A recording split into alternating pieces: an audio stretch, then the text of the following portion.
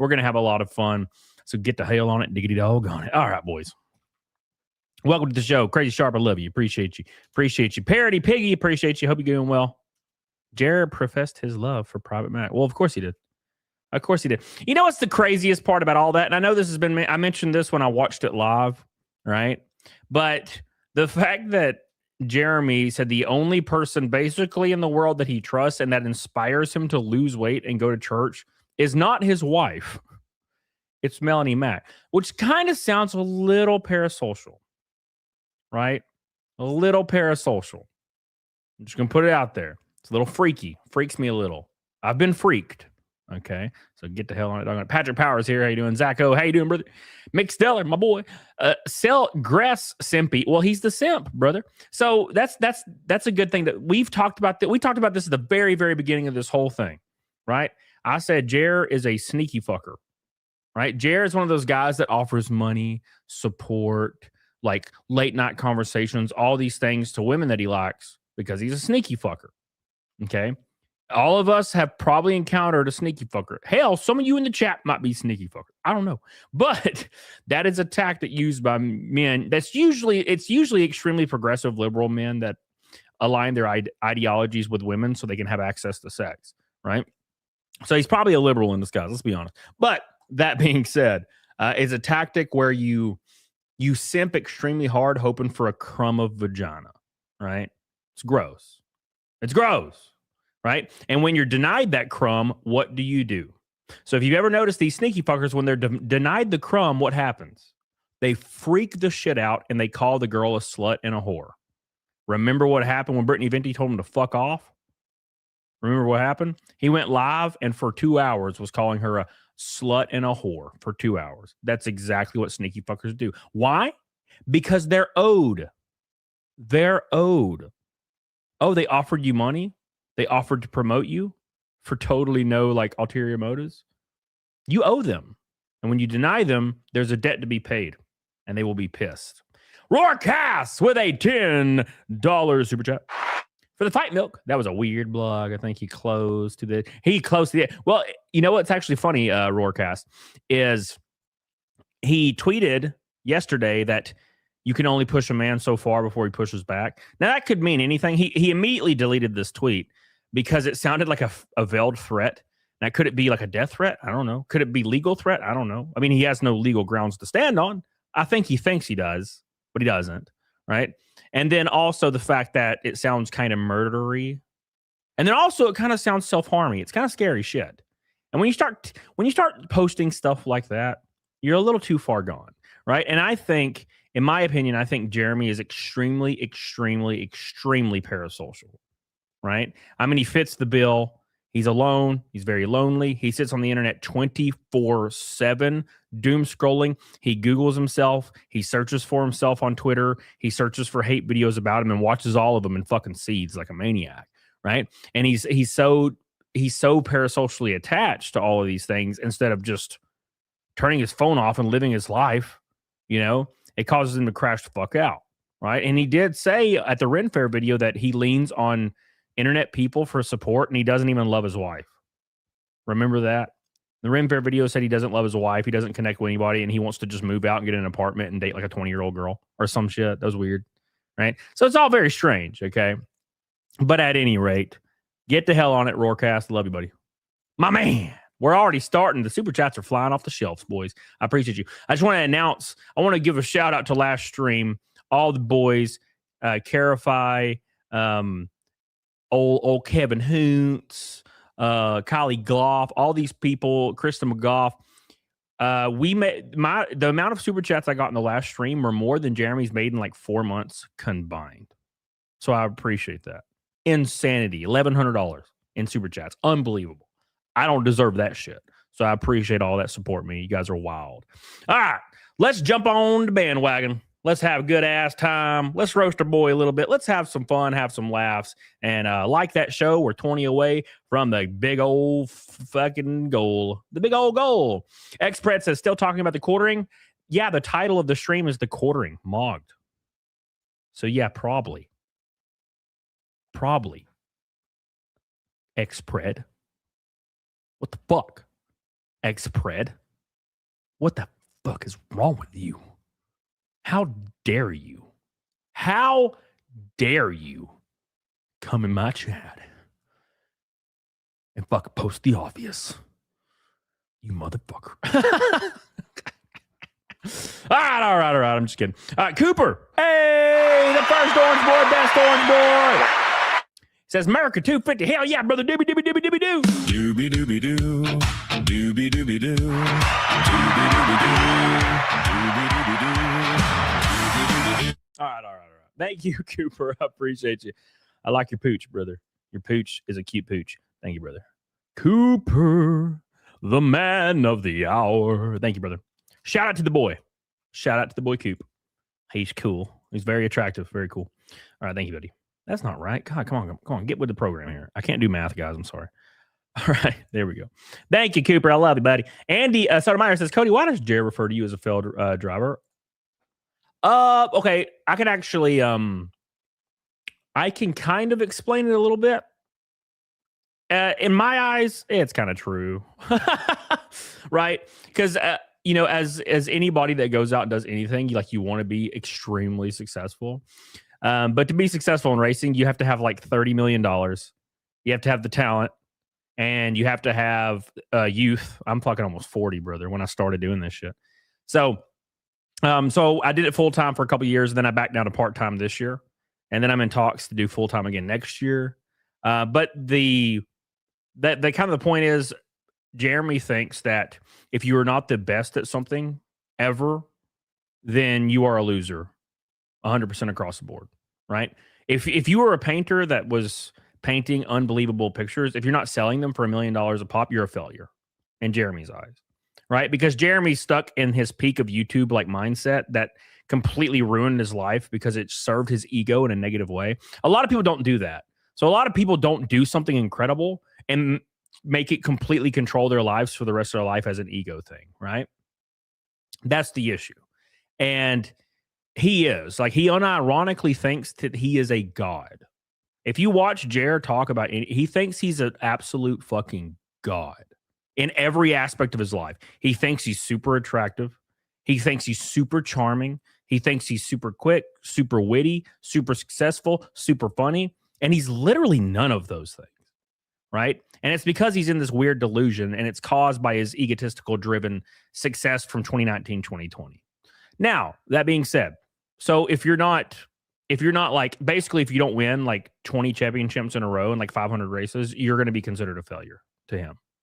And I kind of consider myself that way already, to be honest, because of being a perfectionist with music and stuff. I really want to do more, but it's almost not financially possible, right? You have to have millions of dollars, and I ain't got that shit. I actually got $27 right now. So, but at any rate, yeah. I don't mind. I think it's fun. I'm glad he's talking about it. Chadwick says, and I'm back. What's up, brother? Hey, Dan, brother. What's the salary of a failed race car driver? There is no salary, brother.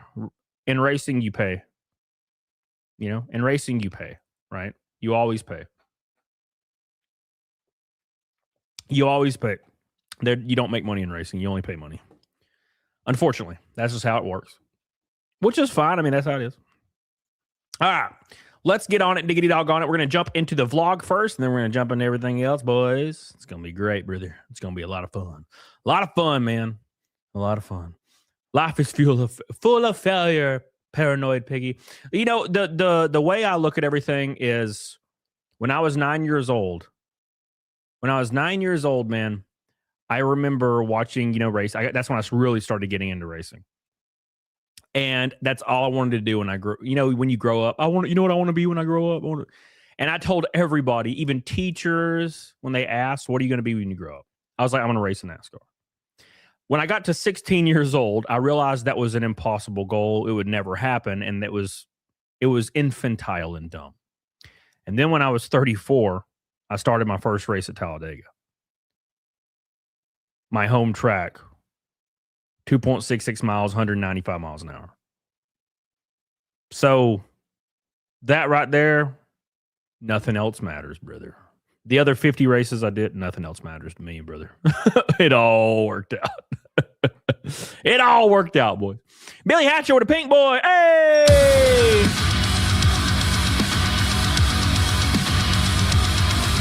Thank you, man.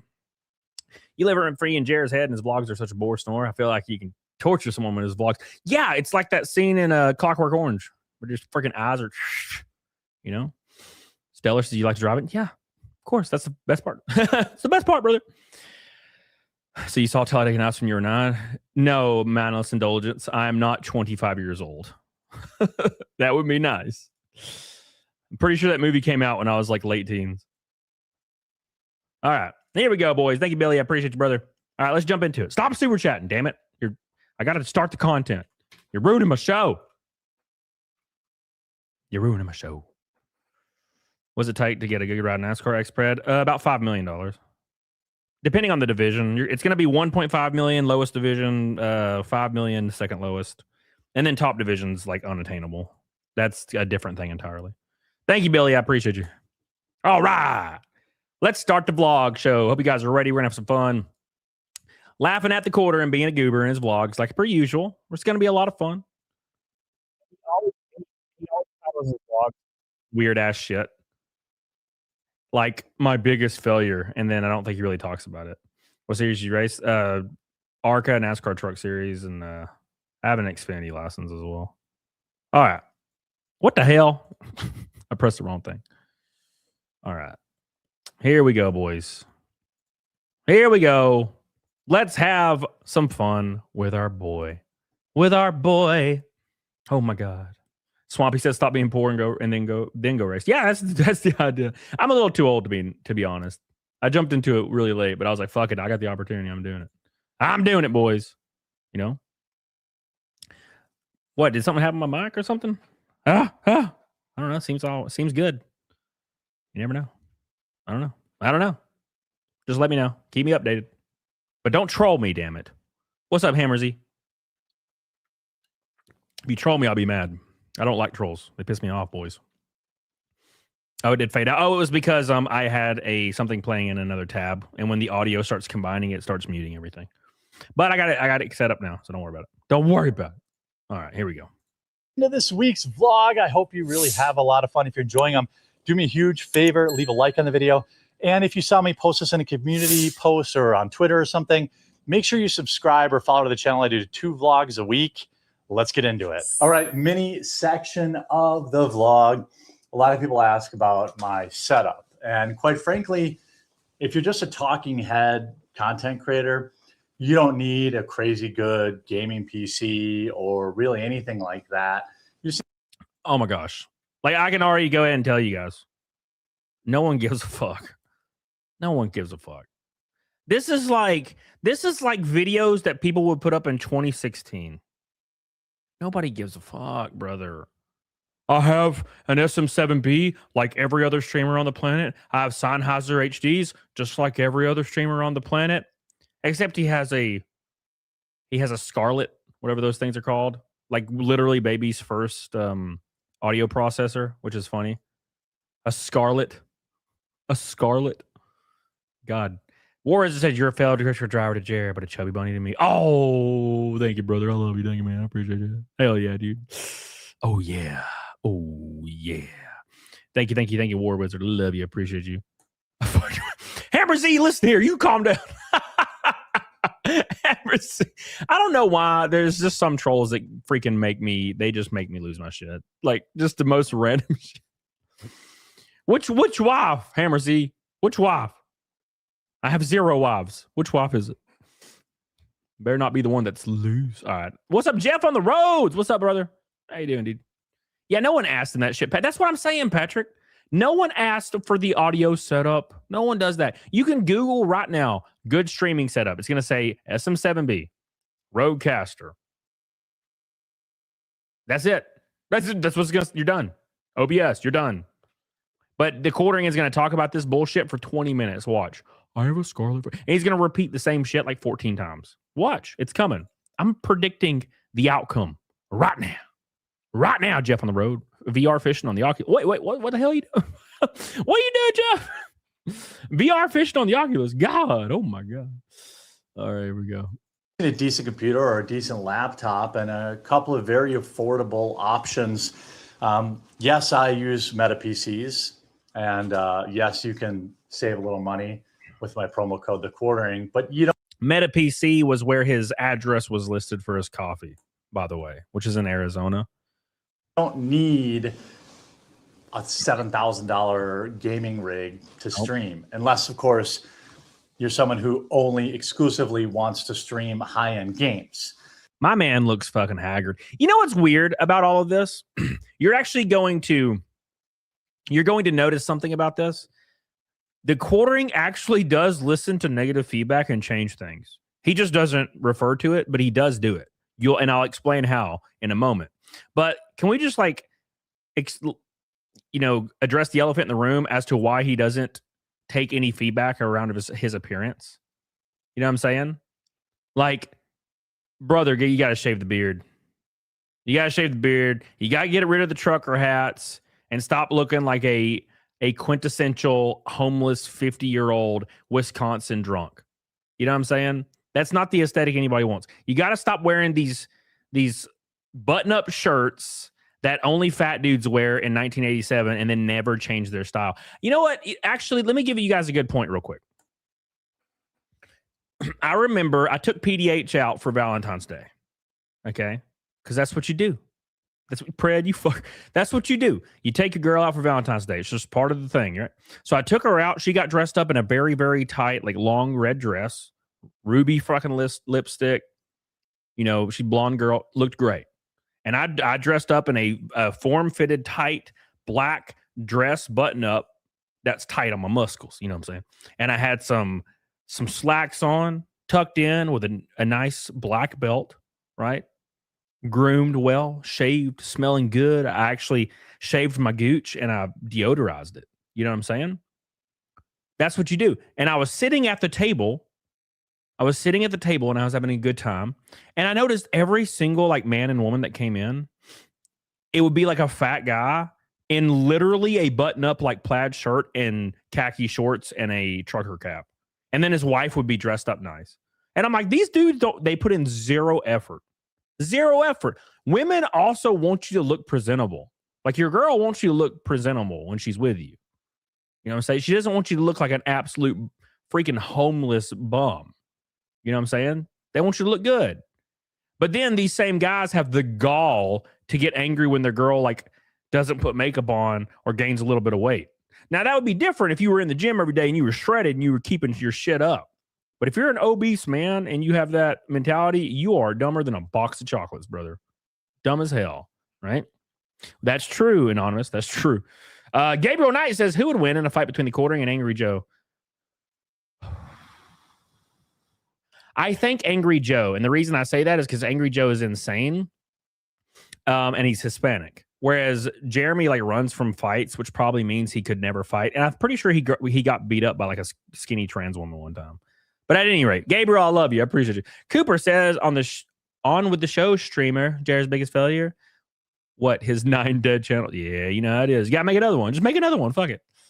You know, I don't understand the vlogs, though. The algorithm is not going to care about these. Unless you're doing something crazy. You got to go. You know what would be great to do? Go to several different haunted hotels and cover the hotel and the cost of the hotel, rate the hotel based on, how accommodating it is and everything. And also explore the hotel and say, hey, this is where, the outside of The Shining was filmed. I'm staying in here for 2 nights. I'm going to rate it and we're going to walk the halls and see if we can, you know what I'm saying? Just something. Sitting here being like, this is what I stream with the 6 billionth video like this. You know what I'm saying? Doesn't need a video. Thank you, Cooper. I love you. Wayne Stew said he looks like a 1970s serial killer truck driver. Yeah, exactly. Exactly, brother. We need to stop this. We need to stop this now. Stop it now. Thank you, man. Appreciate you. Appreciate you, brother. And thank you, Cooper. I love you, buddy. Thank you, thank you, thank you. We're already a 5th away, Naked Snake. How did that even happen? Jesus. All right. If you're just a talking head person, he's a talking head person. The things that you need to know. Audio is the most important thing. Yes, if the video is unwatchable, people won't watch. People won't suffer through it. Audio is not the most important thing, Jeremy. And this is why Jeremy's channels are fucking dead. Audio is not the most important thing. You know what the most important thing is? Entertainment. The most important thing is being to provide entertaining content. That's number one by an absolute mile. My first video that got 1.8 million views or whatever, 1.4, I don't remember. I used an old vocal mic that I bought at Guitar Center for using for vocals on guitar or for band vocals. This is it right here. I found it in my closet. AKG C214. I bought this little bastard and I spoke into it through some random mixer and I used my phone for video. It looked terrible, right? It looked terrible.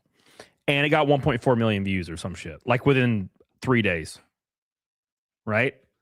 Because the content was spicy as shit. That's the difference. Making your 600th video about, I don't know, Candace Owens, yeah, no one gives a shit. Why? Because 20 other people made the same video already and they did such a better job than you going, yeah, she's lying. She's lying. Yeah. She's lying. You know, I think that she is probably, you know,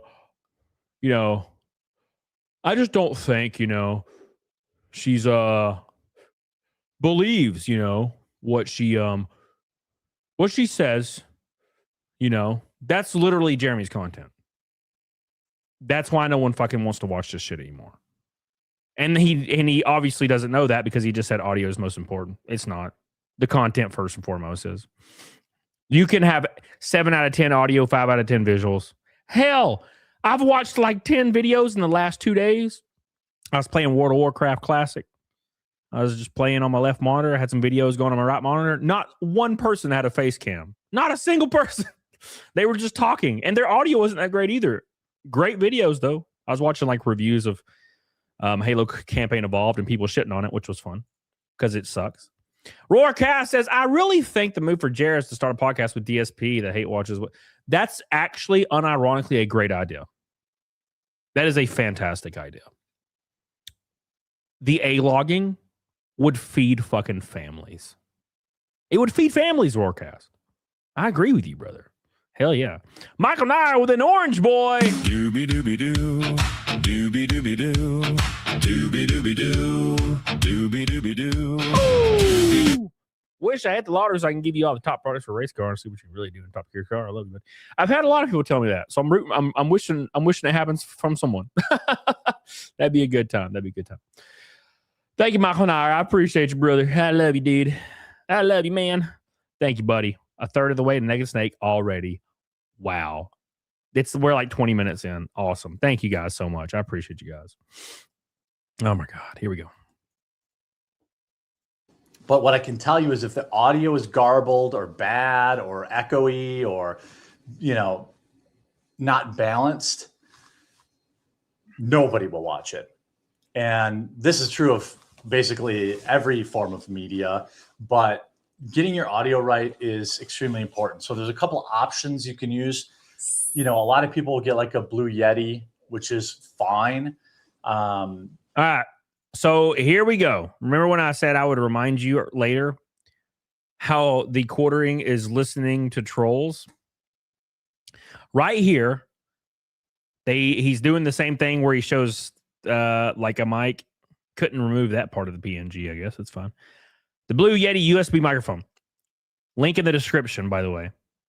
Now, he's doing all these to get affiliate money. Affiliate links and affiliate money, by the way. But that's beside the point.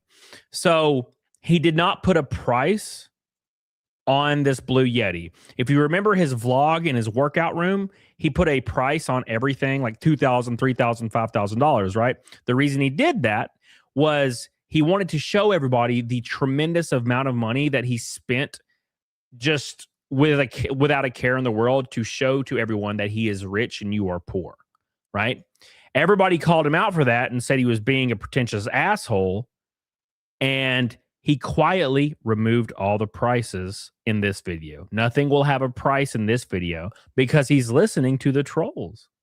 The trolls do not bother him, he says. Doesn't mean anything to him, but he is listening to the trolls and taking their advice. What happened, guys? Remember when we were running like 5,000 concurrent or some shit at the height of this drama? And I had the doobie-doobie-doo. Remember that? Here, I'll show you. I still have it right here. I still have it. Where the hell's the settings button? Oh, it's a timer. What the hell?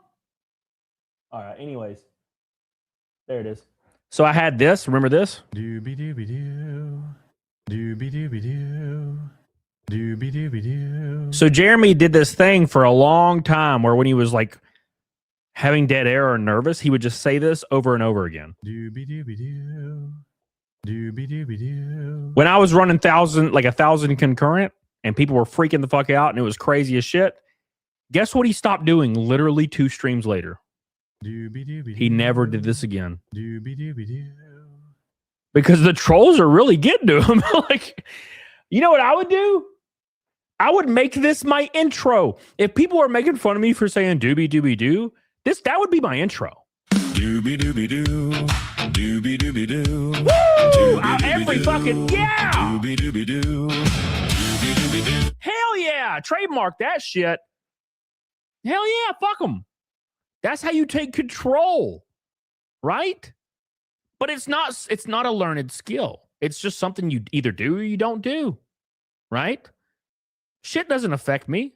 When people come in my chat and say, "You're fucking," I just say, "I agree, man." I don't care, brother. I am going to get off the stream and eat some ramen. It's going to be great. I don't care, right? And people respect that. They'll be like, "Well, hell yeah, brother. Hell yeah." You know how many trolls have come into my chat and said, just said some shit, and I was like, "I agree, brother," and I'll talk to them like reasonably and like laugh, and they're like, "Oh shit," and then they're in the stream for like 6 months. But when he sees a troll, he bans him immediately and crashes the fuck out because he's an insecure F-slur. He's so insecure. It's so sad.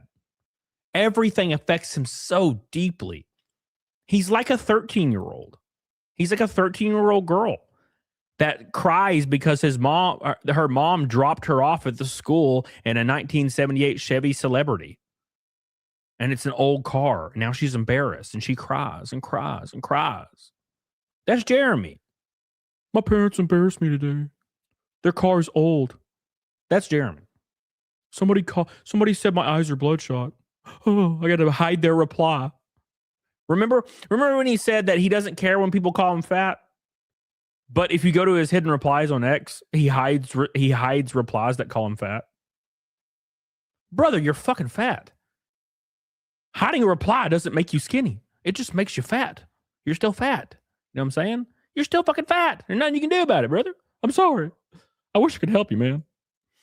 They're a little tinny, in my opinion, but they're also USB, and so you don't need to buy all sorts of extra equipment. So that's one option. If you're just starting out, a Blue Yeti is totally fine. I'm going to link all this stuff in the description. Blue Yeti X is what I use when I travel. When he travels, he literally doesn't fucking travel. When I travel, when's the last time you traveled? 4 years ago. God did says, "Gang, why are you always talking? This is a live stream, sure. Did you think this was 42 hours of thunder noises to fall asleep to? This is a live stream. All right. What's the title say? 12 hours of rain to fall asleep to. Yeah. Are you wondering why you're not hearing the fucking rain right now? Where's the rain? Click the wrong video, brother. If you want to go a little nicer, then you want to use the podcaster setup. Then this is a Shure SM7B. Yep. The newer models of this actually have built-in amplifiers in them. The older models, what you'd want to do is, if you're going to use a condenser mic, you need a couple of things. You need an interface. A lot of people get by with something cheap like a Scarlett 2-input, like 2i2 or whatever it is. I use a Go XLR so I can have like real live setting changes. That's what this is. He's such a professional streamer. You would never know by watching his streams when his camera and his audio goes out every 45 seconds, but he's a professional. Look at all the money he spent on all this equipment. Straight up professional, right? Even though his lighting has never been consistent in the last like 2 years. It's either dark or light. You remember when everybody was making fun of his eye bag, so he turned his like ISO down. He turned his ISO really far down. It was just dark. So no one would make fun of his eyes anymore. You're not a music maker. Who is not a music maker? I'll show you some music. I freaking recorded a song yesterday. But I don't feel happy with anything I record right now because I want a Fryette power station so I can crank the shit out of my amp and then turn the load on the back end down and then plug it directly into my DAW. I've been miking everything for years. I've been SM57 straight into my damn cab for years, and I want to change it a little. Pimp Pastory, what's up, brother? He's looping again. He literally went through all this streaming BS. Literally, I think one vlog ago. It was the last vlog. He went through this shit, I think, where he was like, here's my streaming setup. I use OBS. I use Streamlabs. Thank you, Pimp. Thank you, Pimp. Love you, Pimp. Appreciate you, Pimp. Thank you, buddy. All right. Here we go. So you can do that. Or I also have a Rodecaster. That's what I have. That's exactly what I got right here. That also works incredible. It's actually better than the Go XLR. It's just they don't even make the Go XLR anymore. I have 2 of them brand new in a box.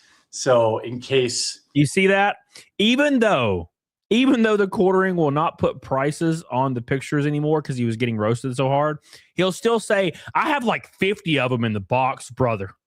I spent $1 million on these, and I don't even use them because I'm just that fucking, I have that much money. I have 8 cars, don't even drive them, bro. I'm not like boasting. I'm just saying, like I have 8 cars and you have none. You know what I'm saying? I'm not bragging though. Like I'm just saying, like I have like 15 Roadcasters and you have 0. Like embarrassing kind of for you, but it's totally fine. I mean, I'm not bragging though. That's exactly. He's very easy to read, brother. This breaks. I can just swap it in and I don't have to deal with it. But the Rodecaster is also great. I use that on the road and on the road. This motherfucker does not travel. This dude has left his house once in the last 2 years. Once in the last 2 years. When I travel, I take my 18 Roadcasters that are still sealed in the box. They're actually better than the Go LXR, but I don't use the Rodecaster. I use the Go XLR. Even though the Rodecaster is better, I don't use it for some reason. Why? No one knows. No one knows. Oh, shit balls, brother. It is better than the Go XLR. But again, he doesn't use it for some reason. If you're just starting out, just get a Blue Yeti X and a simple webcam. Now, there's a couple of options at webcam. This is a Razer 4K, whatever, Cairo, whatever it is. This is fantastic content. Yeah, Caio V2. They had a V1 that I liked better than the V2. You know what you guys should get if you start streaming? You should get you a camera like I got. I have a Canon, whatever. Just figure it out. Fuck you. You know what this mic is called right here? It's called I think it's a Shure. Yeah, what the fuck ever. It's fine. Enjoy the content. Oh my God. If you're just starting out, by the way, I've never understood this advice. This is kind of, unrelated. If you want to stream, get whatever streaming shit you want. You don't have to start cheap because you're like self-conscious. If you're like an adult and you have like money, get you an SM7B, a Rodecaster, and a fucking DSLR. Like $1,200 and you have the full setup, like top tier 10 out of 10 full setup. You don't have to start small, unless you're like broke as fuck, then you can, but I always tell people, they're like, what mic do you have? I have SM7B. Great mic, get one. There you go. I don't know, I might suck. Well, fucking just get it anyway. Who cares? But again, I'll link a couple of options. I use a Logitech Brio all the way up until Actually, I use a Logitech 720 all the way up until I had 1 million subscribers. So don't let anyone tell you need to buy a DSLR camera, or don't spend thousands of dollars on a camera. It doesn't matter. Another My DSLR was $399, and I've been using the same one since 2019. What's up? Hell yeah! You see this? You see what you're looking at? This right here. This is my same camera from 2019. Hey, hell yeah, brother. $399. Get on it, doggone it. option is just using your cell phone. You can use something like, hold on a second. Evil Fred says just use your phone. No one will watch your first streams. My first stream had 880 concurrent. But that was a very unique situation. It's a very, very different situation. My first stream was after I'd already weirdly blown up out of nowhere, very unexpectedly. Did not expect it. I just woke up one day and I had 30,000 subs. And I was like, what? So I started up a stream and had 800 people. And I'm like, what the fuck is happening? It was very jarring, man. It was weird. Where'd he go? Something really simple like this, made to hold a cell phone. This costs about $2. And then you probably already have a cell phone. And for people that think, well, the audio on the cell phone sucks. Well, Bluetooth microphones work with your cell phone. So things like the DJI, Rode. Hold on. Wasn't this about his setup? This vlog is supposed to be, or the beginning of this vlog is supposed to be about his setup, and he's just talking about random shit that he doesn't use. You can get this and this and this. None of this is his setup. They want to know what your setup is. Go XLR SM7B. What is your DSLR? That's the end of the setup, right? This other stuff's just random. Yeah, the sound effect, Selgris, the meow, meow, meow. It's very 2016. Evil Fred says the TV's talking to me. Well, you better get used to it, Evil Fred. I'm in your mind. I can see what you see. Thank you, man. The sound effects is screaming my brain. Yeah. What's up, Donna? How you doing, baby?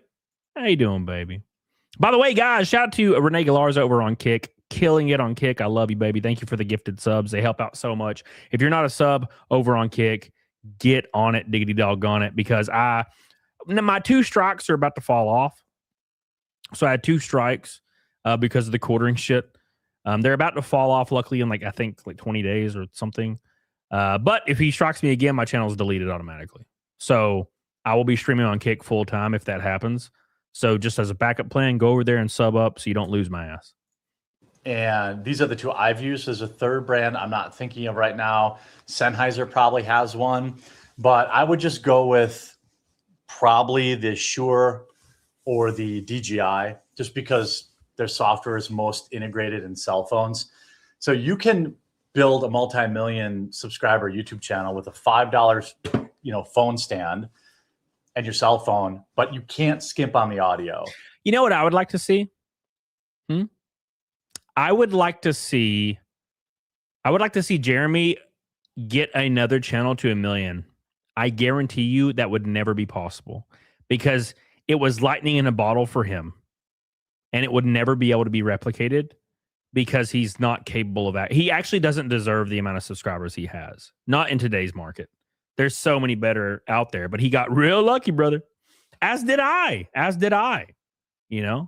I'm not saying I'm hot shit. I'm a shit ass tuber too. I'm just saying.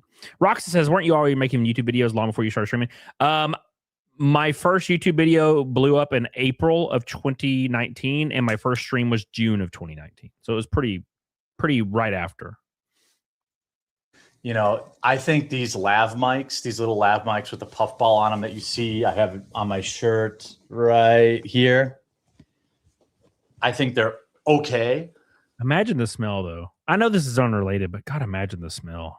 They're not as good as like a condenser microphone, but it's the reason I say that. Look, again, I'm not trying to be an asshole here, but when I go to the gym, I'll shower, at night.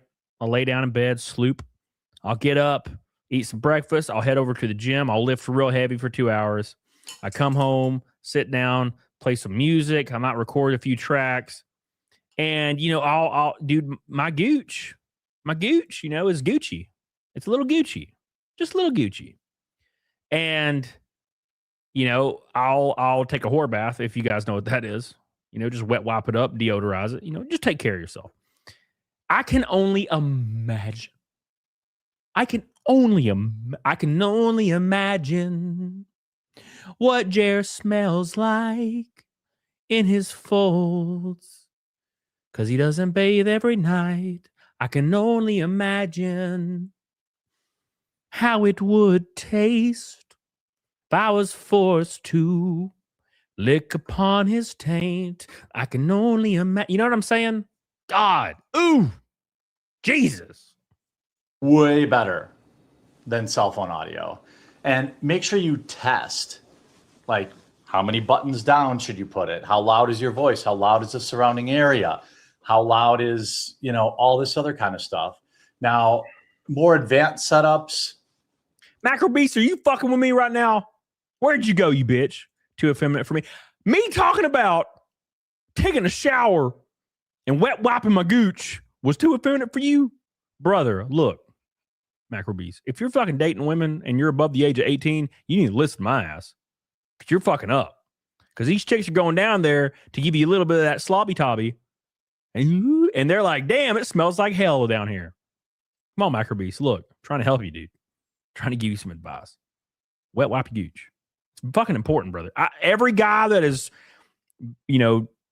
thoroughly dated in their 20s knows these rules. They know the rules.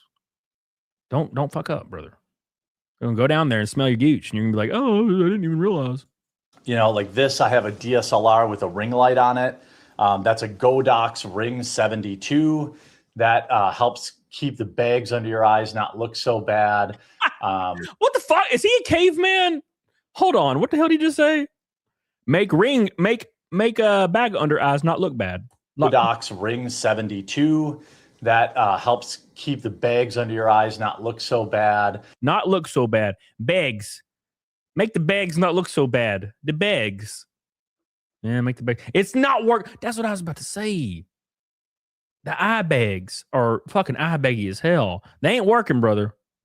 I would go back to the concealer.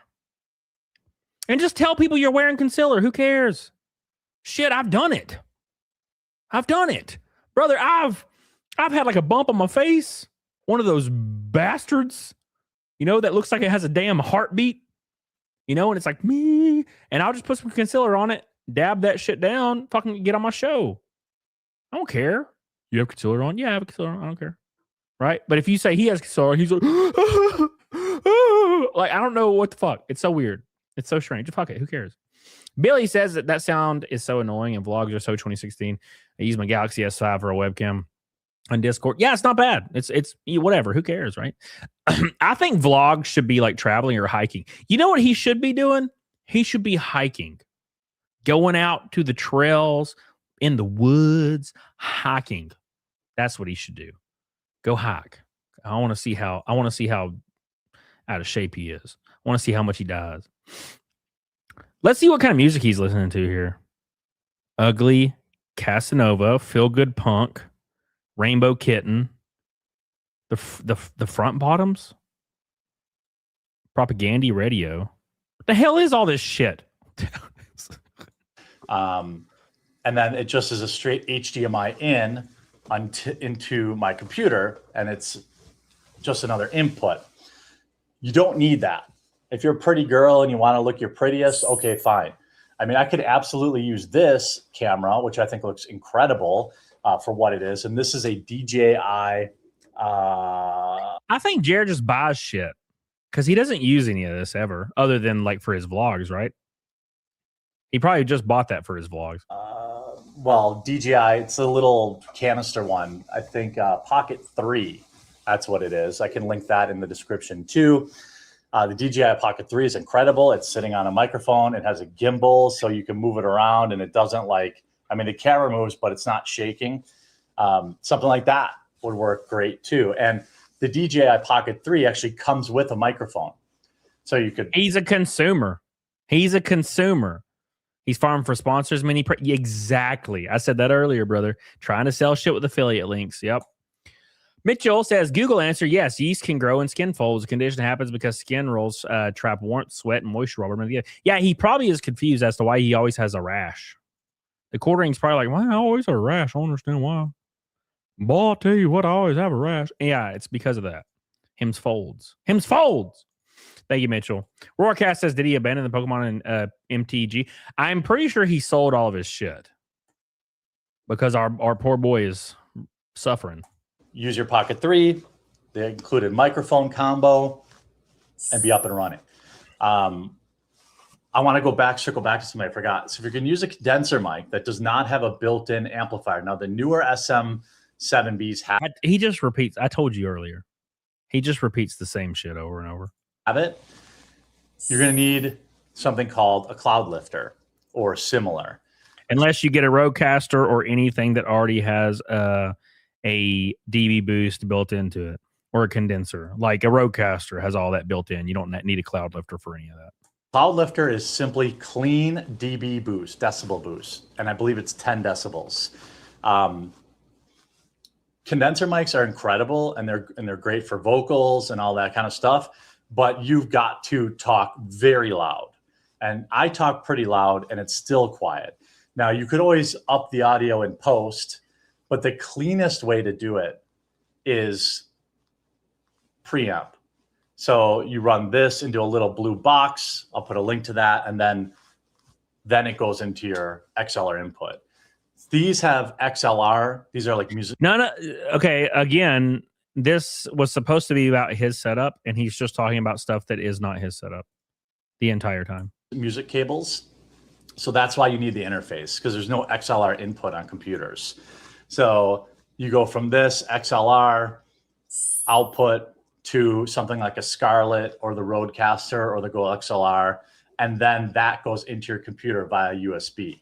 No one that watches this vlog will buy any of this stuff or heed any of these things, by the way. I know it sounds like a wasted 10 minutes. Complicated, but it really isn't. It's simple. And again, SM7B, I think, is your best overall audio. But if I could give any advice, it's to get it all right before you film. This is how I always was, even in my bands. You know, I've been in many bands over the years, recorded maybe 10 albums over the years. Sure. And where is these albums at? Does anybody in the chat have links to any of his albums so I can, because I'm a music snob as fuck. Because I'm about to roast this motherfucker. What does he play? What instruments does he play? Oh. What instruments does he play? This is new. Has he ever talked about this? Wait, he's like a successful musician that's recorded like a dozen albums? Hold on. When did this shit happen? Jeremy has 8 Grammys melodramatic. Oh my God. What the fuck are we talking about? You know what? This is me when I was in my 20s. You guys ready for this? This was me in my 20s.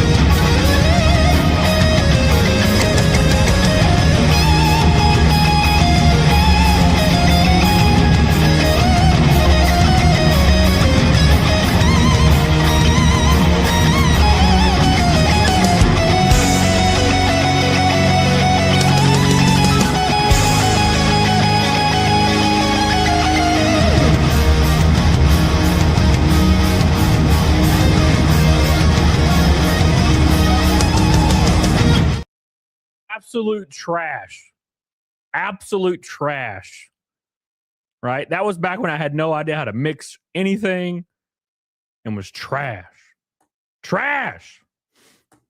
The key is getting it right in the live shot. So get your lighting right. Get your audio right. That's exactly what Jared does. He always has his lighting perfect.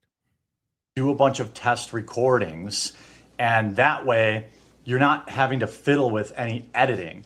And once you have it set up how you like it, you know, mark where your camera is on your desk or on your Yeah. So by the way, that video, like I saw it in my Google Drive like a week ago. And I was like, holy shit, look how young I was. floor. Mark where your microphone should go. So then if anything gets moved, you can move it back to where it was, to where all your settings were. That's exactly how I do it. I don't do much editing in my main videos, but I just come down here in the morning, turn it on, nothing's moved, camera's there, the lights are the same. I don't even turn the lights off at night.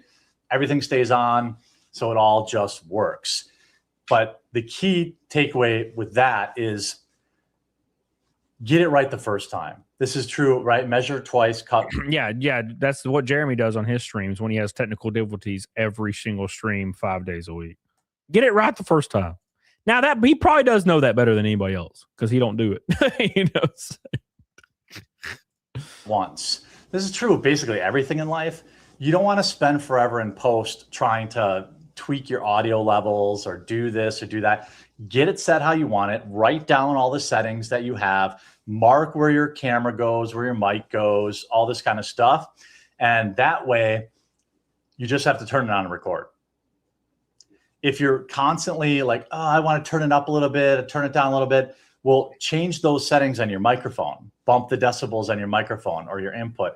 If your shot is too dark, bump your lights, because anything you edit in post. That's a great point. Yeah, no, like actually, this is really good advice. So he's giving great advice here.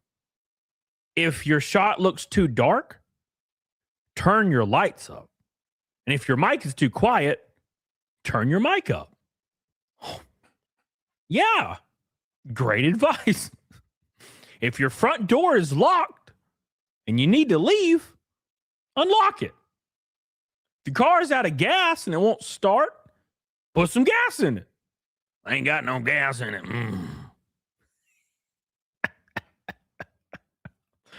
You're a professional live streamer, sir. Get that guitar and play it right now. I dare you. Well, it's in my music studio, which is like in it's in the east wing of my house. So far away. It's a whole 25 feet away, brother. Thank you, brother. Appreciate you. I played it at the guitar store today. I go in the guitar store every day because it's beside my gym. So like that's how I like come down from lifting. Thank you, Mitchell. Steph E. and thank you. I like the kitty.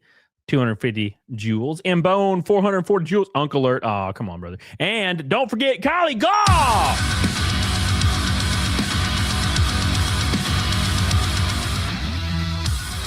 My man. Thank you, brother. Cody making bears thrash, both in the mountains and in LGBT bars in the Key West. What the fuck does that mean? What the hell are you talking about, brother? How dare you? How dare you? Thank you, brother. I appreciate you, Kyle. I love you. And Kyle, I was shouting you out earlier for yesterday. I appreciate you, brother. Thank you, man. Shout out to my brother, Mr. Kyle Gloff. We love you. That is true radio speed. I am pretty sweaty when I go in there. Yeah, I'm pretty juicy. Post is never going to look as good as doing it in real light. Natural light is the best. The yellow light, you don't want the white lights. Most LED lights, so I have a lot of these LED lights, which I can link to. They're cheap. They're GVM. I'll leave a link in the description to those. That's the one thing I would definitely not take Jeremy's advice on is lighting, because his lighting is the worst I've ever seen on anybody that's like a real streamer, I guess. Right? I use a GMV light, and it's been on the same setting for like 5 years. That's it. That's what I do. That's all I do. Easy peasy, lemon squeezy, brother. Roxas. Very cheap, very affordable, and they can do both white light and yellow light, anything in between. The key takeaway is get it set how you want it and lock it in. That way, all you have to do is worry about recording, because recording. Why is Jeremy's live? You know what's actually fun about this? I like this. The reason I like this vlog so much is because Jeremy takes literally none of this advice. What super money would you need to get the guitar now? I don't have an amp or anything up here, man. My music studio is downstairs on the other side of the house. You know, I wouldn't be able to do it, right? I mean, I guess I could connect my phone to StreamYard and then go downstairs, I guess. Maybe. Shit. Maybe I'll do it if we hit 5 milk. How about that? There you go. Fuck it. Fuck it, Mitchell. Fuck it. Thank you, brother. Appreciate you. Thank you, Mitchell. And also Knife Boy. Thank you, brother. We'll do that. Because that's going to be a hell of a lot of work to do that. But I'll do it. Fuck it. Who cares, right? We're going to prove. We're going to prove. The audio will be terrible, but we're going to do it. It's hard enough. So, you could set up your own content creation factory and you should set it up for less than $500. You should just get a USB mic, like a Blue Yeti X, and a webcam. Or you get something like this, DJI Osmo Pocket 3 with including. How many times are we going to say the same shit? God, it's like the 5th time we've talked about this freaking Osmo Pocket. Microphone, done. Don't go out. Audio interface have an instrument input? No. It's a Rodecaster. It's for like podcasting. Spend $1 million on your setup, because decent video and good audio is all you need. You don't need a $10,000 gaming computer. You don't need a DSLR camera. These are niceties once you can afford the business write-off. Yes, the DSLR looks a little bit better, but it can't roll my eyes any harder. I can't roll my eyes any harder, boys. It's not crucial. So many people think, I'm going to start streaming. I'm going to start creating videos. And then they go out and they piss away $6-7 grand on a setup when you should. What? 6 or 7 grand? What the fuck are we talking about? Holy shit. Damn, boy. Have spent $500 and spent $5,500 on marketing, right? What? Promoting your videos, buying ads. What? You don't need all this fancy stuff. Or your cell phone. Like I said, your cell phone with like a DJ. This motherfucker just advised people to buy ads on YouTube. No wonder. This all makes sense. This all makes so much sense now. This dude is buying ads for bot Indian viewers. God, Jesus, fuck. This kills me. This kills me. Fuck. I've never spent a cent on ads. Because why? It doesn't bring you subscribers. It doesn't bring you retention. Buy an ad on a video and look at your average view duration. Oh, wow. 3 seconds. My average view duration on my last video was 13 minutes and 40 seconds. If you buy an ad, it'll be 3 seconds. And it will destroy your channel. Don't buy ads, guys. Never do that. Please, God, don't do that. It's bad advice. AI mic. It's all you need. So, less than $500 if you're starting out fresh. You don't even need a computer. You can edit right on your phone if you wanted to. But this is the stuff I use. I use a Corsair Streamlabs keyboard, which has my streaming shortcuts here. Finally, for the love of God, we're talking about something he has. So I can go and change the buttons on the numeric keypad to do different things, whether it's play music or check my audio. But again, he never uses that. Down the road. So don't dive in too deep. The number one most important thing is consistency. And I'm talking in video, audio, and your output schedule. Start there, and then you can buy all the fancy stuff later. So I hope this was helpful. Now we got a fun, quick little segment here. Q&A. So each vlog, I will pick a couple of questions and answers from people in the comment section. Definitely not the comments you would want answered, because the Quartering deletes every single comment that is even remotely negative, right? Even remotely negative. The free speech advocate deletes 100% of all negative comments on Twitter, on Rumble, and on YouTube. There has been 3 people in my chat tonight say some bullshit. I don't give a fuck. That's their right. And I love it, actually. I prefer that. I like when people shit on me. It's fun. right? So, but no, so you're not going to get any fun comments answered. M-Bone. Thank you, M-Bone. Love you, M-Bone. And this one, which might be on the screen right now, is like, what was life growing up as a twin? I think it was awesome. Wait, he's a twin? Hold up. I'm a fraternal twin. I have a sister. Oh. We shared birthdays, but my parents were always so good. Like, even to this day, at 43 years old, my mom makes sure that me and my sister have the exact same number of presents to open on Christmas. Oh my God. Oh my God. Wow. Holy shit.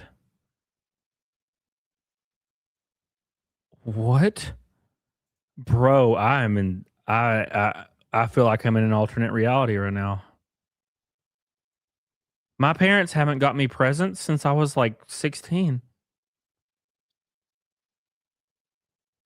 He gets Christmas presents at 44? What? I'm so confused, bro. I don't even know what to say. I'm confused. What? You get Christmas at 43? You allow your parents to spend money on you at 43? Damn, brother. Damn, brother. My mom gets me a pair of socks for Christmas every year. Or she gets me a bag of socks and a bag of underwear. Like, you know, the plastic wrap, like long socks. I love fucking long ass socks. And some underwear. That's it. That's it. That's what I get for Christmas. And I fucking love it. I love underwear and socks, baby. And then I wear them until they have holes in them and shit. And then I move on to the next one. Like a real man. No. They make sure we have the same amount of presents. Brother, you're 40 fucking 3. What do you mean presents? What about do you have like nieces and nephews? The Christmas is for them. Christmas is for the children and like the nieces and nephews. And maybe your like wife, right? Like I'll get PDH something cool. You know, like a picture, like a framed picture of something cool. Or like a something. You know what I'm saying? That's weird. This is strange. Very strange. Same number of Christmas presents. Every birthday we had, we would get a sheet cake. One side would be He-Man, the other side would be Barbie. I would get gift bags. Remember when kids had gift bags at birthdays? My parents made sure that I got to pick out what I wanted in mine. She got to pick out what went in hers. There was never any special. Well, Lily, actually, oh my gosh, he's self-reporting, Lily. He's self-reporting. The Quartering was the kind of kid that if he didn't have the same amount of presents, he would probably break shit and start crying. He's self-reporting. He grew up extremely wealthy, right? So he's basically a giant fucking toddler, which is kind of unfortunate. A lot of my friends that grew up are extremely wealthy. They're a lot, not all across the board, but kind of in general, there's this pattern of them being really, really childish, right? Like I have a female friend who's like late 20s, and if she doesn't get the shit she wants for like her birthday and Christmas, she'll like cry. And she's like a rich white girl. Which, I mean, Quartering's kind of like a rich white girl, right? So, not all of them, though, Tiny, the tour, but a lot of them. Treatment. And I'll tell you what, having a... Is she hot? Yes, of course. Of course. Girl as a fraternal twin comes in real handy around middle school and high school because you have a constant funnel of her friends that you can date. My sister always loved that. But, I mean, I just had a spectacular time as a twin. It was, and still is, great. I love my sister greatly. We have a bond that he loves his sister greatly. Is tight. We don't have to see each other very often. I might only see my sister 5 or 10 times a year. She lives like 30 minutes away, but every time, everything's great. You know, she knows she can call me if I need something. I know if I can call her if I need something. She's very successful in the medical field, and I'm proud of her. And Hambly is an obese YouTuber. Basically the same thing. And growing up, it was awesome. So if you're a parent of a twin, as long as you make sure each twin feels special, then it doesn't matter. I mean, I remember like what the fuck is this?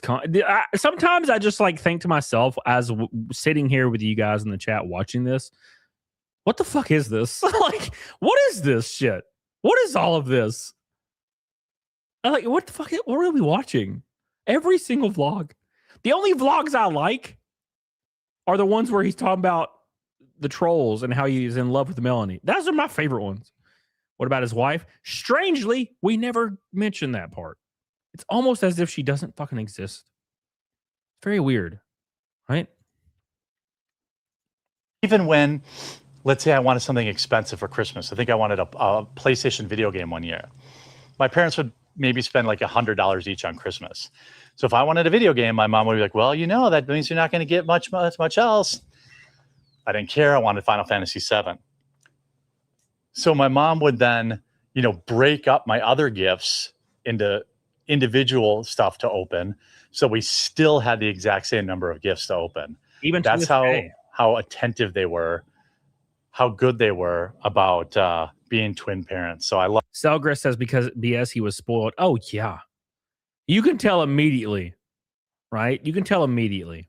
Okay, my happy ass was working at Piggly Wiggly at 15 years old. Like the week I turned 15 years old, I had a job at Piggly Wiggly.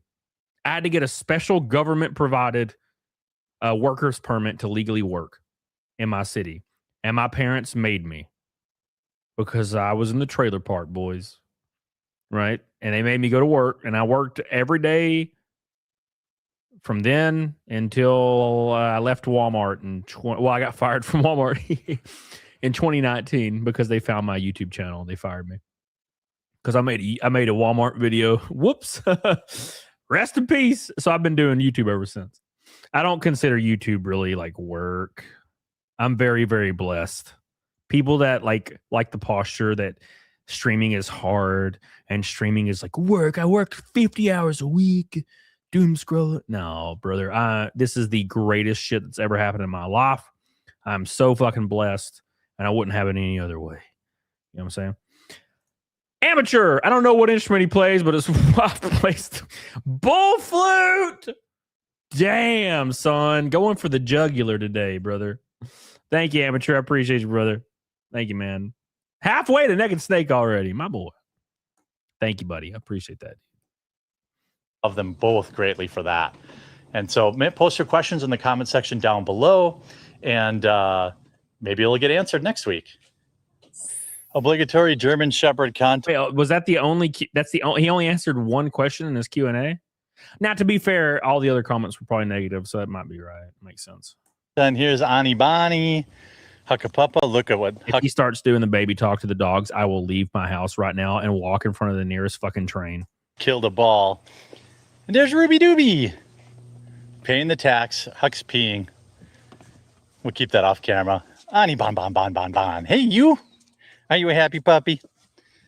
All right, let's get to the meat of this week's video. My biggest failure in life. Oh, yes. Please, God, be something good, Jared. I'm dying, Jared. I'm dying today. You're killing me today. Give me something good, Jeremy, please. Please. I need it. Now, I could say I could cop out a little bit. And I might cop out a little bit. Is his biggest failure being the fattest fucking dude I've ever seen? Like, please be that. Please be that. Come on, Jeremy. Say, my biggest failure is I'm fat as fuck. I would cheer. I would literally burst out in fucking applause. And say that it's that I'm too trusting. But the biggest failure I've ever had in my life is probably the Publica or exclusively games. These were projects that probably never should have gotten off the ground in the first place, and projects that cost me hundreds of thousands of dollars. And I look back at them and see it's okay to fail. I want to say that. Is this the shitting on Sydney Watson, Tom? Are we shitting on Sydney Watson? Should I text her and tell her to come on my show? You want to join while you're shitting on Publica? Billy Hatcher says, Ruby dooby doo. Thank you, Billy. Shitting on Sydney time. All right. Hell yeah, let's go. First and foremost, suck up. I know you're a good boy. Are you a good? Fuck! Can you just do the thing? Can you just go back to the thing and stop baby talking your dogs? You're freaking me out, bro. Good boy. Jesse, PDH doesn't even baby talk dogs, and she's a female. It's not, there are losers that will make fun of things that fail. And okay, you want to be in this one, Huck? Okay, fine. I don't know if I would actually like this. I would be totally for this if he didn't baby talk him. Just let him be. I love German Shepherds. My German Shepherd of 13 years passed away a few months ago.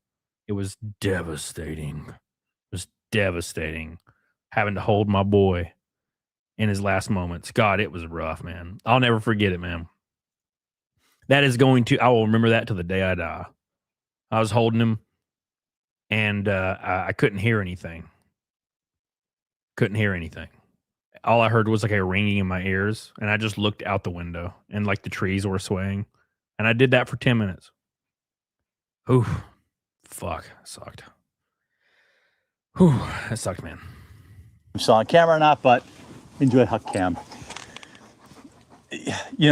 What's the old saying? You miss 100% of the shots you don't take. It's true, but I wish I had not taken these shots because it would have been much nicer to have that money in the bank earning 6% interest in X money right now. Exclusively Games is a website that I started along with the support of my viewers to give video game news that was not woke. And he's still stuck in this fucking culture war from like 5 years ago. It was doomed to fail anyway because nobody wants to read about video game news and articles. I don't know why I thought it would be any different for me. But the main reason that site failed is because, well, I partnered with a moron. And keep in mind, every single person who has ever worked with Jeremy that no longer works with Jeremy is a moron and stupid and a thief and a snake. The only person who is not is the person that is still taking his money. Now, we don't ever look at ourselves in the mirror and think, what is the common denominator of all these failed relationships? I don't know about you, but it definitely ain't me, baby. Ironically, it was Ian Miles Chong who stole money from the company and, from what I remember, allegedly used that money to buy an e-girl that he was trying to impress an iPhone. Wait a second. Hold on for a second. Look, Ian Miles Chung is a bitch. I totally agree. But hold on a second. Or is he just saying shit right now? Hold on. So, like, I can call him fat, and he says that's defamation, and he plans to sue me. But he can say Ian Miles Chung stole money from his company to buy e-girls? What the fuck? That seems way worse than calling him fat. Okay. See, this is the hypocrite bullshit that he does. He'll say shit like this about other people, but as soon as you call him a cuck, he's like, oh, I'm suing you. It's lies. I'm like, but you've done this to other people. I'm confused. I'm very confused.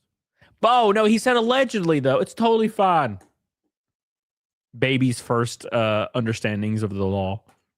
Turns out the entire time he was stealing my money and not doing the work. He was supposed to be writing articles. I suspect he wasn't even writing those articles. I suspect that he was using AI or paying someone else to write them. I don't know that for sure.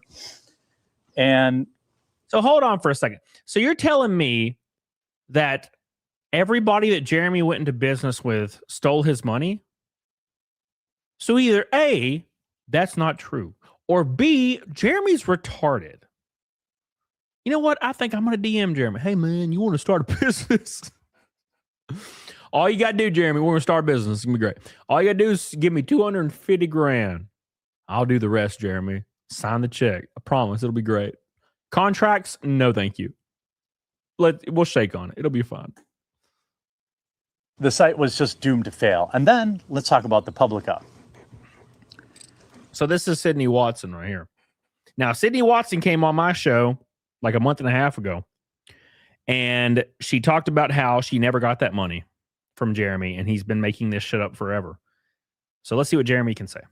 A Daily Wire competitor from people inside YouTube, you know, had some big names behind it, but that also ultimately failed. And I don't want to disparage anyone, so I won't get too specific.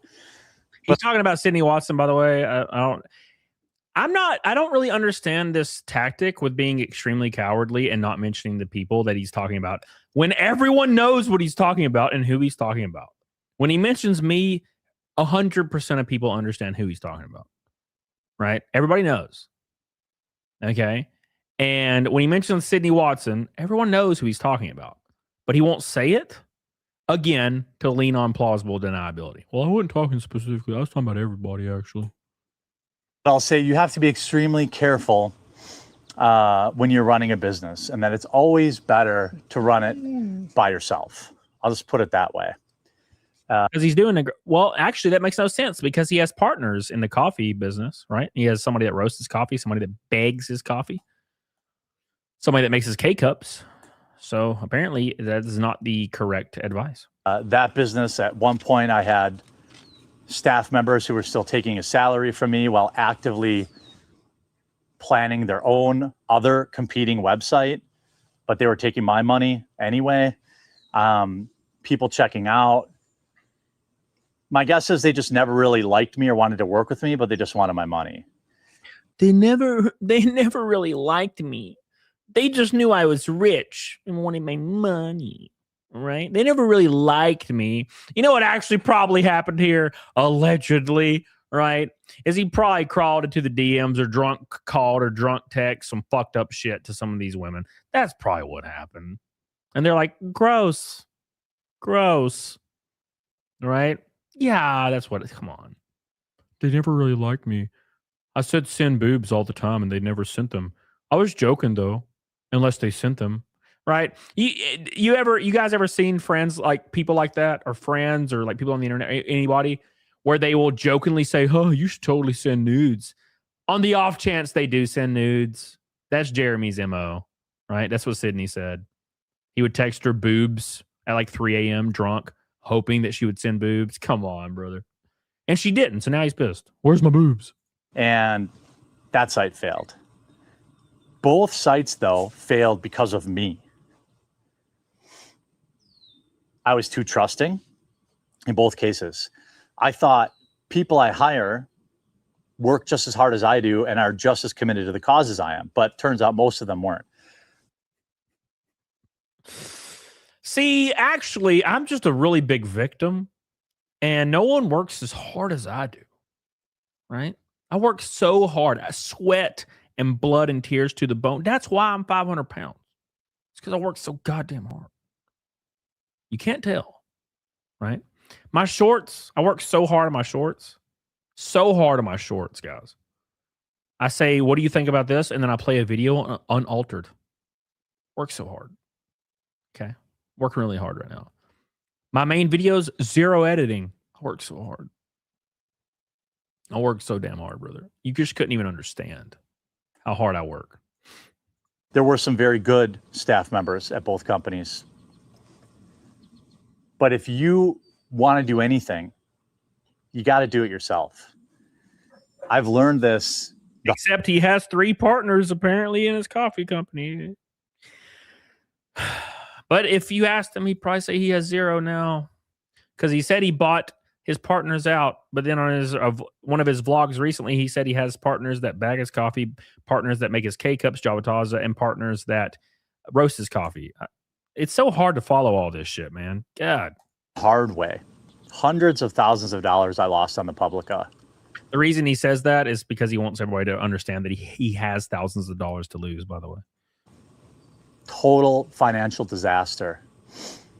Should have been successful. If everyone was bought in as much as I was bought in, it would have been. But the real reason that failed is not because people do what people do. It's because I thought foolishly that as long as I'm paying everybody, they'll be as bought in as I am and they'll work just as hard as I am. And God damn, he is glazing himself like a motherfucker today, boys. His last vlog was a pure ass cope. And this vlog is him. He's so fucking great. And no one is as great as he is. And that's why everybody else fails, is because he works so hard. Damn, brother. did not oversee things and rule with an iron fist like I should have. At least, I got to be honest, at least he's more confident today. Because that last fucking vlog, he was like a beaten freaking dog. Daniel says, pull a Jer, send nudes. I mean noodles, unless you want. Oh, they're coming, brother. What's up? They're coming. Thank you so much, Mr. Daniel. I love you, buddy. I appreciate it. Halfway to Naked Snake, my boy. The same with exclusively games. I hired Ian Miles Chong. Yes. You guys wonder why I hate that guy. He called me crying on the phone when I caught him stealing company money and really stealing donor money. Because Jeremy would never steal donor money to buy a K-Cup machine that he never bought. Damn, wow, that's crazy. PDH says his biggest failure is trusting people wild. Yes. Show is. Show is. Show is. He called crying on the phone. Jeremy called somebody crying on the phone recently because he was apparently going to lose everything and he hated streaming and he hated his chat and his audience. Michael says to make his dog swim makes me upset. To make his dog swim. You talking about the last vlog where he threw his dog into the pool to see if they would swim or something? You know? So. that was crowdfunded. His K-Cup machine was crowdfunded. He never bought it. He stole fizzy lifting drinks. He stole the money. And from what I can tell, what I remember is that he was paying an assistant with it when it was really just him giving money to an e-girl. Well, damn. Now, that alone didn't tank the company, but the fact that the guy I was paying to run the site was not running the site failed. That's why it failed. Ruby Dubes, come here. Can you leave it for Pop? Sounds like somebody just walked into my house. It's going to be Jeremy, isn't it? I got my 12 gauge 1 foot away from me. All right, Jeremy, don't come in my room, Jeremy. It's a joke. Okay. It's a joke. Pa. Don't do it, Jeremy, please. Come here. That's you, Hawk. You're not Ruby Dubes. So ultimately, as much as cathartic as it would be to like throw individual people under the bus and expose all sorts of dirty laundry. He just threw Ian Miles Chung under the bus so fucking hard. He didn't call out Sydney though, because Sydney has a massive audience. Sydney's viewership she gets on her shows or on her videos is astronomical compared to Jeremy's. Astronomical compared to Jeremy's. It's crazy. You know, it's absolutely crazy. It's wild. Hold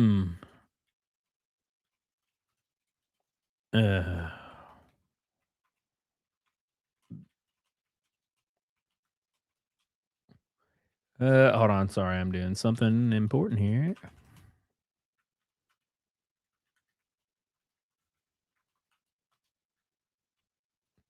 All right. It's still my fault, and that's the lesson I learned. Okay, Ruby, hold on. Leave it. If you want me to throw it, you have to leave it. Come here. Come here. Ow. What was that? Professional streamer. What was that? I don't know. Who you talking about, dead fan? Who blocked you? I don't block people. I have not hidden a viewer in my stream. I don't think ever. Maybe once back in like 2019. I don't remember though. Was that your mama? Go find out. They're not buying it. Yeah, why would they? I did hear something. I just don't know what it was. Anyway, a coward blames a failure on other people. Yes, I think other people involved in these companies. Hold on. He just blamed Ian Miles Chung. And Sydney Watson. All right. would have given it a better chance of success. But I started it. Oh, hey, Mal. It's my job to make sure people are doing what they were doing. And I didn't do that. My dog just busted through the freaking door. That's probably who I heard. Oh, and you're going to leave now? You're going to blow my door open. You're going to leave. What an asshole. You're an asshole, Mal. I just blindly trusted people. And that was, the biggest mistake I could have made. Again, like I said, hold on. Ready, Ruby? Go get it. Whoop. She got blocked by Onyx. And I learned a lot from that. I'm not starting anything. At that point, I was like, the Publica took all of my savings. When I finally ended it, people were mad at me. But I had been bleeding cash for this company, thousands and thousands and thousands of dollars per month. But I never set it up right. I didn't set it up for success. I tried to launch too fast. I thought everyone will just go and subscribe and give me money, and we'll use that money to get bigger. Everybody would just give me money. Oh, look at his face. I figured everybody just give me. That's very telling, right? I thought people would just give me money and subscribe and give me money. That's what he's used to. He's used to his viewers just blindly throwing money at him so he could go buy another Cybertruck. That's what he's used to. This must be such a strange phase he's in, where like people don't buy his shit at all anymore. Like, fuck this dude. Where very recently he was able to get $80,000 from his chat to buy a Cybertruck, while saying he was going to buy a K-Cup machine that he never bought. This must be really strange for him. Like this whole like movement where he's lost everything. No one trusts him. He makes $2 to $5 a stream in Rumble rants. My dumbass redneck ass self with a tiny channel made $1,100 yesterday on my stream in super chats and kicks. $1,100. And I am a fucking nobody, dude. And Jeremy's over here making $5 a show. And he was actually capable of getting $80,000 from his viewers just 2 years ago to just buy Cybertrucks and shit. This must be a fucking crazy turn of events for him. This must be just jarring as fuck. And people did subscribe. And people did donate for Game Finder. So the ideas, our Game Finder was another one I thought would have been great and failed. I've had 3 different businesses started in my YouTube career, 4 if you include coffee, and only 1 was successful. The coffee has been successful. By the way, the coffee will be available via Walmart by the end of next month. Right now, you can get it at buycbc.com. Here we go. We're doing the ad on his vlog channel. The ad on the vlog channel. Got to throw it in there. It's going to be just, you know what this reminds me of? 2 weeks to end the spread. You remember COVID? Just 2 more weeks to end the spread, boys. This is what it's been for like forever. The end of next month, Walmart. The dragons in Game of Thrones, they're totally coming. They're coming, I promise. Promise they're coming. Just wait a little bit longer. End of next month, Walmart totally coming. It's going to happen. And then you're going to notice it'll be on the website for Walmart, and he'll be like, I never said it was going to be in store. Calling it now. Clip it. Clip it now. Clip it now. Clip it good. Clip this giant-headed man just like you should. Thank you, Team Ray. I love you. Appreciate you. And get it shipped directly from Amazon. If you're a Prime member, you get it free overnight shipping. Help me earn back some of the hundreds of thousands I've lost. But at the core,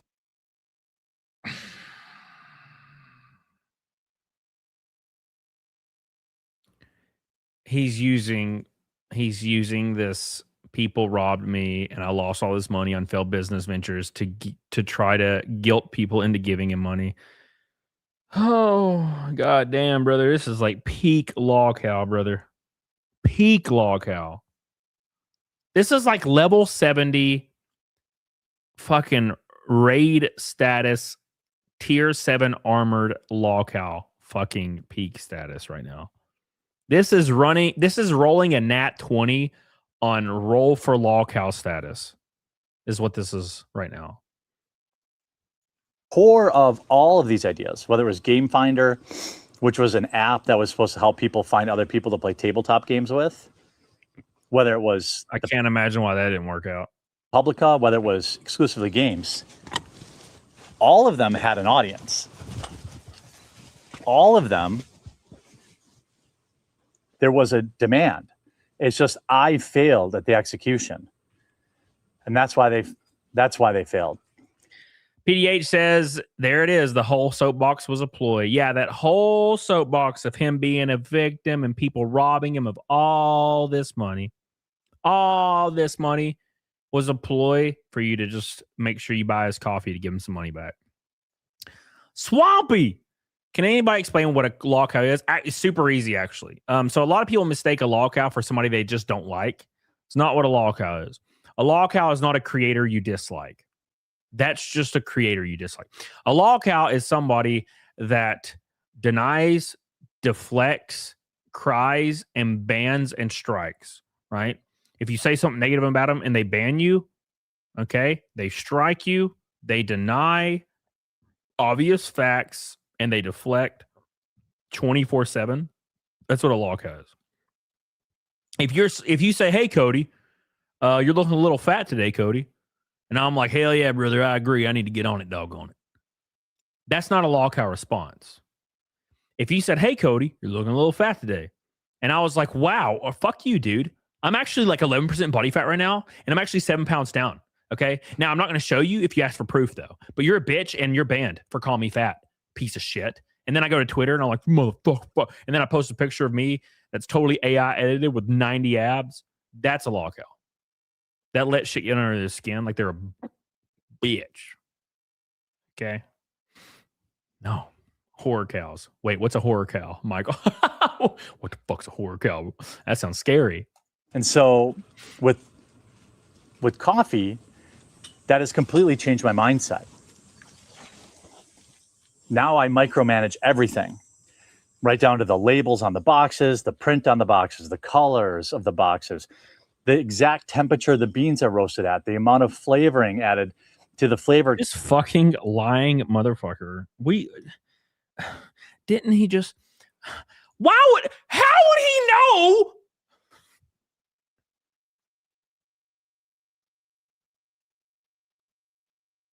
How would he know what temperature to roast beans at? Is he the master roaster now? Look at me. I am the master roaster now. What? He also said he doesn't roast his own beans. His partner does. Even though he said for years he roasted them. How the fuck would he know what temperature to roast beans at? What the fuck? Oh my God, Jesus, brother.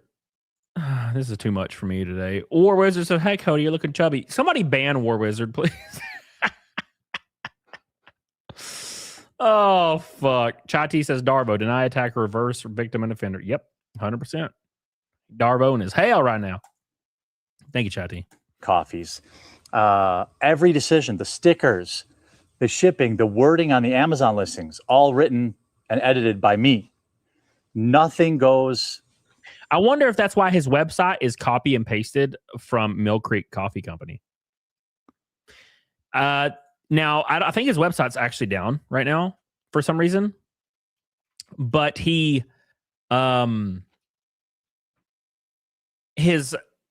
last time I looked at his website, it was verbatim, copy and pasted, exact wording for Mill Creek Coffee Company. So he does it all personally himself, right?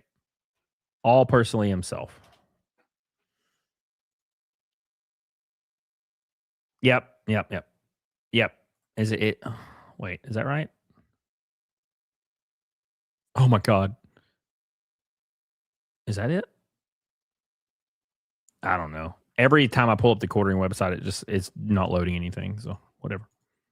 In this business, nothing happens without me being personally involved.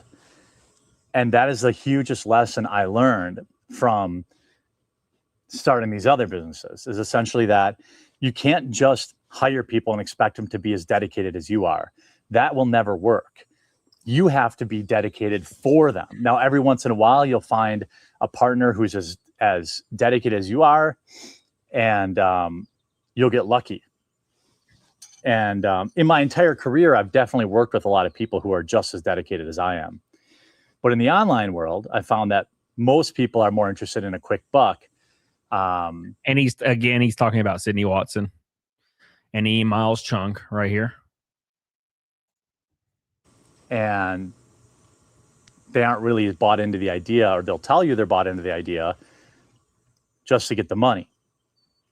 And so that's the way I run everything now. I'm working on another company right now in the same, I don't want to announce anything yet, but I think is going to be just as successful as coffee because I've taken the exact same route. I've handled everything from soup to nuts, top to bottom, designs, wording, naming, all this stuff. Except on the vlog from 3 vlogs ago, he said he has partners for everything, but it's fine. And it's another, in real life type business. And I think he just lies as he breathes. I don't even think to be honest, actually, I don't know. I think he might not even realize he's lying at this point. I think he just says shit at this point. Because I'm getting older and, YouTube and Rumble and all this stuff, it's not going to pay the bills forever. The AI wave is coming. People at YouTube have told me this. And I'm only 43. I got another 20 years if I live that long before I can even touch the money I've squirreled away in my retirement funds. So I've still got 17 years of a big ass mortgage to pay and expensive German Shepherds to feed. How can you just go in the pool? You're all wet. Yeah. I paid my German Shepherd tax. I see you in the comments. So I think, if anything, I admit all of these were failures, but I think the immediate reaction to blame other people is wrong. That's what he did. His immediate reaction was to blame Sydney Watson and blame E. Miles Chung. He even said Ian Miles Chung was paying some e-girl prostitute. What the fuck? What the fuck? He should have. This is what he should have said. My biggest regrets and failures is Publica and the game bullshit because I didn't run them how I should have ran them. And that was my fault. That's where it should have ended. Right? You can't say it was Sydney's fault and Ian Miles Chung's fault and then say, but I don't like to blame people. You know what this reminds me of? This reminds me of when somebody says sorry, but. You ever met somebody that will apologize and then say but right after their apology and then give you an excuse? I'm sorry, but you are a bad person, right? So they completely negate their apology in like 1 second. This is the same shit. It's my fault these companies didn't work out because Sydney and E. Miles Chung suck. It's like, what? The fuck? What? Chai T said, choose a soup, potato gumbo or lobster bisque. Oh, potato. Lobster bisque would kill my ass, and gumbo might kill my ass too. And now that there's been some time in between when they failed, and boy, I have to apologize to the people that supported these ideas too, because they believed me. They gave me their hard-earned money, and we failed. Just like with the K-Cup machine. He hasn't apologized for that, though. For some reason. Interesting. I don't get it. Is that a Mexican thing, Eric? Not everything, even a great idea, even perfectly executed, won't always work. But the main takeaway you have to give it to me if you want me to throw it, that I want people to take away from this is that if you're going to do anything, you have to be involved. You can't just expect someone else to do it. It doesn't work that way. It never works that way. And don't be like me. Don't, work with people and then just assume they're as dedicated as you are to the cause. God, he has said this like 8 times. Because you will fail, like I failed multiple times. Now I've taken a completely different approach to how I run my companies now. And really, when I ran my search marketing agency, maybe we'll do it in a different vlog. Somebody asked, like, how did you make all your money? Well, it wasn't YouTube. I ran a very successful search marketing agency for many years. I was very good at what I did. God damn. This is the, you know what he should change the title of this to? Gassing myself up. God, he's like, I've had 18 businesses and I was so successful at all of them. And the only time I was not successful, okay, was when Sydney Watson and Ian Miles Chung stole all my money and stuff. That's the only time I wasn't really successful at all my businesses that I've started. I worked with clients like Warner Brothers, Amazon, Dish Network, big Fortune 500 companies. And I was one guy in my basement doing their marketing. Probably go back to that when YouTube's over. When the video's done, that's probably I'll go back to marketing. I'm very good at it. And I try to be a humble guy, but oh my God.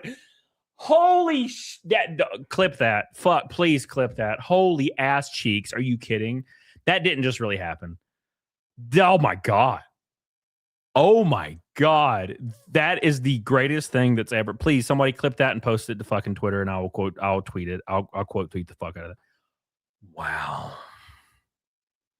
My man just spent the last 2 minutes gassing himself up and then says immediately after, gassing himself up with fucking 93 octane, maybe even super leaded 112. I don't know. And said, I try to be a humble guy. You know how I made my millions of dollars? Because I'm so fucking good at what I do. Okay, you know how good I am? Fucking better than you. I'm better than you, Default Anonymous. I'm fucking better than you, Spectral Citizen. So smart, so successful, handsome. Look at my beard. Beautiful. So jacked right now. Amazing. Millions of dollars. You can't even imagine how good I am at what I do. Okay. If you could see me at work, you would be like, wow, look at that guy. He's good at what he does. Okay. God, it would be crazy for a normie to see how fucking good I am at what I do. I try to be a humble guy, though. Oh, fuck. That was awesome. God, I love that. That was great. It was beautiful. I'm good. I'm one of the best. No! Stop! Oh my God.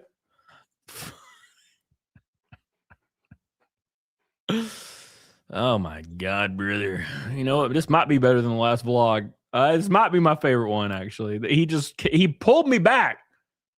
10 out of 10. Woo! Damn, brother. I trained under some of the best people ever, and I'm just very, very, very good at it. And I stopped doing marketing when YouTube was, suddenly you start making crazy, $100,000 a month on YouTube. Well, then you do that. But anyway, when I was doing marketing, I did everything myself. I had a few underlings, but not many. And that's the best way to do it. You can't let yourself down if you don't let yourself down. What? And there's nobody to blame when you fail, even if you have a big staff or whatever. Ultimately, you're the guy in charge and you're the one that's responsible. And you got to tell yourself that every day.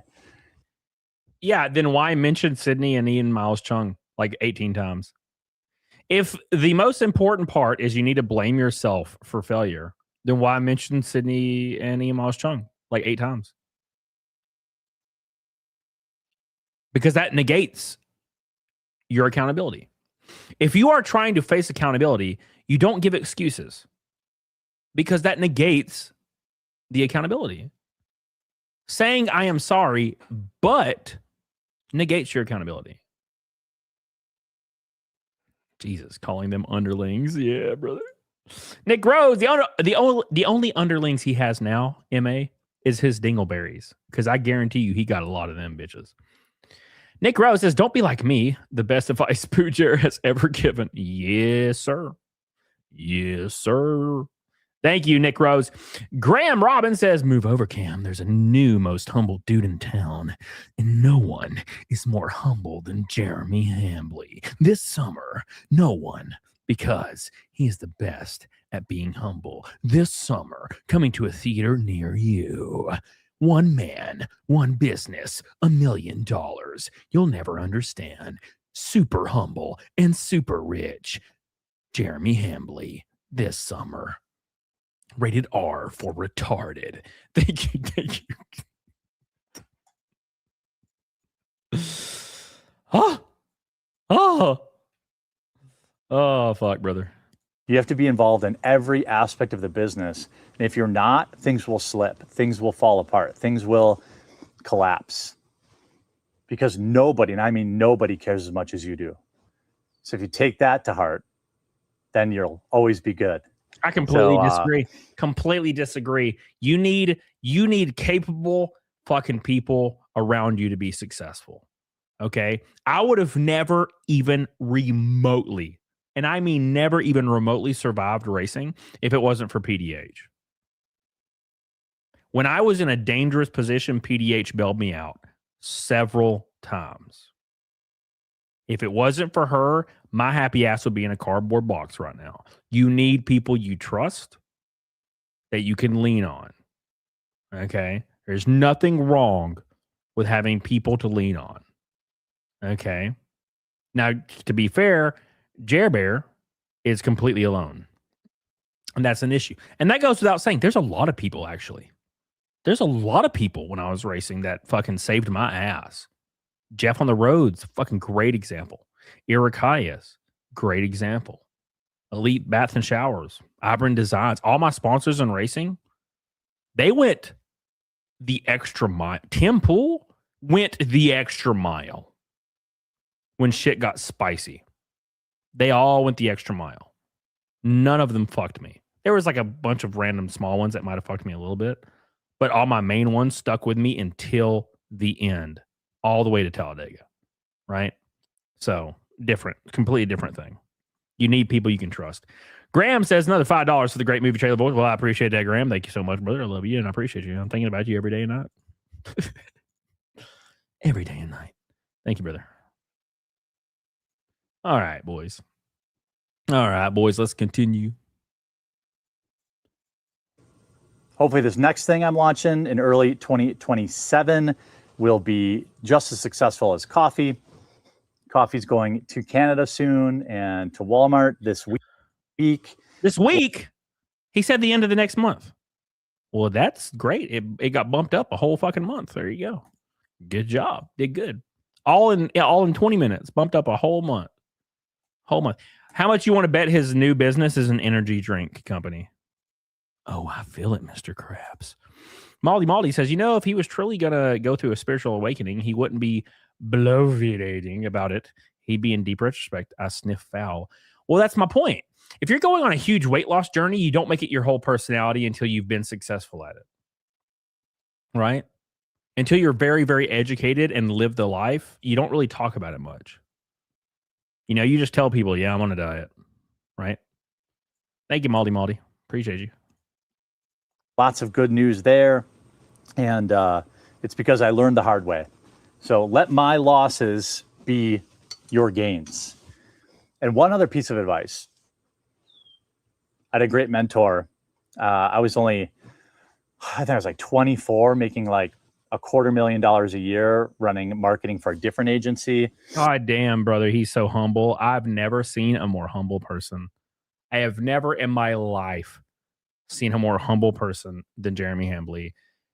He takes away the prices of equipment in his vlogs because people are like, bro, stop flaunting wealth. And then he can't help himself but mention that he's made hundreds and hundreds and hundreds of thousands of dollars with different ventures and also lost hundreds of thousands of dollars, proving that he has the money to lose over and over and over. He wants everyone to know how rich he is, not for them, but for himself. He's reminding himself. Every time he says this stuff, he's reminding himself how great he is. Not you guys.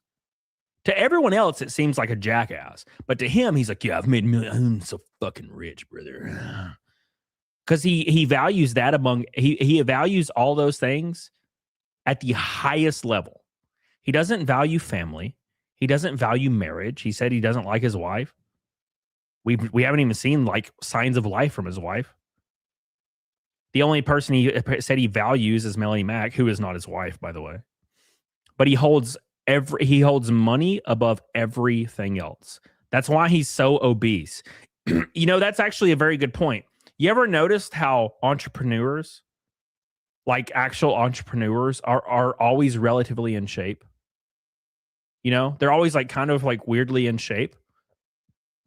That's because they value everything. Success, family, everything. They have kids. Their kids are well off. They're always in decent shape because they value all these things. Jeremy doesn't value fitness. He's going to be dead in 5 years if he doesn't change, right? All he values is the perceived money he's made that he can't prove. He can only talk about it. There's pride, then hubris. Jer has earned neither. Thank you, Chatty. I would come in, ripped jeans, late to work. Didn't matter because I was good at what I did. I'm glad we're not taking shots for this. But there's a couple of pieces of information that CEO of that company gave me that have always stuck with me. And that's failing fast. It is always better to fail fast. And you got to know when to pull the ripcord. What I mean is, when things are just limping along forever, you either double down or you quit. You don't let something limp for years or months and let it drain you financially. Generally, when you start something, you know if it's going to work or not. So it's better to go all in and fail fast than to waste time failing. And that's how I've approached everything in life. I don't know, man. I feel like he's been wasting time failing for the last 6 months straight. Graham says, Cam, he doesn't hold money above all else. He has a sizable fupa. He holds over everything below his belly button. Oh, shit. Thank you, Graham. Nick Rose says, come on, Cody. If Jared leaned on someone, they ain't coming out alive. Oh, fuck, brother. God. Why is the chat wittier today than me? Come on, guys. Give me some time to shine. Jesus.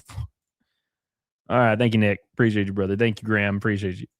And I've always appreciated him for that tutelage. We used to do coaching sessions every week, and he shared a lot with me. Very, very smart guy.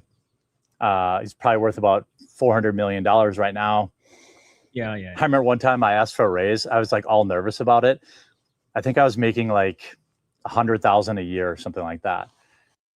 Brother, this is wild. This is crazy. I can't believe how many times he's mentioned money in this. My man is fucking like completely captured. He unironically thinks that people think that people are impressed when you flaunt your wealth like 18 times in a 30-minute video. Like he's just flaunting wealth over and over and over and over and over and over and over and over. And he doesn't realize that people don't like that. Because people are fucking struggling, man. You know what I'm saying? Like paying the mortgage is fucking hard. Especially right now. Paying your bills is hard as shit right now. And Jeremy's like, yeah, I made like, I was making $300,000 a year and sold my other company for $1 billion. You know what I'm saying? I had 5 other companies and copy millions of dollars. And, he just doesn't get it. Doesn't get it. And I don't think he cares to get it. I think he just wants to tell people he's rich because it makes him have a hard on. You know? I mean, it's very, very obvious that he's probably got erectile dysfunction, but the only time he gets a fucking rager is when he talks about how much money he's made to somebody else. He's the kind of guy that when you walk up to like a event, which he would never go to any of these, but you walk up to like an event, like a company dinner, and somebody asks, oh, how are you doing? And he's like, oh, I'm doing good. I just got a contract for $300,000, made another $250,000 this quarter. You know what I'm saying? They're doing really well. I'm making a lot of money. And they're like, I didn't fucking ask about your money. And he's like, oh, I'm just letting you know. I'm making a lot of money right now. I'm making all the money in the world. I'm making so much money. You make no money. I make a lot of money. You probably don't understand though, because I make so much money. You don't make any money. I make so much money. You could never get it though. You know, But I'm not like bashing you. I'm actually a very humble guy. What a fucking bitch. Daniel says, well, YouTube tried for 10 minutes to send a chat. Well, I'm glad you're back. Thank you, brother. Appreciate you, brother. And I got quarterly bonuses, so I was making about 200 grand a year with bonuses. Bro, we just can't stop. We're just fucking. It's like we're just setting a record. And I said, and I like marched in his office, and I'm like, oh man, I'm gonna quit if I need to get $200,000 salary. I'm responsible for $30 million in net revenue. At that, Jesus fuck, this is wild. This is so much. It just keeps going. It's like he's doing the thing where I do like the voice where I mock him and like obviously dramatize what I'm doing, and he just really does it. He's just really doing what I like a mock. Unironically, I'm responsible for like $30 million in revenue, and I'm like so good at what I do. I wear ripped pants to work, and it doesn't even matter because I'm just that fucking good. And I make millions of dollars, $250,000.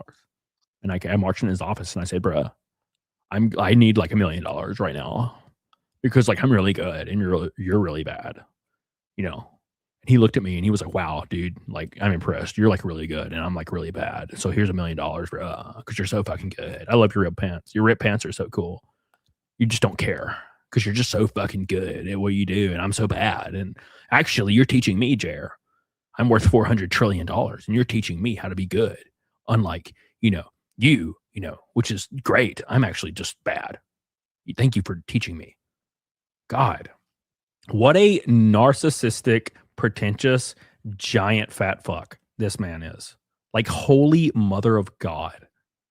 I have never in my life seen a more pretentious, narcissistic man. And the only time I've ever seen someone that's really narcissistic and pretentious, they're always in insane shape. They're always like 12% body fat and have like a 20-year-old girlfriend and then another 20-year-old girlfriend. Right?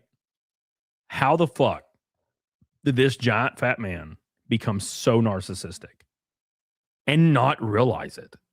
Like, he has no idea. I don't think he even realizes it. He has said he makes $250,000 or 100,000 or $300,000 or made $1 million or hundreds of thousands of dollars on his previous business, or lost $200,000 or $300,000 on his other businesses, like 25 to 28 times in the last 5 minutes. Like, holy mother of Jesus, brother. God. Scrooge was the wealthiest and the most miserable. That's true, Chatty. That's true. That year, I think we had 80 million in net revenue, and I was basically the guy. My team was responsible for all of it. And I can unpause it for 4 solid seconds, and we get 2 more glazes. 4 seconds unpaused. Do you see this? Whew. I was like, and he's like, okay. And I was like, but I had a whole speech. He's like, okay. He's like, you fail fast. He's like, you got more money now. You're going to have more eyes on you. You're going to have more responsibilities, but I don't care. And that way of running a business has stuck with me, for better or worse. More often for worse, but the successes always outweigh the failures.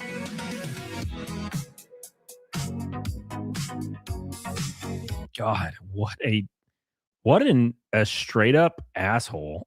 Like, God, dude. That actually got me like slightly heated. That's really rare. A little bit heated there. Like, is this motherfucker serious? He saw that and watched that back. He pulled that vlog up on his computer and watched that and thought, yeah, that's a good one. Me bragging about my money for a solid 6 minutes straight. Yeah, that'll be a good one. People love that. Damn, brother. We got more clips from his stream today, by the way. Mitchell Field says, so he is 43. Yeah, he looks 50, but he's 43. Thank you, Mitchell. I love you, Mitchell. I appreciate you, Mitchell. Can you guys do me a big-ass favor and like the show? I haven't said it today, but I'm saying it now. Thank you, guys. What a straight-up asshole. You ain't lying, brother. We are $200 away from Naked Snake. One Red Boy from a Rainbow Night. Shout out to Kylie Glob and Billy. I love you. I appreciate you guys. Get on it, doggone it. We're doing it live. We're doing it hard. Guys, I have to pee because I'm about to piss my pants. So give me 30 seconds. I'm going to go pee. Enjoy some stylings of the quartering. I'll be back in 30 seconds.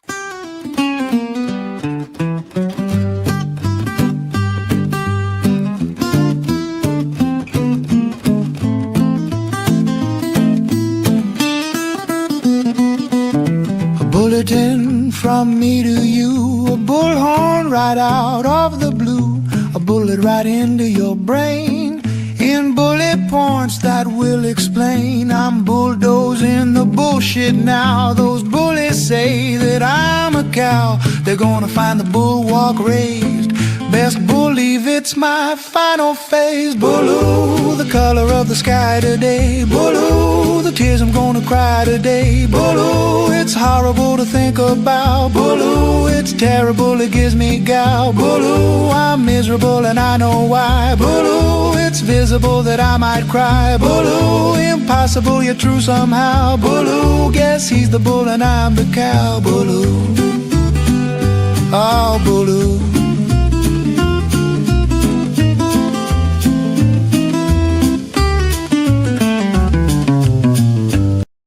Curses! Spelt it again! I'll get you next time, casino!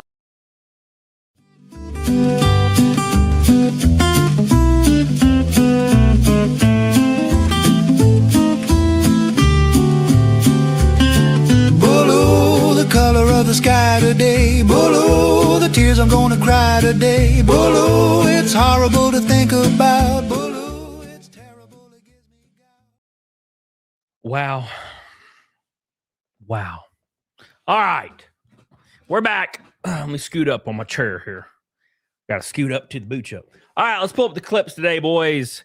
Shout out to all the boys. Let me get some bees in the chat. Make sure you guys like the stream on the YouTube side. Post some bees on the kick side. Appreciate you guys. I love you, and I appreciate you guys. Let's get the hell on it. Dig the dog on it. We're almost to Naked Snake number 15. We're closing in on 20 again. Oh, my God. Shout out to Billy Hatcher, Kylie Gloff, the top dogs. I love you, and I appreciate you. All right. I feel so much better. God, I can't believe how bad I had to pee. That was like rare. Can I send you links, Patrick? Yeah, of course. All right. So we got some beautiful links from his totally great show today. But before we get into that, let's cover some of the news around Mr. Hambly. Mr. Hambly. So if you guys don't remember, Mr. Hambly deleted all of his shorts, or well, clarify, he privated all of his shorts. He privated all of his shorts, and this was because he was getting copyright struck from every goddamn direction. So when you get copyright striked three times, your channel gets deleted. Okay, completely deleted. What's up, Dreaminology? How you doing? So your channel gets completely deleted. So he was probably on the cusp. And to give you guys some, like a reference point, like I have 2 strikes on mine. So if I get another strike, my channel's deleted.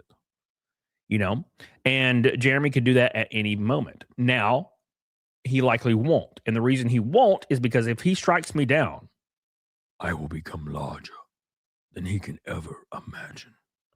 My first kick stream would have like 8,000 concurrent. You know what I'm saying?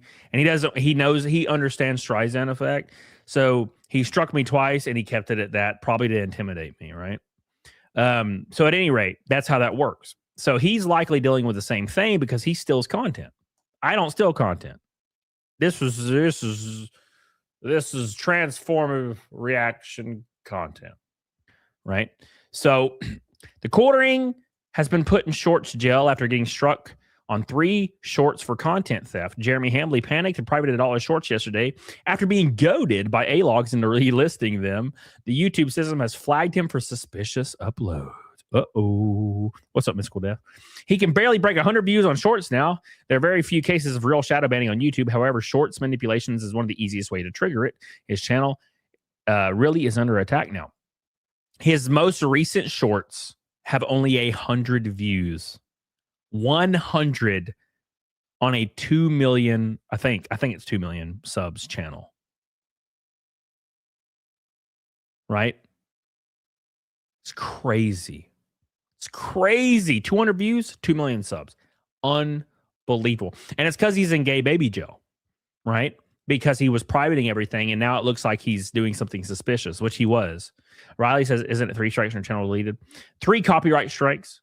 Shorts is different. I think shorts, it's so prevalent that shorts will give you like a warning or 2. I don't really remember though. Right? So look at that. 160 views, 24 views. Jesus, Mary of Joseph. That's crazy. It's crazy. The thing he cares about more than anything in the world, clout. Rest in peace. And money, of course. Like, that's his whole deal, is just money. Money, money, money, money. Money, money, money, money. He thinks it impresses people because it impresses him. Right? He impresses himself. That's the most important thing. Now, that being said, TheQuartering did start arguing with one of his sponsors, apparently, today on X, which is really strange. Okay? Very, very interesting shit here. So I'll just pull this up for you guys now. And I think I've actually talked to these guys before, and they're really nice. I think. I might be making that shit up. It might be a similar company. What's up? What's the oranges for? Apparently for selling and making millions of dollars, right? So TheQuartering said the idea that America is running out of missiles is totally insane. If you actually believe that, I can't help you. Felix Ammunition responds, which he's done ad reads for, I think. Says, buddy, you literally have no fucking idea what you're talking about. You're a podcaster. You have zero manufacturing experience, zero experience in managing a logistical supply chain of thousands of complicated components. How many missiles can we make, in your esteemed opinion? Do you know which missiles do what? Which ones we have a lot of and which ones we don't? Jesus, man, how embarrassing can you be? Well, I mean, that's what TheQuartering does. He confidently speaks on things he knows nothing about. There's actually a name for this. It's called Dunning-Kruger syndrome. Right? Or sorry, it's called the Dunning-Kruger effect. It's where people speak extremely confidently on something they know literally nothing about. Right? That's how this works. Jeremy's always been one of those guys that suffers from this. He thinks he knows everything on the planet, when in actuality, he knows almost nothing. Except for marketing, where he's made billions of dollars, like he said in his recent vlog. So it continues right here. Quartering responds, Jeebus, dude, coming in hot. Let me know when we have no missiles left. Right? Again, there's a reason why Jeremy ran from his debate of Rex Jones, right? So if you guys don't know, Rex Jones, Jeremy agreed to debate Rex Jones this week. Jeremy canceled that debate because he claimed he's not a debater. Then why accept the debate? I don't understand. If you're not a debater, why are you demanding people debate you all the time? Why are you demanding Yellow Flash and I debate you all the time? Why are you demanding that Stuttering Craig debates you? Why are you demanding Rex Jones debate you when you're not a debater? Right? I don't understand. It's the strangest thing in the world. It's like he's expecting people to say no. And then when they say yes, he starts crying and shits his pants. Remember when he was supposed to show up Saturday to debate Yellow Flash? And like 2 hours before, he said he was taking a break from social media? What a bitch-made motherfucker. What a bitch-made motherfucker. If it was me and I agreed to that shit, I would show up and get my ass kicked. Because at least I'm showing up and getting my ass kicked. At least I'm appearing. At least I'm doing what I said I was going to do. You know what I'm saying? Cringe. Cringe. Phoenix Ammunition says, in other words, you have no clue what you're talking about. Got it. Our own report says we have less than a third of the Patriot missiles we did when all this started. We make 35 to 40 per month. We fire 1 to 3 at each incoming missile that's headed towards something very important. Even you should be able to do basic math. Baloo.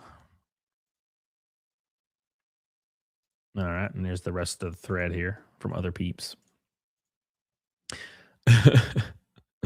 I know this meme is somewhat old, but it still works. Idiotic statement. Oh, wow. Triggered so many people. God, I love that shit.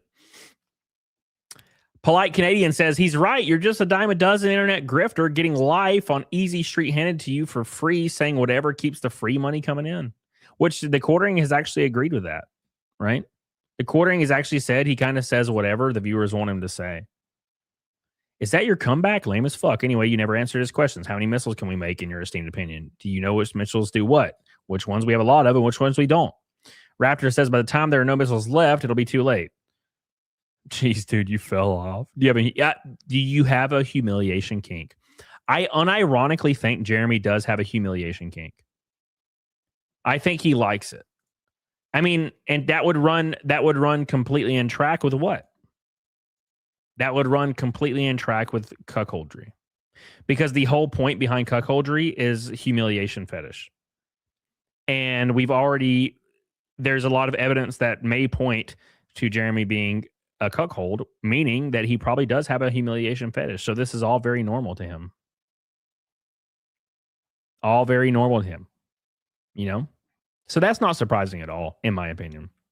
That's just par for the course, brother. Same shit, different day, boys. Same shit, different day. God, he looks rough. My man looks rough. Rough, I tell you. Keno Grove with a clip. Thank God for Keno Grove. I use this shit so much. I need to thank him more often. Thank him more often. $200 from Naked Snake on a Thursday. Thank you guys for all the love. One Red Boy from a Rainbow Night. Get on it, dog on it. Shout out to Billy Hatcher, Kylie Gloff for $50 super chats. Shout out to Renee Galarza. I love you, Renee Galarza. Thank you for your kicks and your 5 gifted subs. Woo, doggy. Thank you, brother. That's awesome. Appreciate you. The gifted subs on Kick go so far.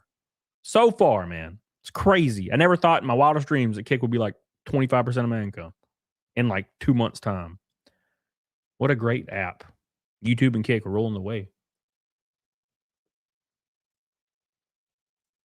All right. So, next things next, boys.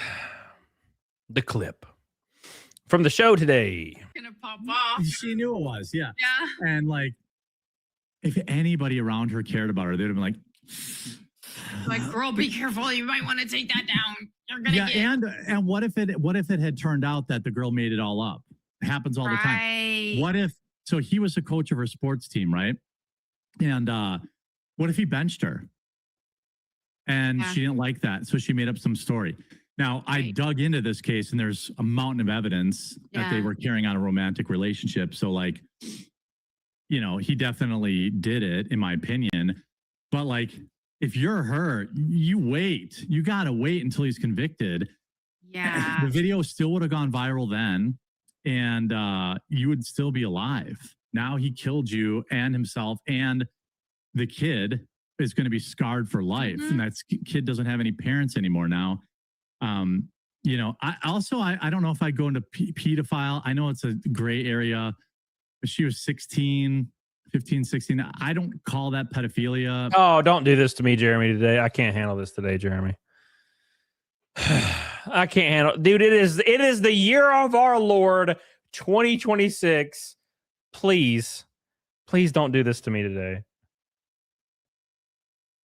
Do not give us an updated, that's actually not that bad. That's actually not pedophilia. 2026 quote from Jer today. Because then they're going to just pull this one up and be like, hey, here's you in 10 years ago defending this. Here's you 8 years ago defending this. Here's you 3 years ago defending this. Oh, and by the way, here's you today defending this. Oh, good brother. He just can't stop. He just can't stop.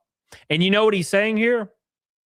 The reason he's saying, in my opinion, the way I interpret this with my intuitive nature is when people say this, and I could be wrong, but when people say, actually, a 15-year-old's totally not pedophilia, it's because that's what they dig. That's what they dig. Or else you wouldn't say that. You wouldn't die on that hill. Fuck that. Lie. Just lie, buddy. Just lie. Don't say this shit on a live stream. Brother. All right. Well, let's keep going. Let's see how bad this gets. Hopefully Melanie will bring this back. But I think there's a different term for it. Is it hebephile or? I don't know. I'd call it all pedophilia. Yes. Yes, Melanie. I mean, it's illegal. Yeah. You know? It's illegal. I can tell you that much. And I mean, Chris this guy was Hansen in would his have 40s or Chris Hansen 50s, would I have think. sat him down over it. Yep. Yeah. Oh, yeah, for sure. Oh my God. Do you remember that sketch on God, Melanie is saving his ass today. She's like, I call it all pedophilia. And he's like, yeah, no. If I could give anybody advice, don't be the guy trying to explain to people the difference between hemophilia and pedophilia. No one cares. No one cares. Okay? Just say, yeah, don't be hanging out with girls younger than 18 or boys. That's weird. Stop. Okay? For one, if you're a full-ass grown adult with a full-ass frontal lobe, you shouldn't want to. Okay? I've been around nieces and nephews that are teenagers, and they are awful. Can't relate to them. They're dumber than a box of rocks. Okay? If you are attracted to that, you have a fucking problem. They're weird and kind of dumb. And if you're attracted to that, you are fucked up. And you need to go straight under the jail. Doesn't matter what you call it. Oh, technically, it's not pedophilia. Yeah, who gives a fuck? You sound like a pedophile right now. You know what I'm saying? If any of you in the chat been around, like, you're probably all around my age, right? Have you been around like a 16-year-old, like boy or girl, like in the last couple years? It's like they're retarded. They're kind of retarded. If you're attracted to that, you have something wrong. Okay? You have something wrong. Okay? hold on a second. Yeah, exactly, old punk rocker. Exactly. Shit, dude. When I was 27 years old, I hooked up with a girl that was 21 and it was weird. Right? It was still weird. And we were real close. We were pretty damn close in age. Right? And she was 21. She could drink at the bar and shit. And I was like, God, she's stupid as hell. Right? Like, it's really old. I think it was like, oh my, this is going to be my search history now. Granted, that is, Jeremy did say he wanted to leave his wife and date a 20-year-old like a few years ago. So that tracks, actually. Hansen. I just got to share this. This is really funny. Oh no, all I just got was horrible results. God, he says so much. Stop saying brother. Hold on. He's still doing stuff too, I guess, on his own network thing. Yeah, he is. He's also like, and he's like he's reading out all those text messages. So now he can do it uncensored. Oh my God, that was such a great part. That was such a great thing about to catch a predator. Holy shit. Yeah, I'm not here to meet a 14-year-old. I just was friends. I'm just friends with him. And Chris Hansen would be like, okay, you say you're just friends, but did you say you wanted to lick between their crack with your tongue? I'm looking at the chat right here. And it says you want to lick their crack. Is that something friends do, is lick each other's cracks? God, I love that show, bro. It was so good.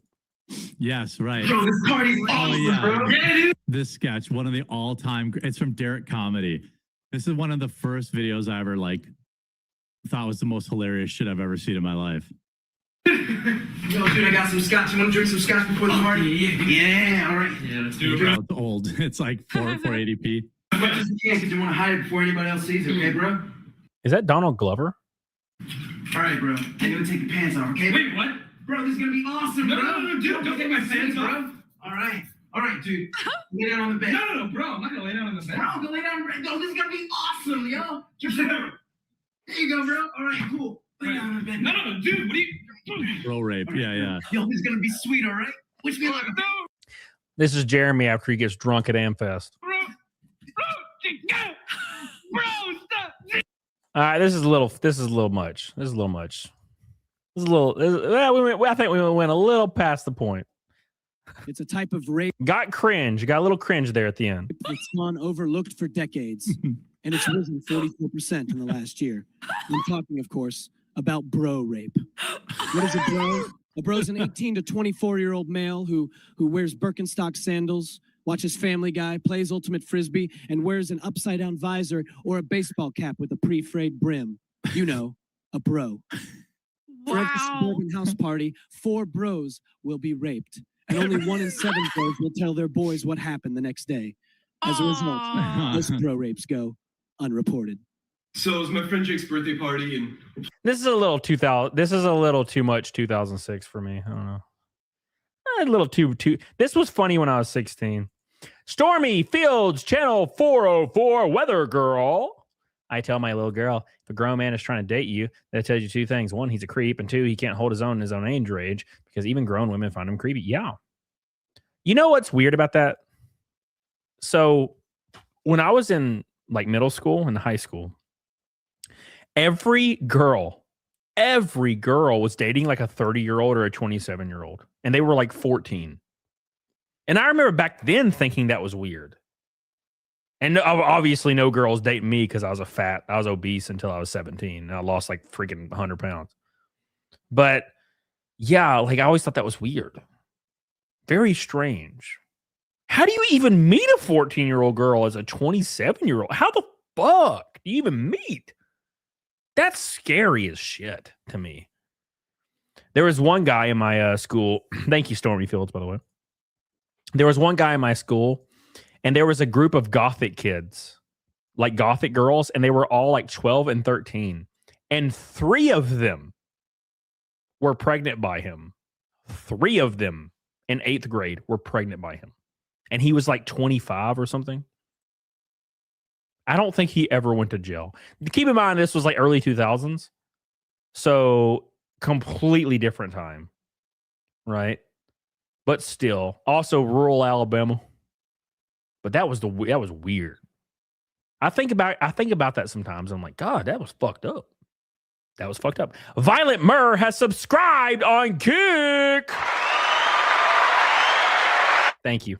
They say they're Christians though, and laughing at this. Yeah, I mean, I don't know. Like, I don't know. It's just really early 2000s humor. It's not funny. playing paintball and whatever, and back around. Fans like Dave. Did they hold it? They gonna watch this whole video? I think we got the point.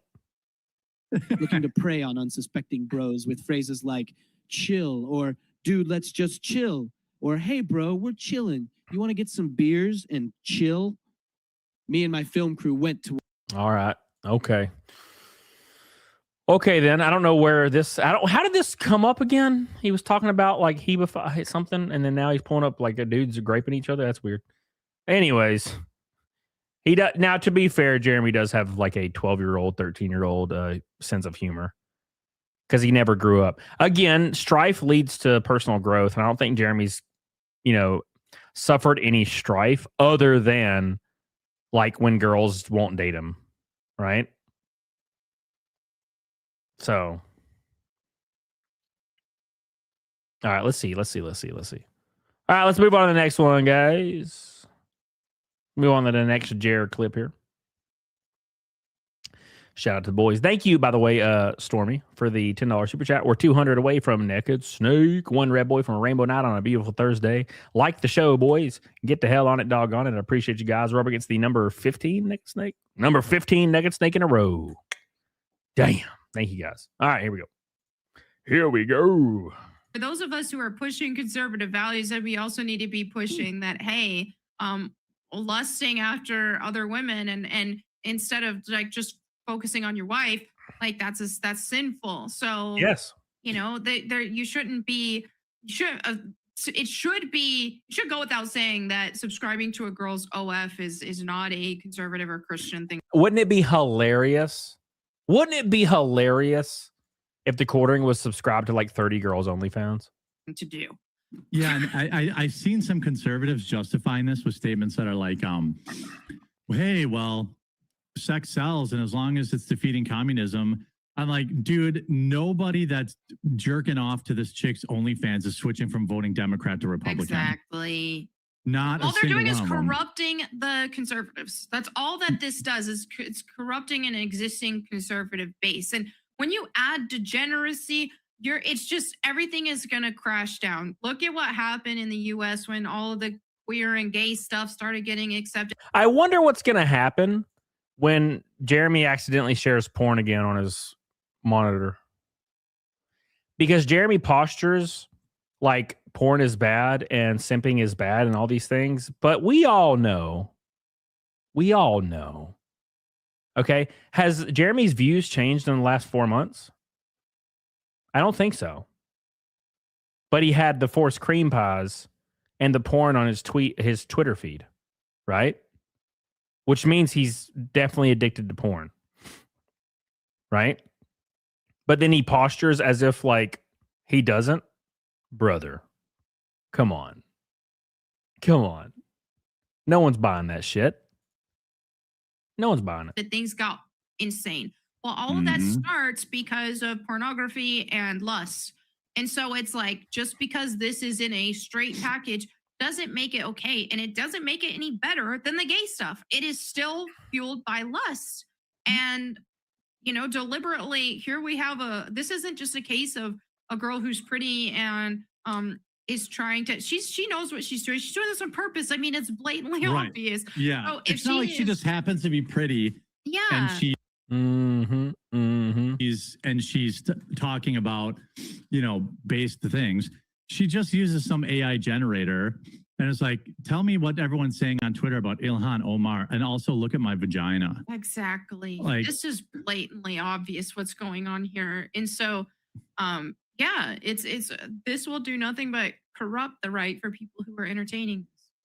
Yeah, the reason it has to get called out, and unfortunately, I can literally hear some of you in chat typing in her OF account right now, but I just think that like you have to see the grift that this is and know that like she's on podcasts. Like I wouldn't, I checked out her Instagram for research purposes.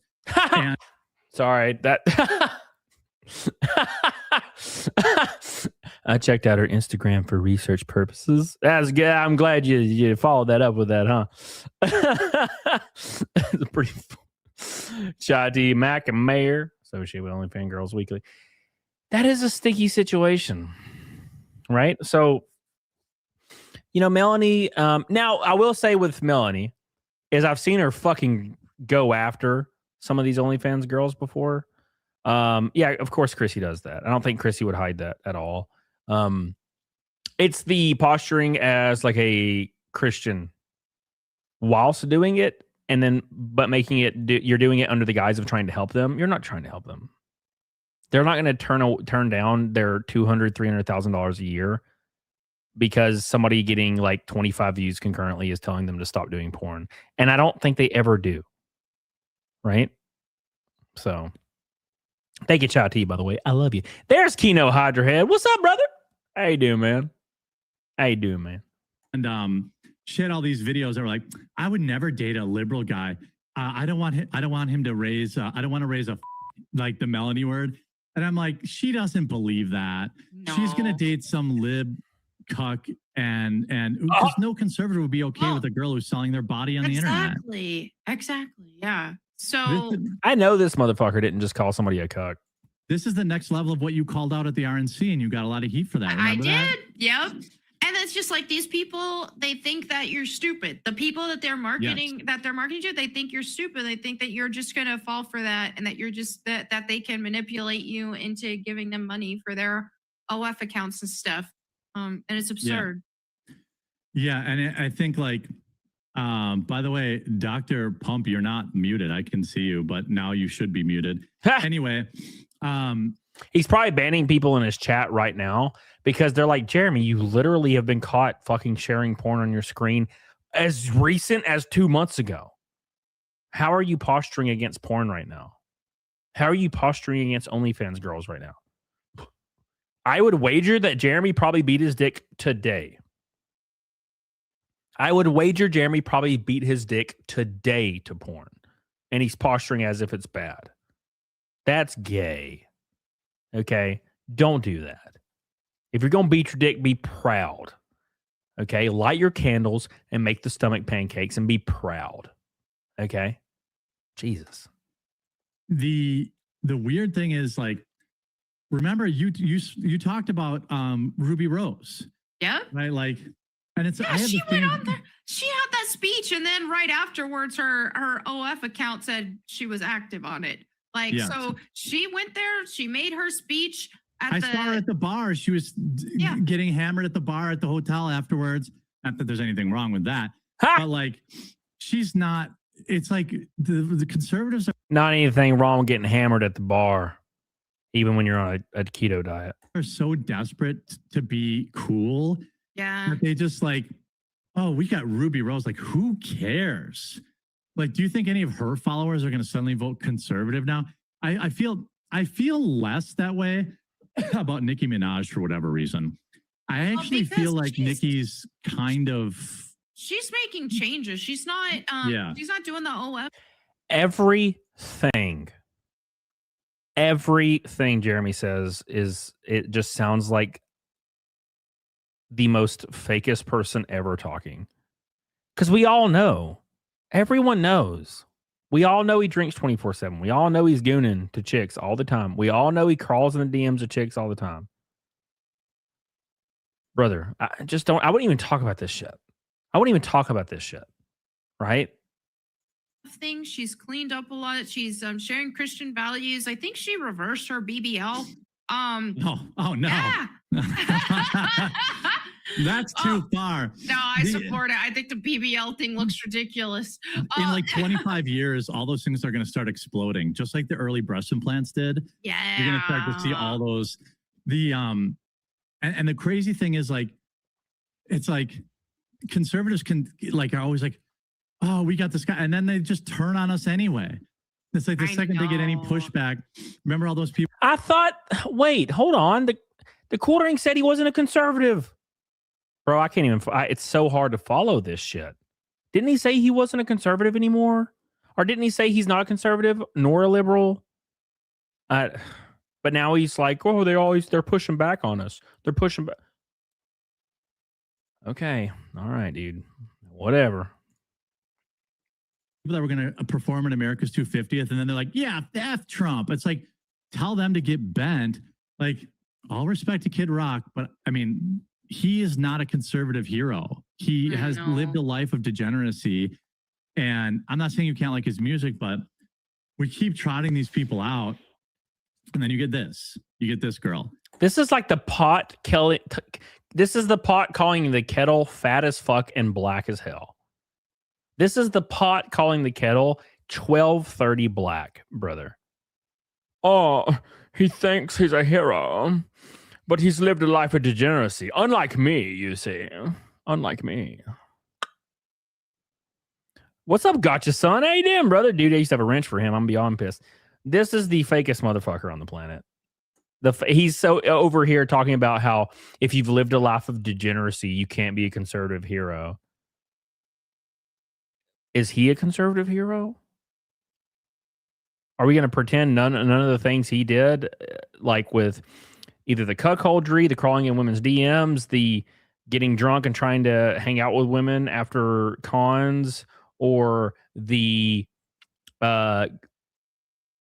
sharing porn on his screen all the time, or him talking about his wife's vagina on a podcast, or him following around women at Ren Fair talking about wanting to fuck all of them and putting babies in their bellies? Are we going to just pretend none of that ever happened? Ever in the history of time? Insanity. Where it's like, oh, duh, I can just say Muslim's bad and then make lots of money. And she is making lots of money. That's the thing. At least with Nikki, I think she got red pilled by Trump helping. She's from like Trinidad or something like that. Right. And then he helped like some foreign conflict or something like that. The stuff that's going on with Nigeria right now, she's very, she's very into trying to get them help and stuff. So, but I think honestly, it's just, she's been having her come to Jesus moment, and we're seeing changes in her. For her, I truly believe that it's real. The fruit of that looks real right now, to me. But yeah, unfortunately, we're seeing a bunch of this, and this is what happens when you have godless. So this is why politics. You're not going to get. Republicans aren't going to save America if they don't have God. Like that, no political side can save our country without God. So that's you know what's funny about that? That was this week's sermon at church. Our pastor was talking about, like, he basically said, like, the core of it ended basically with like that he doesn't get worked up about politics, that he votes and that people should vote. Yeah. But at the end of the day, Republicans or Democrats won't save this country. He literally said that. I agree. Like, He said, Jesus Christ will save this country. And so if my guy loses, I don't care because I'm not looking for him to save me. You know, I want, you know, only Jesus can save. It's true. And I was like, what a great, good timing for that sermon. Yeah. So yes, Jesus totally approves of you getting wasted every single day. Every single day. Right? Oh my God. Oh my God. I think this is a continuing of that. Maybe. You guys know where he goes to church? No idea. Alex, I will take that. Never happened for 400. Shit. A foreigner trying to do more for a foreign country is a conservative American hero. Woo! Oh my gosh. Based. Hopefully they'll be delivered from all that, because all of that, like, gooning for this and entertaining lust, that, because people in the comments are like talking about gay and, oh, that's not gay, that's straight. No, it will lead you to gay stuff. That's what gay stuff Yes, is. it will. That's how it It's rooted happens. in lust. Like, so if you entertain lust and you're gooning and watching porn and lusting after, then you're going to become insatiable and you're going to be a slave to that sin, and it's going to get out of control. It's like she's talking about Jeremy this whole time. I disagree with this thought process, though. When PDH is walking around the house in a thong, I'm gooning, bro. I'm gooning. And I don't start thinking about dicks as a result. You know what I'm saying? You know? I don't necessarily agree with watching porn makes you gay. I don't know about that. I feel like that's a little far. Because I would wager that like 98% of people watch porn. Like I would wager that it's pretty high. That would mean that 98% of people are gay. If that logic was true. I don't agree with that. You know? If I have a girl at my house and she's got her big ol' ass out, I'm gooning, brother. Oh, bro, you're gay because you like women's fat asses. Oh, damn. What a crazy world we live in now. Yeah, going a little hard. I've never agreed with the anti-porn thing, though. And it only get worse, and that's why it turns gay and trans and even pedophilic. So God damn. So yeah, just we're going full bore, huh? just get married and do things the way that God says to do them. Like, well, that's good. So okay, so here's this. So if you have a girlfriend of 10 years, let's say, and you love her body and she's got her fat ass out and you're gooning, you know what I'm saying? You're gooning to her ass. You know, it might make you gay or a pedophile unless you contact your local government and get a marriage license. Then suddenly liking her ass cheeks doesn't make you gay anymore. All right, this is stupid as fuck. I've never understood this weird rhetoric. You can't like your girlfriend's ass unless you're married because it will make you gay. Okay. All right. Okay. Oh, we're going far. Andrea says, oh my God, is that why I'm gay? Yeah, that's what I'm saying. Bro, I see a high raised like thong on a girl. Like in real life, like they're in my presence. Yeah. Damn. I don't think immediately about cock. I mean, Irikias might, but I don't. So, all right. get saved, let Jesus Christ clean you up and do things the right way. Because if you entertain lust, you're going to become a degenerate and you're going to become something that you would have never thought you would have become. Ooh, the Brewers might get Scooble. Fucking Jeremy's not even listening to this shit. I would say that's a self-report. I got to be honest. I think that's a self-report. If you're like, if you think women are hot and you like goon after women, then you're going to become a degenerate and destroy your life. Trust me, I know. Why? I've always loved the female form. I've always been enamored by the female form my entire life. I'm not gay. I love women's. I don't love men's no more. Right? I don't know. I don't buy that. I don't buy that. Well, I don't know. If you sign a marriage license, suddenly you're not gay again. I don't know. That could be very, very cool. Yeah, you know, the thing about pornography, you know, like I'm not as hardcore as I should be about like, you know, disavowing it. I try to be more like, it never leads to anything good.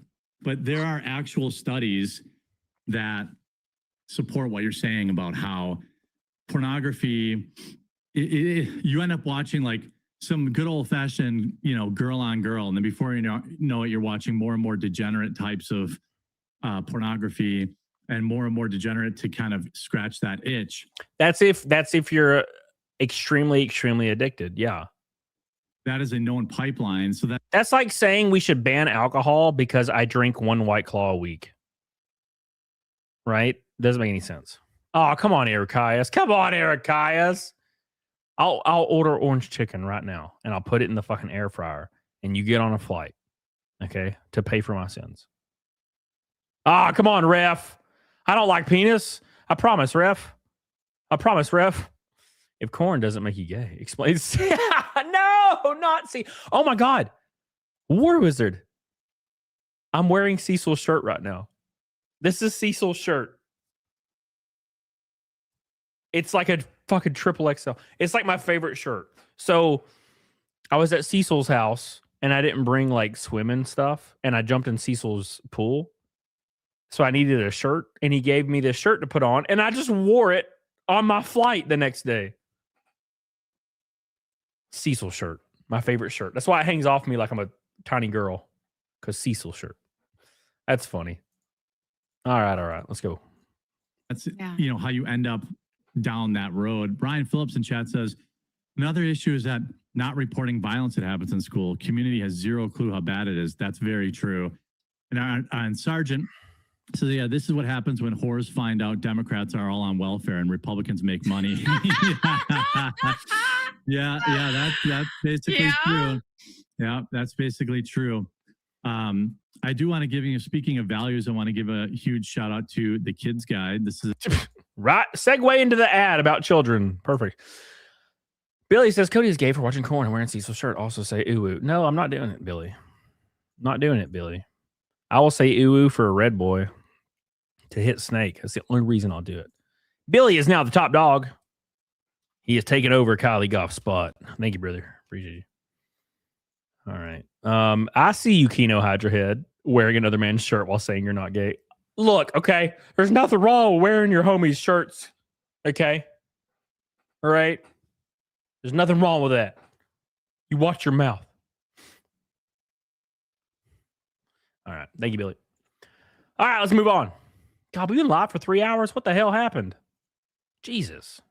Come on, Eric. Guys, come on, brother. Oh, my gosh. All right, so here we go with the Walmart talk about coffee. Riley says, can you make fun of Fat Cecil? I just did. I said this shirt's like a triple XL. You know? Cephalopod Sentience. What's up, brother? He says, I think Jared's main issue with Camelot is he wishes he was good look Shad, a hot wife, and his race car driver, and he's stuck being fat ass loser with a smelly wife and a bunch of RC.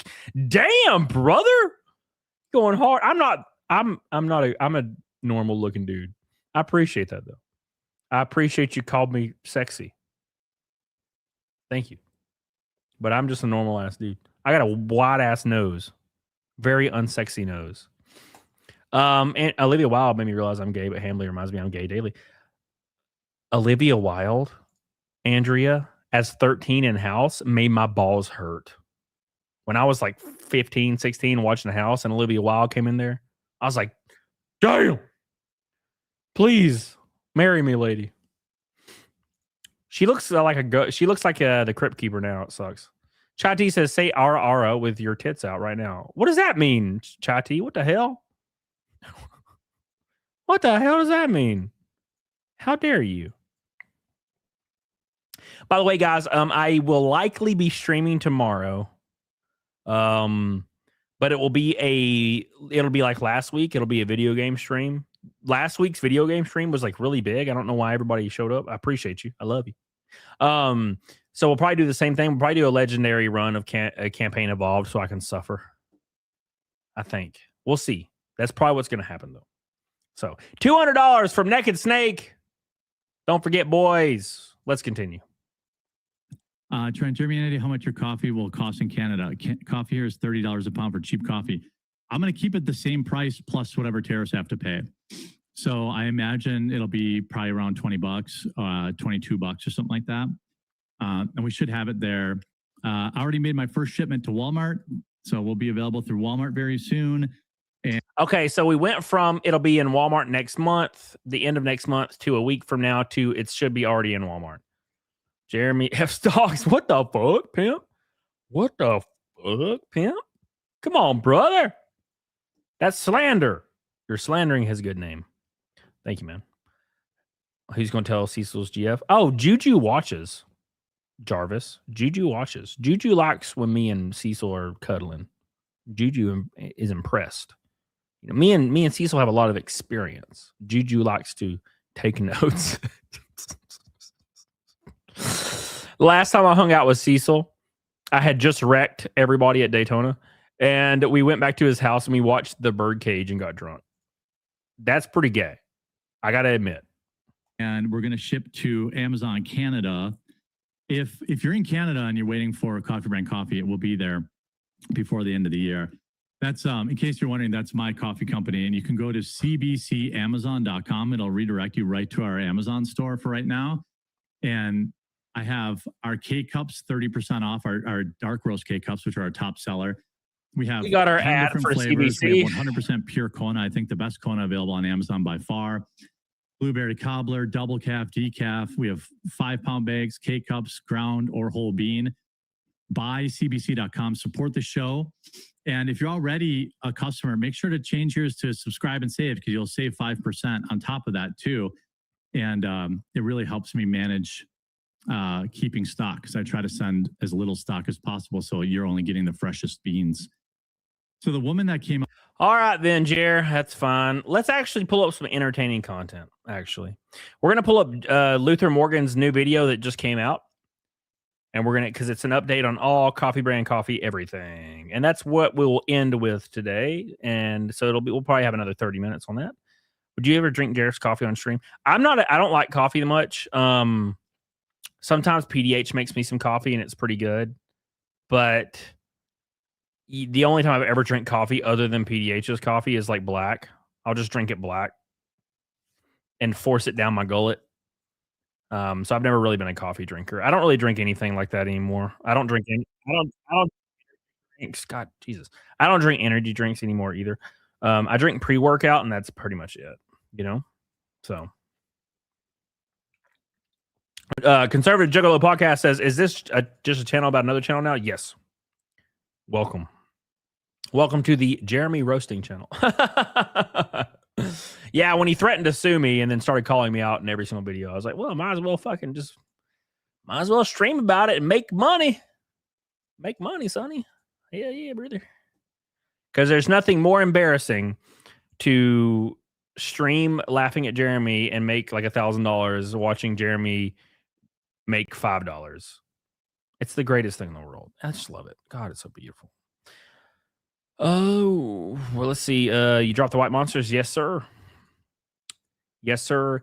I had an 8-pack of White Monsters in my pantry, and they've been in there for like 2 months, and I just finished them. So I've been drinking like one every 4 days. One every 4 days. All right, let's get an update before we start our final video of the day. We are 200 away from Naked Snake. Billy Hatcher is the top dog today. One red boy from a rainbow night. Every kicks, gifted subs, and super chats go towards it. Thank you. I appreciate you guys so much. I love you. All right, let's go. Here we go. Mr. Luther Morgan's new video. Oh, yeah. Oh, my God.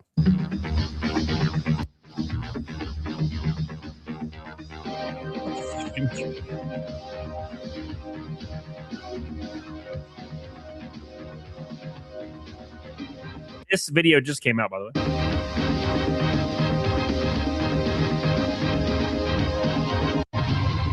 America's least wanted coffee. I'm Luther Morgan, and welcome to America's Least Wanted Coffee. Tonight, we'll be discussing Jeremy Hambly and Coffee Brand Coffee, America's Least Wanted Coffee.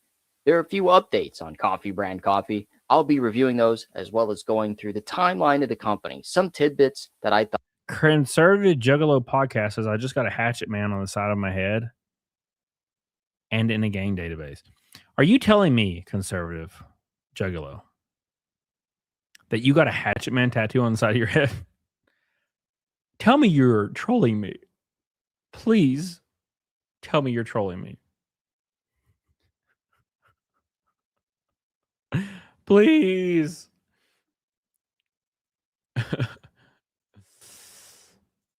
Oh, what's that song?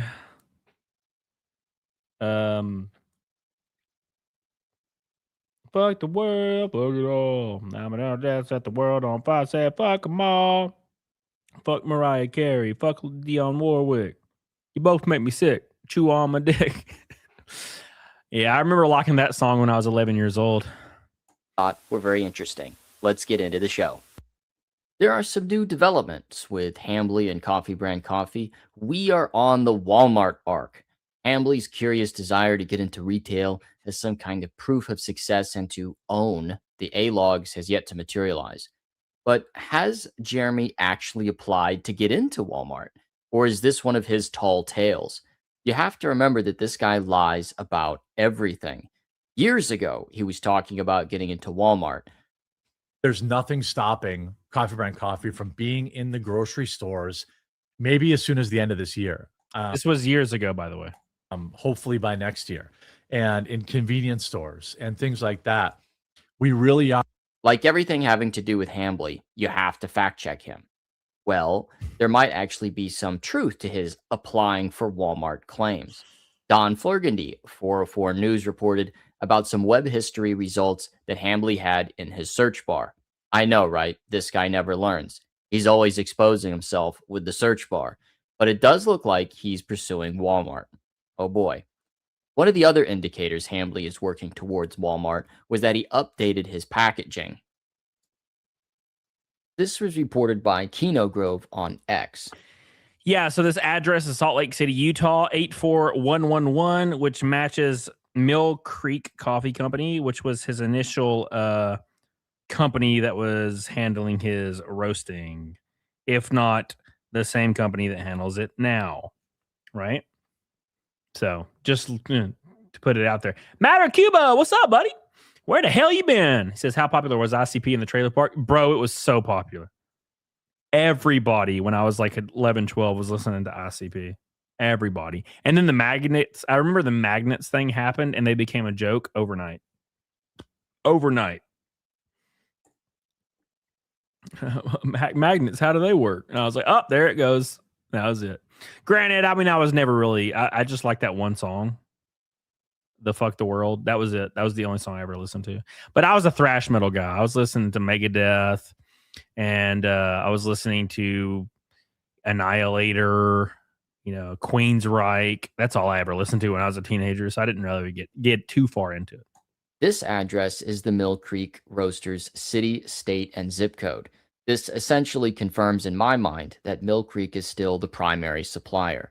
Walmart probably told Jeremy that his BS Phoenix, Arizona sticker he put on a month ago or so was not adequate and made him change it to the actual info of the coffee roaster. Also, they probably told him the package needed a best buy date. This is also something missing from the original CBC packaging. Both myself, Misty Mochi, and others who bought it have photographic evidence showing that CBC didn't include that on prior packaging. Seems kind of like common sense, but that would elude Hambly because he doesn't actually drink the coffee. I don't know if the new packaging is compliant. If we consult the FDA handbook page 6, the packaging only needs the name, city, state, zip code if the actual address is found in the city directory or phone book. Because CBC's real address isn't listed in a phone book, newspaper of record. Oh, God, Luther, no. Luther's going to get my boy again. Business entity paperwork with the Utah Secretary of State, or even their own website. I doubt this is actually compliant. Of course it's not. Of course it's not compliant. But like most things Hambly does, it is just enough to skate by with the bare minimum effort. It walks the tightrope of barely complying with the law, at the same time doesn't fully give the A-logs a win. But Coffee Brand Coffee is Mill Creek. It's pretty much all but confirmed in name. One of the funniest parts about America's Least Wanted Coffee is how many people believe that Hambly copied Tim Pool's cast brew. Of course he did. Of course he did. Conservative says, I'm 42 with 4 kids now. Yeah, dude, we're all about that age, aren't we? I would wager everybody in chat is around our age. We're all right around 40, right? Maverick Cubas ICP was cringe, but White Trash loved it. They got a movement. Well, that White Trash loved that. Five Finger Death Punch, Avenged Sevenfold, Disturbed. That was all of our White Trash music, for sure, for sure. Yeah, dude. I thought all of those guys were posers, all of them. So I was like, no, only Megadeth, only Annihilator, only King Diamond for me. I was a silly kid. Coffee. CBC, CBC. It's almost Freudian. Hambly's pining after Pool is legendary. Hambly has tried to emulate Pool so much, many people believe Hambly copied Pool. However, Hambly actually beat Tim Pool to the punch by 2 years. Hambly began Coffee Brand Coffee in 2022. Pool created Roberto Beeks Jr. Enterprises, the parent company of Cast Brew Coffee, in 2024. One strange coincidence is that Cast Brew Coffee filed their franchise disclosure document on January 2nd, 2025. That very day, Coffee Brand Coffee filed their trademark application. Both CBC and CBC were poised for expansion in 2025. Both were to pursue similar business models. Coffee Brand Coffee is a white label product which sought out an affiliate program of influencers, maybe even create a white label of a white label for select influencers.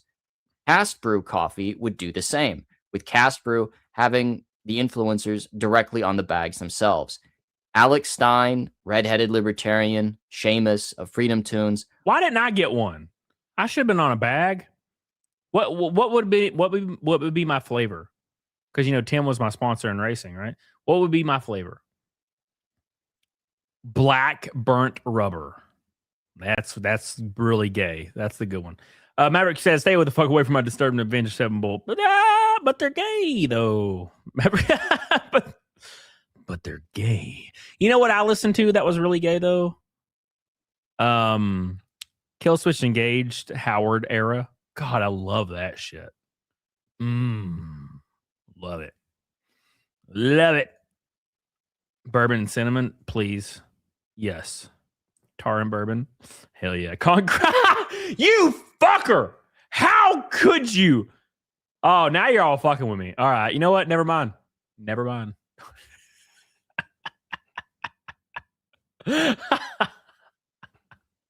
You fucker. How could you? I'm trying to have a good time and you're disparaging me in front of all my friends live. Damn. You fucked me. That's my boy Howard. We love Howard here. You would have been double caffeinated. Go fast. Well, at least that sounds good. That's fine. I'm okay with that. That's funny. God, brother. Fucking concrete wall flavored. You fucking fuck. Cherry crash out. All frequent contributors to Timcast would be featured on their coffee. Coffee Brand Coffee would try to do the same. However, their small network of affiliates were quickly abandoned by Hambly for reasons unknown. Perhaps he couldn't be bothered. Cast Brew Coffee grand opening in Martinsburg, West Virginia. You want to go, you need to go, and you've got to be a member at timcast.com in the Discord to get your tickets. Cast Brew Coffee would also pursue physical locations. They had an ambitious franchise plan. I covered that in a video on the channel. The franchise locations have never materialized, but Cast Brew did open their flagship store last week. However, any updates on the store is absent from their social media. Maybe nobody showed up, to their opening party and it was super embarrassing. The Cast Brew website also hasn't been updated with their store location address. That's kind of weird. Hambly would dream about opening a physical location or a pop-up location, whatever the hell that means, but this would never materialize. No, of course not. Of course not. Daniel Robertson says, man, Old Avenged Sevenfold went hard. Also, I low-key like somebody. You look like a juggalo a little bit, though. Let's be honest. You look a little juggly. You look a little juggly. Cask Brew is unambiguously white labeled with the name of the roaster right there on the packaging. This roaster has the lowest health safety rating in the state of New York, with mouse poop and other violations noted at their last inspection. I also covered that in a video on the channel. Coffee Brand Coffee is also unambiguously white label. However, for some reason, Coffee Brand Coffee is $4 more expensive than Cask Brew, or roughly 20% more expensive. It always confused me why Hambly's coffee is so expensive. At the same time, always talking about scaling. Well, it's because he needs a higher profit margin because he's got a lot more overhead because it's dropship. Maverick Cuba says Casper franchise sounds like a Coke dream. Thank you, brother. I appreciate you, Maverick Cuba. Hell yeah, brother. Carolina cotton. If only I was from Carolina. Alabama. What is one? What is one, Andrea? You got to come up with something like punny with Alabama. Ass. All I can think of is ass. What's up, Scroats? And driving down costs. How is it possible that despite handling more of the business in-house compared to Pool, which should lead to lower costs, Pool's coffee is lower priced? If Hambly handles more of the process, not outsourcing it, Coffee Brand Coffee should be lower priced than Tim Pool's Cask Brew. Now you could say, well, it's because Tim Pool charges shipping. Well, if you buy coffee off of coffeebrandcoffee.com, it has the same price as Amazon, and they tack on the shipping cost. Listen here, Stormy, you fucker. Last lap latte, DNF dark roast. Jesus. Pit stop pecan. That's pretty good. The participation roast. Second to last, Sumatra. What the fuck? Wild tap mocha. Out of gas hazelnut. Jesus. Huh. Bama wall slammer. That's pretty good. I'll message Tim. Hey, man, I got some names for you. Thank you, Stormy. I appreciate that. Appreciate you. We're 170 from Nugget Snake. Oh, my God. Oh, my God. Thank you. Are we chat or a genius marketing brainstorm? Both. There are a few possibilities. The first is that Hambly runs his company extremely inefficiently. He just pays more money to vendors, suppliers, and extra shipping costs. The second possibility is that Hambly's profit margins are way higher than he leads on. He publicly states he makes around $1 a bag, which is almost nothing. All available at cbcamazon.com. We make about $1 a bag. It's not going to lead to early retirement, but we are building something that is not dropship garbage like everyone else. Now, it's all shipping free. I like how he can never just say, hey, get my coffee. He has to say everybody else's coffee is ass. Overnight from Amazon. I make about $1 a bag. Not getting rich on this stuff. What I'm trying to do is build a business that exists outside of YouTube. So if you want to support us, we've got a coffee that I just know. My personal speculation is that his per unit sale has a very high margin.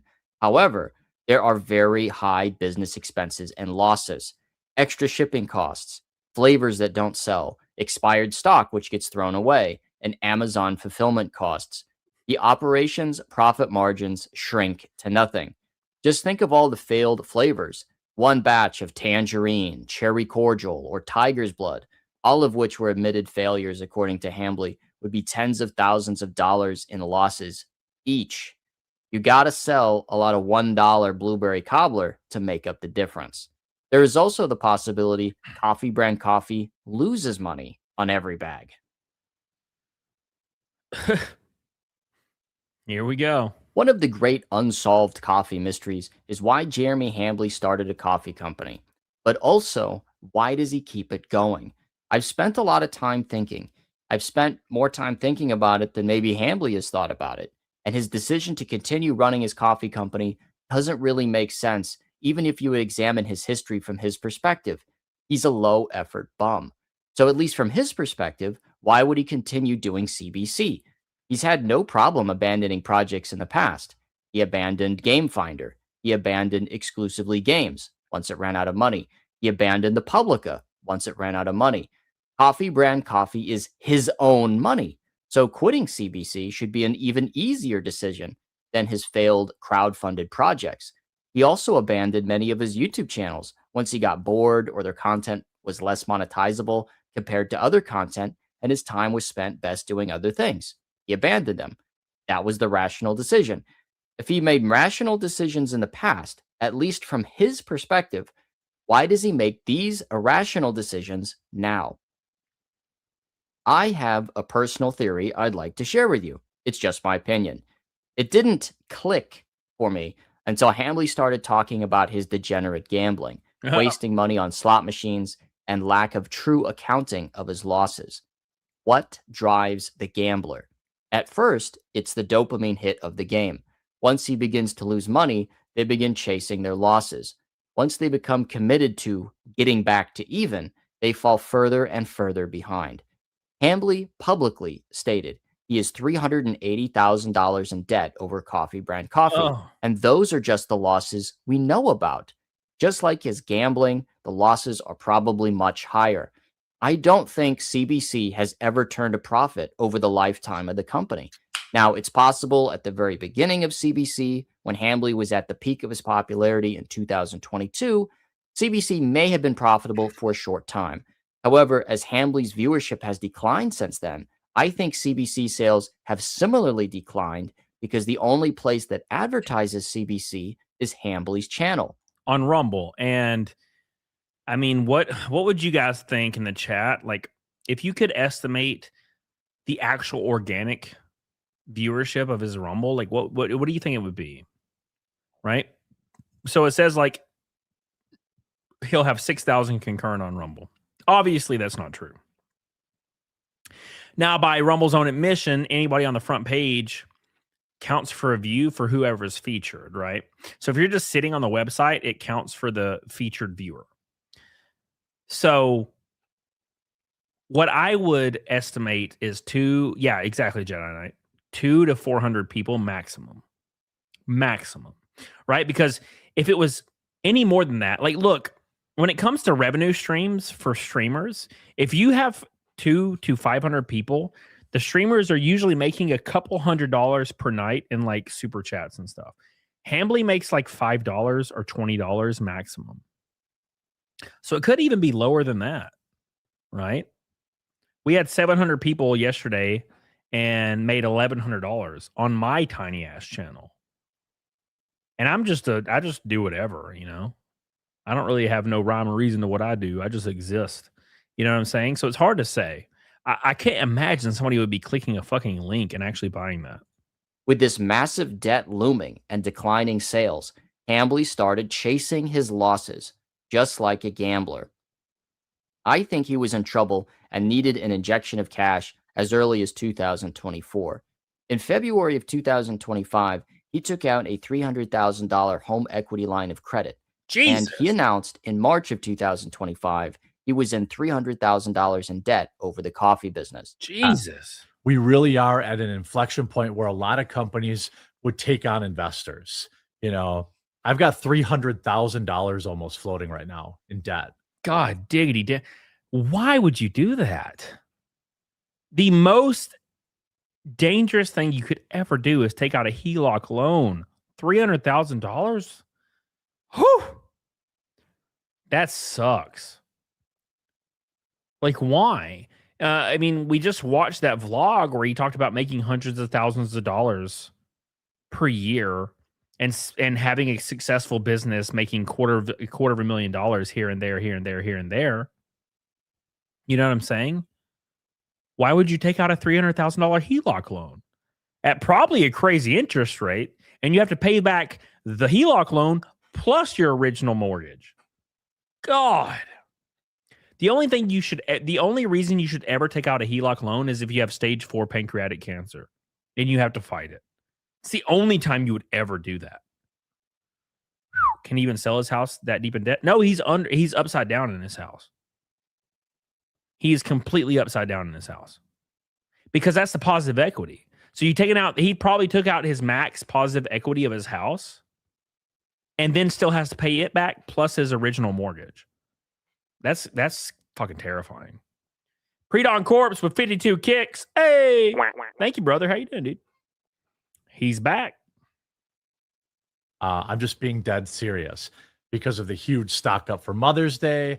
In my view, chasing his losses is the only reason that makes sense as to why he continues with coffee brand coffee. This also explains why he is taking larger and larger risks, wasting more and more money, like trying to get into Walmart. Spending $30,000 on new packaging to get into Walmart would be enough to sink any small business. Now he also wants to get into Target. It's a deeper and deeper hole for a gambler to get out of. Hambly is pulling the lever on the slot machine again and again, trying to get triple oranges so he can hit the coffee company jackpot. This would be CBC getting bought out by a larger food company or private equity, and then he can retire a multimillionaire. But that is never going to happen. He just keeps losing more and more money. And just like a gambling addict, they come up with all kinds of rationalizations, justifications, and excuses on why they have to keep pulling the lever of the slot machine. Now that I see CBC as part of Hambly's gambling addiction, and we all see how it's ruined his life, I would strongly urge anyone with a gambling addiction to seek help. And if you're watching this, Hambly, that includes you. That's for damn sure, brother. Oof, God, that scares the hell out of me, man. I just paid off a lot of my old shit.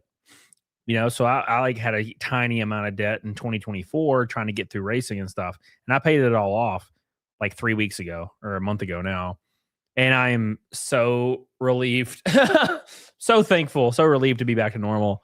And God, I can't even imagine. I can't even imagine having like an $11,000 mortgage. Oh, that makes me like almost throw up in my mouth. Like, fuck. Maverick says, any bank willing to strip 9% of my equity out of my 2 paid off houses, I'd be down to buy a property or develop the land. Oh, what do you think? No. You know what I would do? I would buy like plots in rural America that's like within 30 minutes of a main city. Like buy you a plot for like $100,000 or like $80,000 and then wait 10 years. That bitch is going to be 300 to 500 in 10 years. That's for damn sure. That's for damn sure, brother. Thank you, man. Thank you, Maverick Cuba. Appreciate you, brother. Shout out to my boy. Appreciate you, man. That puts us at $337, $150 until Naked Snake. Thank you, brother. Chai T says, eat the lotus, Odysseus. Don't be surprised if Jeremy's new host is Jack Murphy. That's crazy. Jack Murphy literally died overnight. He died overnight, and Hambly's doing the same thing. Like and a lot of people don't realize this. If you look at Hambly and his channel and his streaming just 1 year ago, it was like 10 times the size 1 year ago. And that shit is dead now. His most recent shorts got 100 views. 100 views, brother. That's insanity. I don't get it. God, that's oof. And it's just this, it's the deny, deflect, and excuse, you know? Pukanani says Jeremy's actually Jack Murphy. Same dude. Have you ever seen them in the same room? No. No, I have not. I have not. That is very, very true. Very, very true. Who's the worst? Mindless indulgence. Who's the worst? Who's the worst, brother? Let me know. I gotta know, brother. I gotta know. I want to hear Heather's thoughts on all this, Andrea. My theory is, and this is, you know, obviously, I don't know if this is true, but I'm pretty sure she hasn't been in the picture for years. And I do this from context clues, right? So anytime that he appears in a picture with her, it's out in public or it's an old picture, right? I post pictures of me and PDH all the time because we go out fucking dinner and we go to like the mountains and we go to Vegas all the time. So I post pictures all the time. So what's that about, right? If you look at his vlogs, it doesn't look like his house is lived in. The other day on his vlog, he said if he's blown away in a tornado, because there was a tornado, right? No warning. He said if he's blown away in a tornado, make sure you buy Coffee Brand coffee to support his wife. Why would Jeremy blow away in a tornado, but not his wife, if they live in the same house? That's a Freudian slip. Accidental. Why? They would both blow away, right?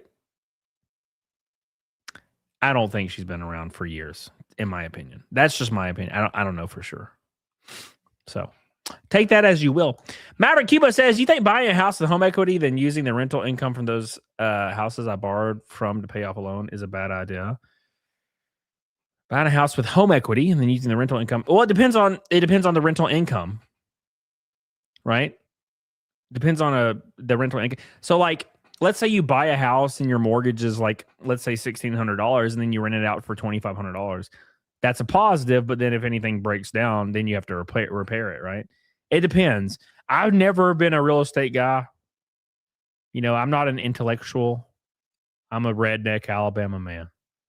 All I know is like turd cutters and fucking guitar and loud cars, man. So I'm not the best person to ask. Thank you, Maverick Cuba. We're inching towards Naked Snake because Maverick Cuba is asking me very detailed real estate questions. Thank you.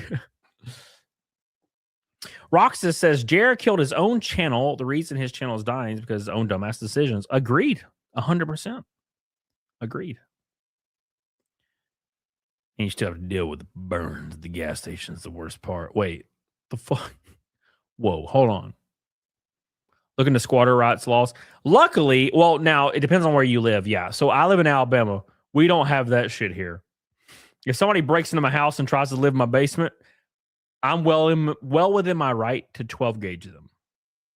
So, Old Punk Rocker says, get a house paid off to give to your kids, free of a mortgage. Here's the issue, Old Punk Rocker. Property taxes. That's an issue.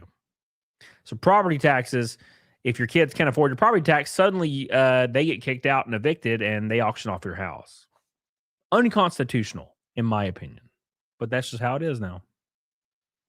My property taxes are outrageous. Outrageous. They didn't used to be. They used to be a couple $100s. Now they're several thousands. Or they have an open relationship. Yeah, and I mean that's plausible. But the open relationship would just be on her side because from what I know or from what I've seen, you know, his wife is decently attractive. He's not getting nothing. I'm sorry, brother. As a man, if you're like at all out of shape and disgusting looking and not charming, you're fucking fucked. You're not fucking nobody. You got to have something. You got to be charming or attractive or both or a little of both. You can't just be fat and not charming because then you're fucked. So it would be open on her side. But I don't think that's the case. I don't think what's up, David Kelly? How you doing, brother? OG as hell. I don't know. I don't think she's in the picture. I don't think she's in the picture, man. I agree, Roxas. I agree. Property tax shouldn't exist. Property tax should not exist on your primary residence. 100%. Well, I mean, homestead laws exist, but you still have to pay like a portion. It should be zero. If you're homesteading, it should be zero. But that's just me. James says, Cody, thoughts on Fauci? I don't really have an opinion on it.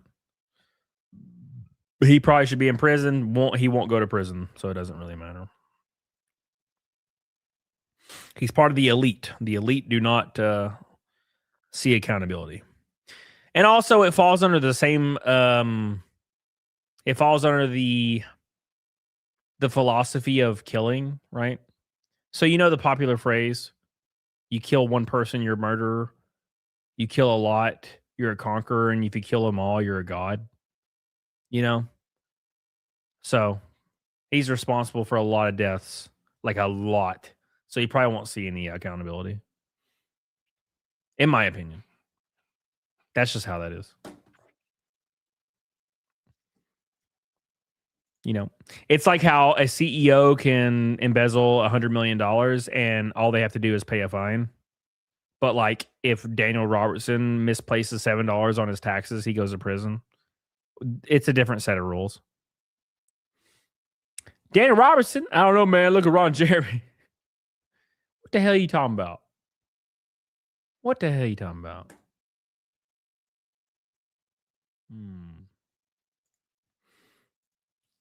Yeah, I don't see it. I don't see it happening. That'd be great though.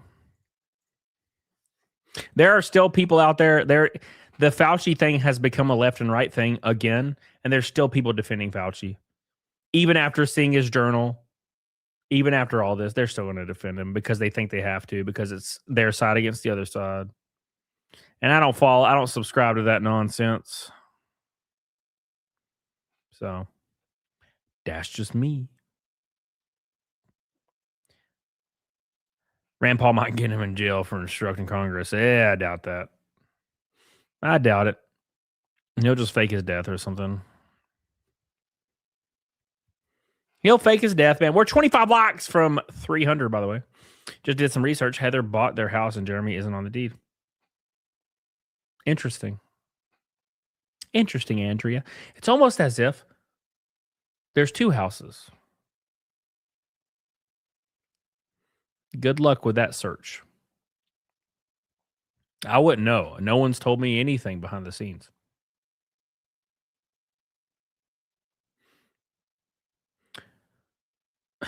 You probably right. Yes, sir, I am. You know it, baby.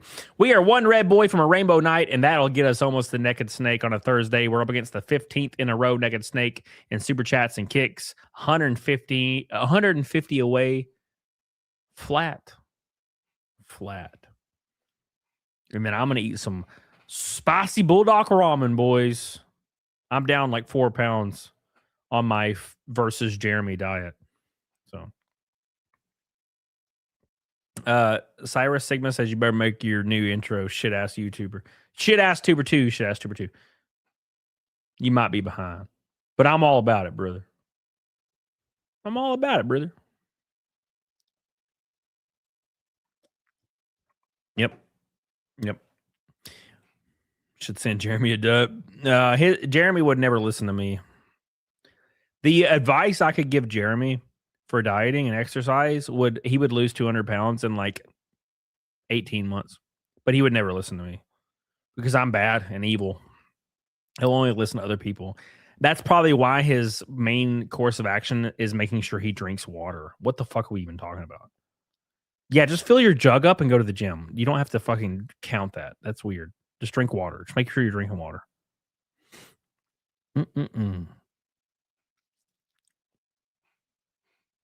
Yeah, James Jonas, exactly. Yeah, 100%.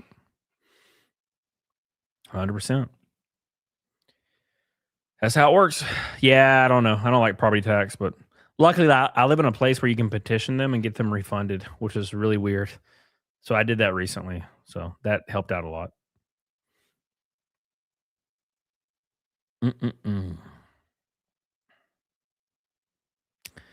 Yeah, Cameron. I mean, Cameron, it doesn't really matter who was the person at the beginning, right? Because no one really knew what COVID was doing. I didn't really have a problem with anything. When COVID started getting a little over the top was when like Democrats and leftists and liberals, because obviously it became a my side versus your side thing, like everything does. And liberals started believing that unvaccinated people should go in concentration camps. What was it? It was something like I don't know. It was like 48 or 58% of Democrats thought that unvaccinated people should be put in concentration camps, forced into concentration camps. That's where it got a little fucked. And that's when I stopped worrying about it. I'm like, yeah, okay, never mind. Done with that. You got a refund? Yes. On my property taxes, yeah. I live in the one of the only places in the US that you can do that. I think. That's what Google says. I swear by the Goog. But it worked. So. All right, what do we got? We got a few minutes left here. We got 150 until Naked Snake for the 15th show in a row on a Thursday. Will it die? I don't know. About to find out. And then we're going to raid somebody and get the hell off here.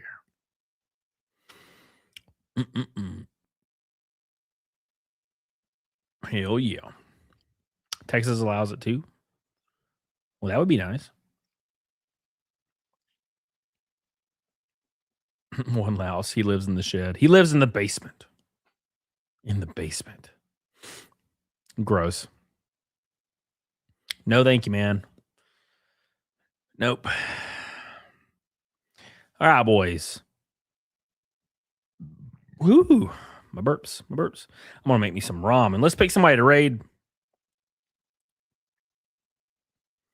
Well, amateur, the best part about all that was the fact that politicians, specifically like Gavin Newsom, would tell you that you need to do all these things.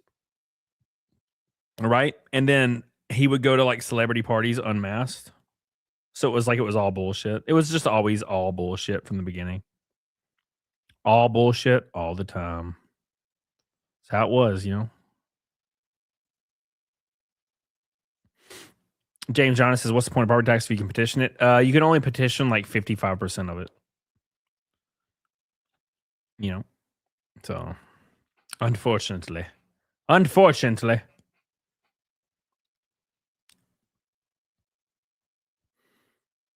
Roughly the 20s. All right, we're going to put a 15-minute clock on, and then we're going to get the hell off here. The snake dies. Hey, man, let the snake die. It can finally die again. The previous record on the snake was like 650 or 630. So it was like, it never should have got that high. That's insane. We hit fight milk yesterday, which was crazy. For the first time in forever.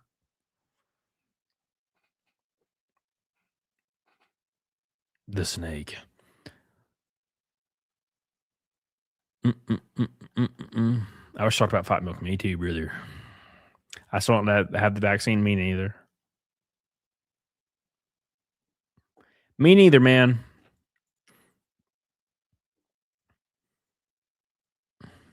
Me neither. I don't get it. I don't have the vaccine, Billy. Yeah. Well, it depends, you know, right? So it depends on where you work, right? So I was a YouTuber, so I didn't need to get a vaccine. I never needed the jab. Same M-bone. And that's the thing, M-bone, is I was playing Halo 2 on stream, and this was when the vaccine was announced. And people were like, hey, Cody, you going to get the vaccine? And I said, probably eventually, but I don't travel right now. So when I travel, I'll probably get the vaccine. And people in my chat were calling me a murderer and a fucking piece of shit. And I determined that night, playing Halo 2, I would never get vaccinated. I was like, if people are reacting this way, then this is shady and I don't like this. So I decided I'd never get it. Right? If it's not my choice and I'm agreeing with you and it's not my choice, yeah, I'm never getting it. Sorry. No, thank you. Patrick says, who wants to split the snake with me so we can watch this failed NASCAR race your car truck driver chance? Well, hell yeah. I don't know. Stormy says, I was placed on administrative leave as an ER nurse because you as an ER nurse? Hell yeah, Stormy. You're a badass. Everybody shout out Stormy. You fucking didn't give a fuck. That's impressive. I like when people stick to their guns.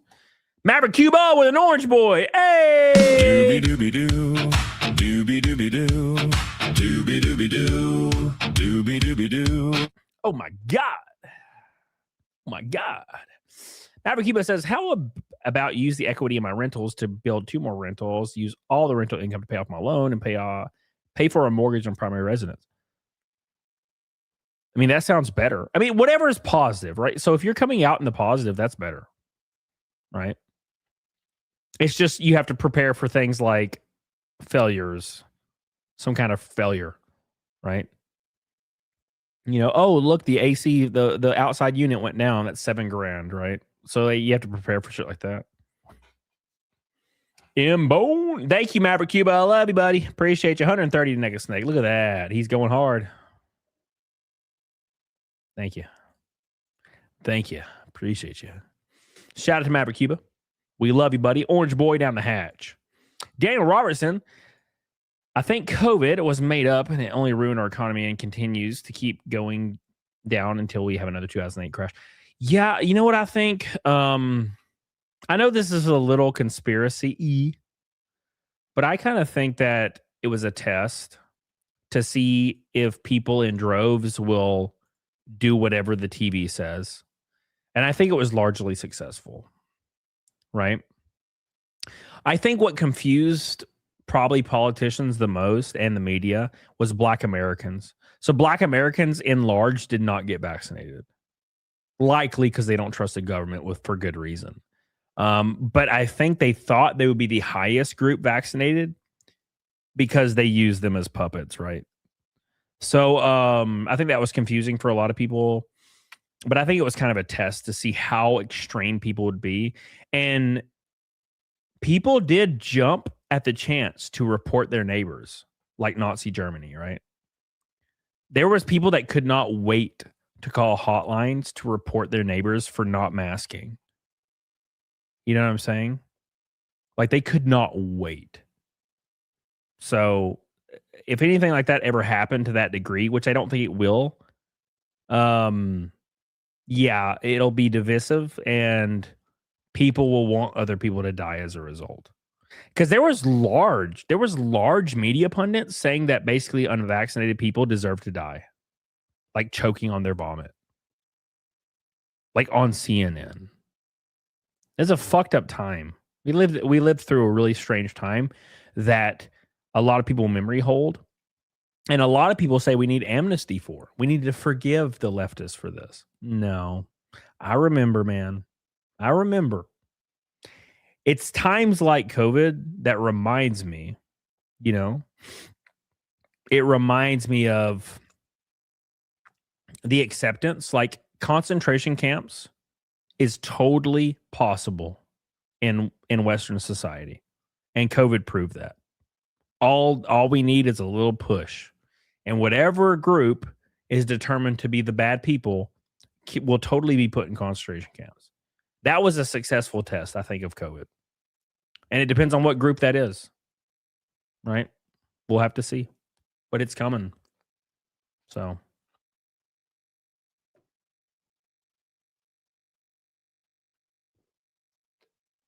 Oh. Who are you talking to, conservative juggalo, about Nick Fuentes and Trump and far leftists? What are you talking about?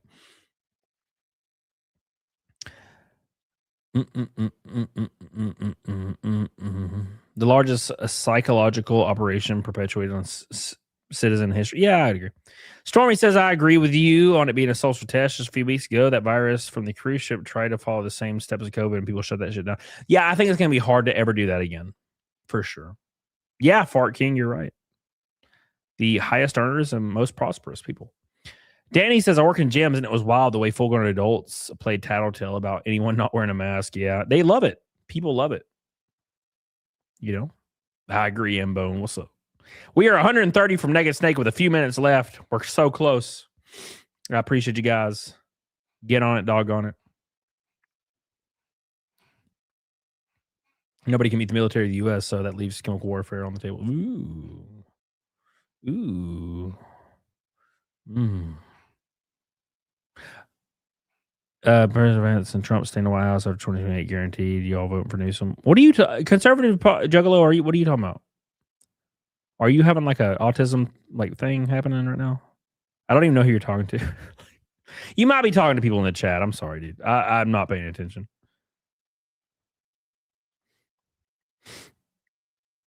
I would have to assume so.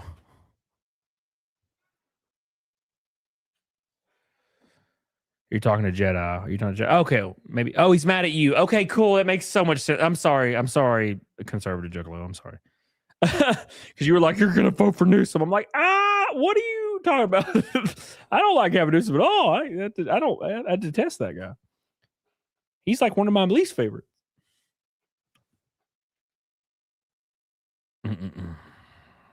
All right. You simping for radical Islam doesn't equal me autism. Now you're talking to me. What the fuck are we talking about right now? When did I simp for Islam? What the fuck? I'm confused. I'm so confused, brother. I'm just going to disengage, buddy. I think Islam is like the motherlode of bad ideas and should be stomped out. I'm confused. Stormy says I'm in SoCal. Oh, no, Stormy. No, get out. Positives on being in SoCal. You're probably hot. Negatives, SoCal. I remember seeing my mom pop shit down over Newsom's partying up. Yeah. Newsom's a shitbag. Let's have some fun, M-Bone. Hell yeah, brother. Let's have some fun, brother. Hell yeah. I'm going to go for 14 minutes for an even 4 hours, and I'm going to go make me some ramen because I have not eaten today. I ate a 20 protein beef stick. I went to the gym. I got home from the gym. 30 protein shake, and then I started my stream. So I need to eat something. Eat me some carbs. I need some carbs. I need some carbs, man. I got to text PDH. Latinas are typically attractive unless they're tortas. No! What time do I get up? Like noon. Tortas. Ooh. That's when they hit 30. It's torta and then abuelita, right? It's like super hot torta abuelita. That's like the phase. You know. I just become more gray. My beard is getting gray. That's the only thing that's changed with me. And I have a wrinkle right here in my bridge of my nose. My brow line, I have a wrinkle now. That's how old I am. Hell yeah. All right, we got 13 minutes left, 130 left on the snake for the 15th stream in a row. 3 weeks running strong on the snake. Oh, I'm sure, Ref. I'm sure.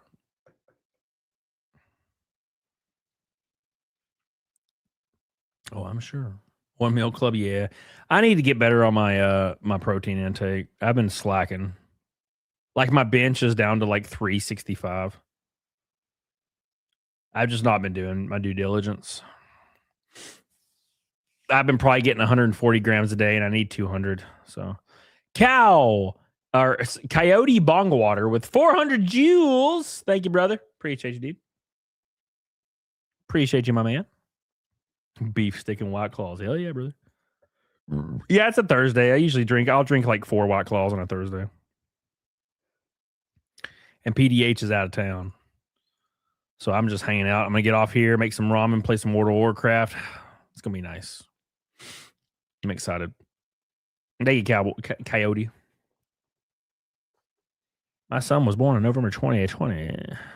I had a nurse threaten to call CPS if I didn't agree to jab for my newborn child. That's how insane shit got. Jeez. That's insane, dude. 12 likes from 300, boys. Oh, my God. No, is this right? Nobody clipped that segment that I asked to be clipped? You bastards. All I needed was 1 out of the 500 people watching to clip that, and no one clipped it. Damn. I'm a failure. I tell you.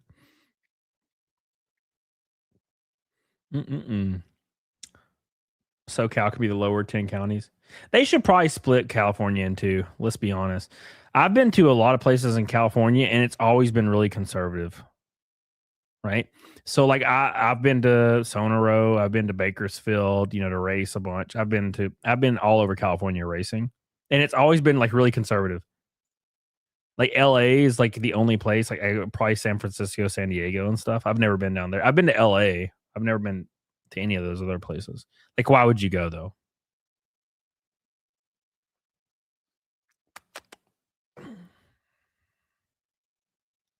Why would I go?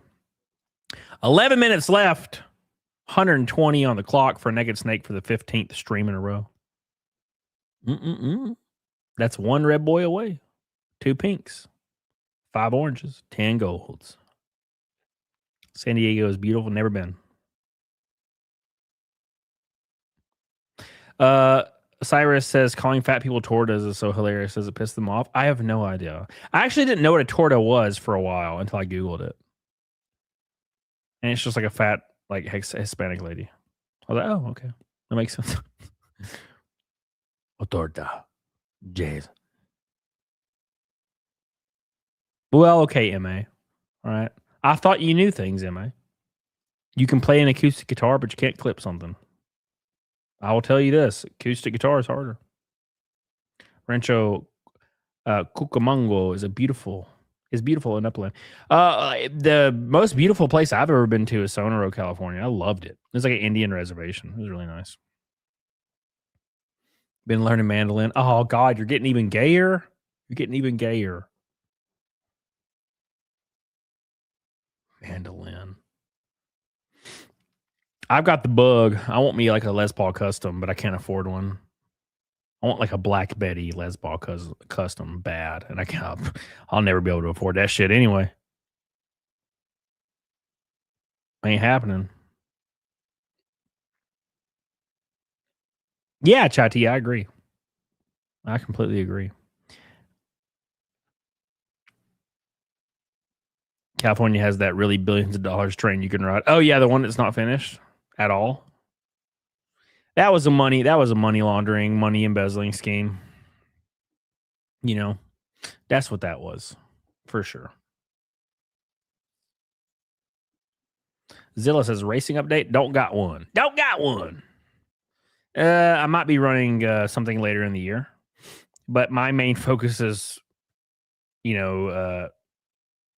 getting back to normal, which I've already done, but like I want to like get even more there.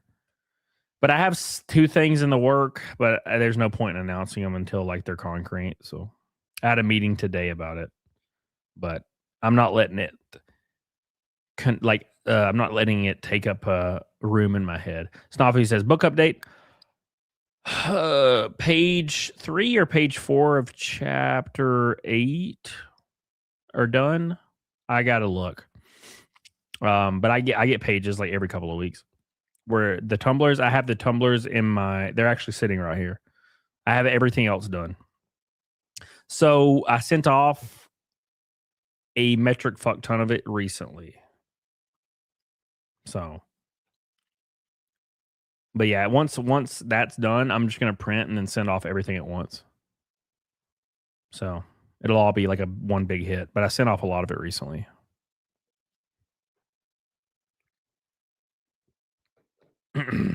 Slowly but surely. Yeah, my entire closet is just like stacked to the ceiling of tumblers. I think I have like 700 or something. And I sent off like 40-ish. Something just like people that had only bought tumblers. Because I'm still waiting on art for the other stuff. Mark Cassie says, big fan of the video in car of you racing that you did a year ago after thinking you weren't going to be racing again. What video of in-car? What are you talking about? Are you talking about on Instagram? I posted something on Instagram, yeah. Maverick Cuba! My uncle and his GF are Dems. They were against the vaccine when Trump was in office. Once Biden and Kamala won, they got vaxxed and boosted for 2 years. Yeah, none of it means anything. It's all bullshit, right? People change their principles depending on what side they're on, and it's all super gay. I don't like it. That's why I walked away from politics on social media. I have my political views. I follow them, and I don't share them. I walked away from social media politics because none of it's real. It's all bullshit. And then people that are parasocial get caught up in it. No, fuck that. That's gay. You know what I'm saying? So, you can just DM me. You don't have to worry about that. Once I see your name, I'll just text you. You don't have to worry about that. Politics are bad. Okay. Step 1, instead of ass, say buns, like kiss my buns or your buns hole. Step 2, instead of shit, say poo, like bull poo poo head in this pool is cold. Yeah, Zilla. Screams horror, says watching from Scotland, first time tuning in. Your accent's amazing. Well, I appreciate that, sir. I'm sure your accent's amazing too. We must put our accents together. I feel like people from Scotland and people from Alabama are probably extremely similar, right? We're just worlds apart, right? Scotland is the only place in Europe I want to visit mainly because Drinker. because he's my boy. Me and Drinker got drunk as like me and Drinker, I think it was last week or the week before last, me and Drinker got so drunk together. It was so fun. He's a good dude. Lori says I worked in politics is the biggest black pill in the world. Yeah. All right, we got 5 minutes left. 100 away from Naked Snake. Oh my God. Japanese Yakuza sent a bumblebee for 1,200 jewels. My man. How you doing, brother? Welcome back, dude. You were here yesterday, weren't you? Thank you, man. Appreciate that, buddy. Yakuza. Japanese Yakuza. You know what I'm going to do? I'm going to go downstairs. I'm going to make me some ramen. I'm going to turn on John Wick 1 in my theater room. Hell yeah. Sounds great. How was Sieg? It'd have been better if you were there. What's up? I can't believe you didn't go, MA. You could have hung out with PDH. We could have got drunk as hell.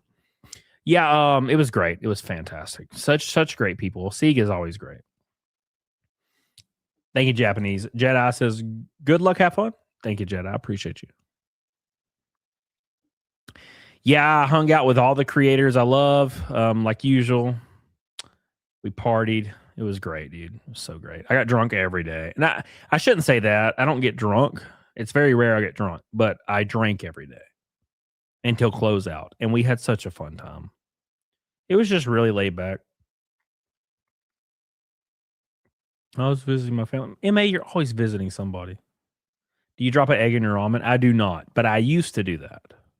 I don't do that now, though. I used to do that, though.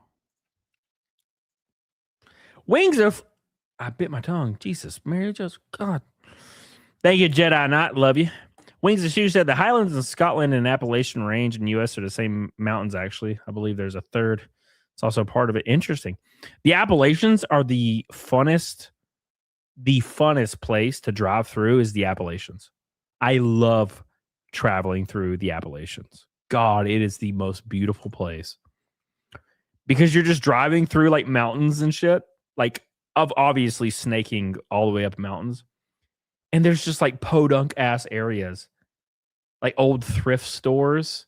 Like you won't see anything for 20 miles in the Appalachians mountains. And then there's just a rundown thrift store.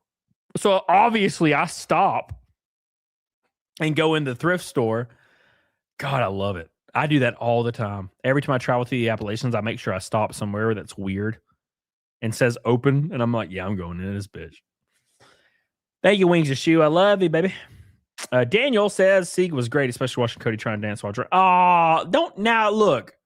I was kind enough to hang out with you. Don't be telling my stories, brother. Yeah, me and Daniel watched this. We watched a lady get arrested, didn't we, Daniel? That's funny. That place is wild. Appalachian's great. It's great. Ever driven Tell the Dragon? I don't think so. Raw, man. James, calm down now. All right, we got a few minutes left, and we're breaking even at 100. 100. Fucking Patrick Swayze. What does that mean? The local graveyard, Zilla. Dude, you sound like me. Me and PDH, we used to go down to the graveyard in our town. It's fucking huge, by the way. And we would go and lay down a blanket, like beside some mausoleum, and we would listen to like creepypastas or like audiobooks of like Stephen King short stories. I don't like Stephen King as a person, but a lot of his short stories are really, really nice. The Highland 500 is worth checking out, brother. It's absolutely stunning. Highland 500, interesting. I was planning on going this year to Scotland, but I don't think I can afford it. But next year is going to happen. If I don't race next year is going to be my Europe and Japan trips. I was going to go years ago, but racing took over. I agree, Stormy Fields. What's up, EB Grimley? How you doing, brother? God, why am I still live? Well, we're at 4 hours, boys. We're making it. We're making it. But we're going to get the hell off of here. Cody's so kawaii. I'll be like a giant. I don't know about that. You're like as tall as me, MA. What are you talking about? You never get notifications, Stormy Daniel? Well, I'm glad you're here. I'm glad you're here. Please leave the dead at rest. I don't mess with them, Chati. I don't like fucking yell at them. I just lay beside the mausoleum. I'm hanging out with them is all I'm doing. Whew. I'm about to piss my pants. You're 4 inches taller than me. I don't remember that. I feel like you were pretty hefty. Like height-wise, not like you're not hefty. You know what I'm saying? Yelling at the gravestones. Wake up, motherfucker. Here's a shot of whiskey, sir. All right, boys. I got to raid somebody and go make me some ramen. We got close to Naked Snake. We got 100 away. Still pretty damn good. Still pretty damn good. I should probably have my kick chat up. Ooh. Okay. We're good. Making sure. I was like, oh, I goofed. All right. The Shining, Amityville Horror, Poltergeist, 13 Ghosts. Those are all fantastic movies, dude. House on a Haunted Hill. Yeah, brother. I like the remake and I love the original. 13 Ghosts is so good, dude. House on the Haunted Hill, the remake's great. With what's the guy's name that plays Barbosa? He's like the main guy. Jeremy something. That's a great movie. Pet Sematary is a great movie. 1408. God, it's a great movie. As long as you get the real ending. You have to get the real ending. The theatrical ending sucks. Jeffrey Rush, thank you, Ref. Yeah. If you watch it on like whatever, like Amazon, it gives you the real ending, which is like he's like hanging out with his wife and he plays a recording of their daughter. That's the actual ending, and that's the best ending. Ghost Ship. Oh God, I love 2000s horror. Ghost Ship's awesome. Fuck, I love Ghost Ship, dude. Ghost Ship had that dude from House in it. Not House, from Dexter in it. The one skinny ass like detective that was banging his sister or whatever. OG Dawn of the Dead is a masterpiece. OG Dawn of the Dead, Zilla, is in my top like 5. For sure. Remake, absolute trash. I remember I disagree with Drinker on that. Drinker likes the remake of Dawn of the Dead. I hate it. I think it's terrible. Shaun of the Dead is a masterpiece. I watch Shaun of the Dead every 6 months. For sure. And Return of the Living Dead is my favorite zombie movie. Return of the Living Dead is a masterpiece. Armageddon, Saw. What the fuck? Armageddon? The Strangers? No. God, The Strangers. That's such a depressing movie. Sleepaway Camp with another banger. Well, I got you're giving me good suggestions, Stormy. Or you're agreeing with me at least. Hold on, let me type that in. Sleepaway Camp. That's probably pretty good, huh? 1983. Sleepaway Camp.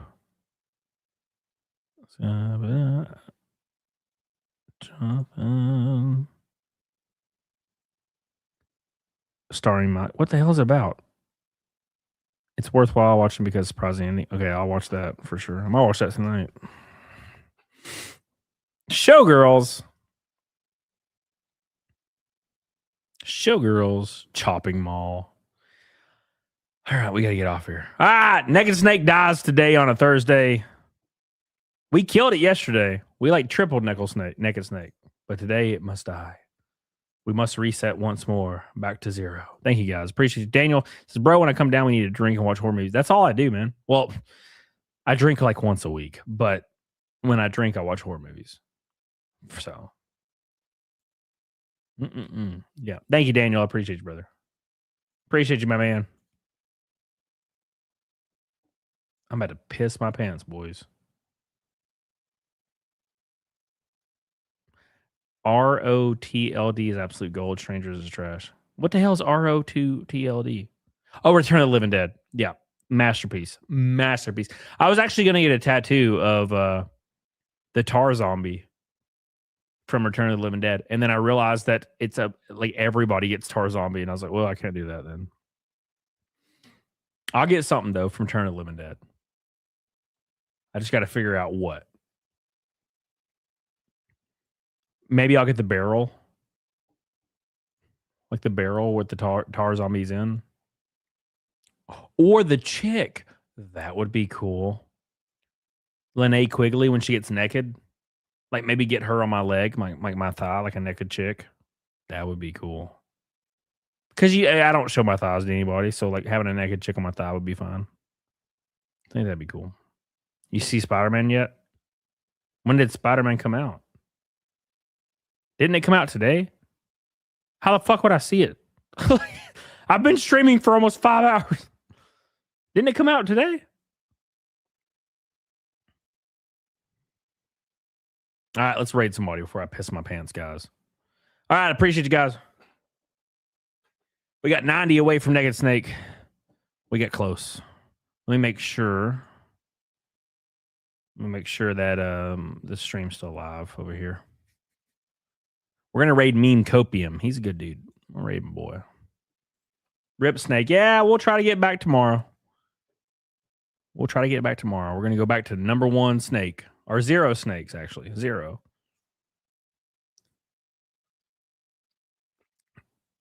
A big shout out. Let me cover my super chats real quick. Maverick Cuba, I love you, buddy. I appreciate you. Maverick Cuba has been like 90% of the super chats the last 2 hours. Appreciate you, brother. Stormy Fields, appreciate you, baby. Graham Robbins, appreciate you. War Wizard, appreciate you. Daniel, love you, buddy. Amateur. Collie Gloff, the biggest one of the night. Thank you, buddy, so much. Michael Nyer, buddy, appreciate you. Mr. Coop and Gabriel, appreciate you. Billy, I love you, buddy. Cooper, big ass drops, brother. Hell yeah, dude. Hell yeah, brother. Appreciate that. Love you. Only 2 heroes for me are Wolverine and Batman. Hell yeah, brother. Hell yeah. Thank you, my man. Yeah, we haven't had a Red Boy for like 4 streams in a row yet. It's been a while. Red Boys have been dead. Appreciate you, Billy. Thank you, Stormy Fields. I appreciate you. I'll be live tomorrow. Now, tomorrow, though, I'll probably be playing Halo tomorrow. It won't be a Jer Bear stream. It'll be a Halo Legendary Run stream, probably. So, that'll be fun. Have some fun for the last day of the month. M-Bone, my boy. Yeah, Patrick tried to save it. He said he would half it with somebody. But that was years ago. When we were younger men. The younger men. Damn you, damn baller, damn you. You didn't invoke him good enough.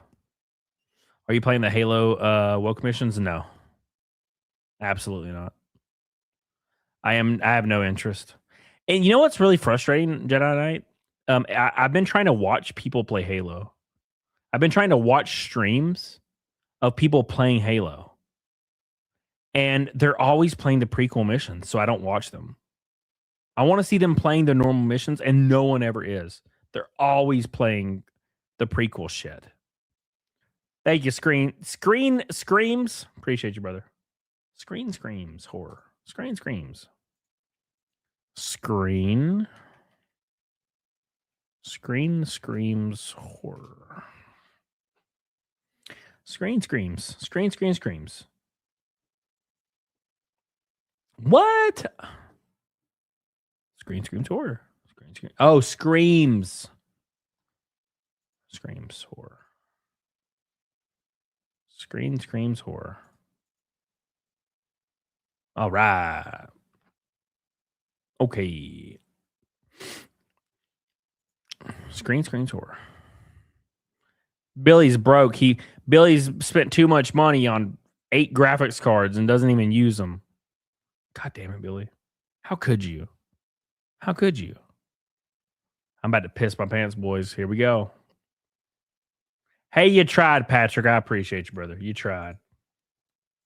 But it's a Thursday. Go watch Raw. What the fuck's Raw? You mean like wrestling?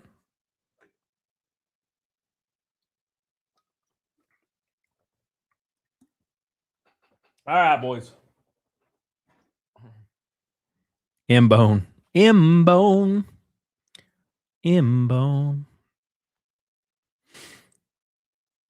White Kong. What's up, brother? I miss the old streams where you could like, yeah, well, it's different time now. Well, I mean, were you here yesterday? There was like 16 pink boys yesterday, Patrick. It was insanity. It's insanity. Now all we need's one. That's where we're at. Yesterday was crazy, brother. I had to take ibuprofen because the freaking fight milk wrecked my... Fight milk gives me a headache. I don't know why. But every time I do fight milk, I get a super bad headache. So I have to pound ibuprofen right afterwards. It's brutal. Too brutal. And I used to do that shit every day. There was like a 2-month period where I did fight milk every single stream. It was insanity. That was back in the old days. Everybody moved on to the celebrity streamers again, which makes sense. Like Kai sent, like Kick sent out an email yesterday that Claviker made $600,000 last month as a advertisement to join Kick. Yeah, that's not the way to do it. Okay. Industry plants that get paid by like marketing and PR firms in LA aren't streamers. 99.9% of streamers are like me. We're just people living in a house in some random place in the US and we're streaming. That's it. I turn my camera on and go. That's the end of it. Don Flaherty, anybody like that. Luther, Mean Copium, anybody. King Queso, all these, we just turn our camera on and go. And then you have like other platforms, hyping up these streamers that are actors from LA and none of it's real. And they make people unironically donate like 600 fucking subs per day to those streamers.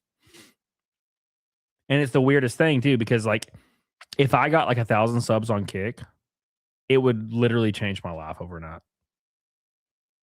Like my life would never be the same again. But those guys get like 1,000 to 2,000 to 5,000 subs per stream, and they don't even get the money from it, and they don't care. It's a fucked up system, bro. It's weird. But I'm thankful for what I got, man. I have a lot of fun, and I'm truly thankful for that shit. My favorite time was when PDH fed you the fight milk instead of tilting the glass. Yeah, that was... She was just racing it. What the hell was that about? All right. Do I have to make another? I have to make another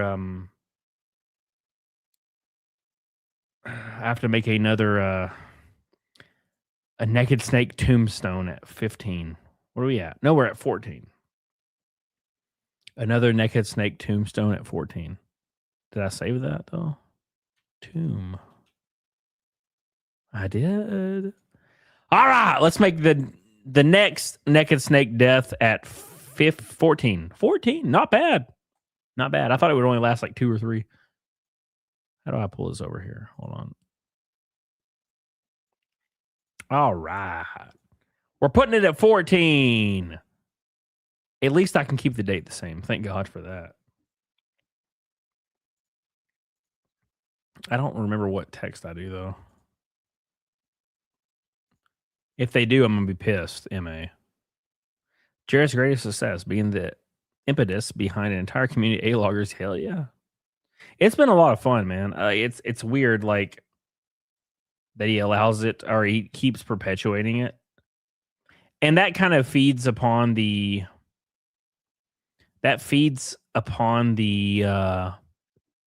the humiliation fetish theory, right? In my opinion.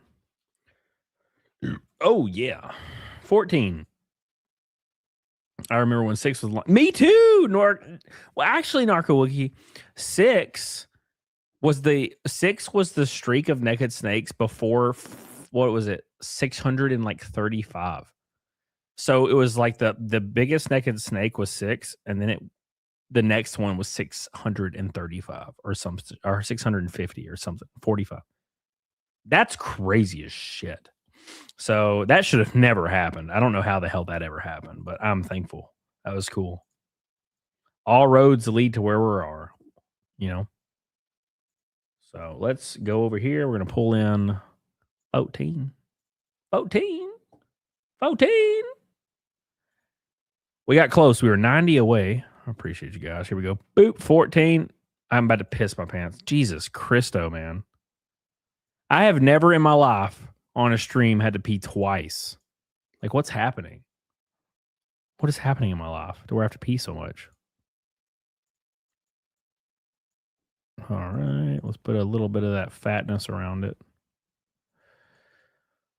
All right, put a little bit of that blackness around that for fun. Boop, boop, boop. And we're going to change the hue to blue. Change the hue to blue, boys. All right, that's the wrong one. There it is. Okay. Hue to blue, boys. Hue to blue.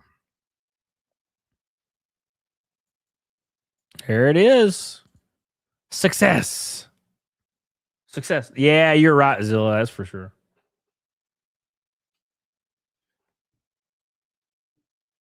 All right, let's reset it to 0 at 14.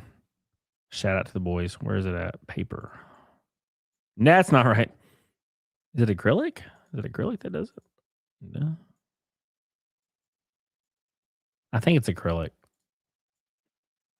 No. Crown. There it is. Got him. 14. 14, boys. That's number 2. And technically, second highest streak. All right. Make sure you guys do me a favor and like the show. We're going to raid Meme Copium, I believe. Let me make sure he's still alive. Meme Copium. Thank you guys for all your love and support. Appreciate you guys. Get on it, doggone it. I'll see you guys tomorrow. We're going to do a Halo stream. Probably a Halo stream. It's kind of up in the air, but it's probably going to be a Halo stream. Old Jeremy's going to celebrate the death of Snake, though, for sure. He's definitely going to do it. That fucker. That fucker. Oh, never mind. Rakin, what the hell? You won't come in here at the end and do this to me after doing the Photoshop in front of God and everybody? Goddamn, Reagan. God damn it, Reagan.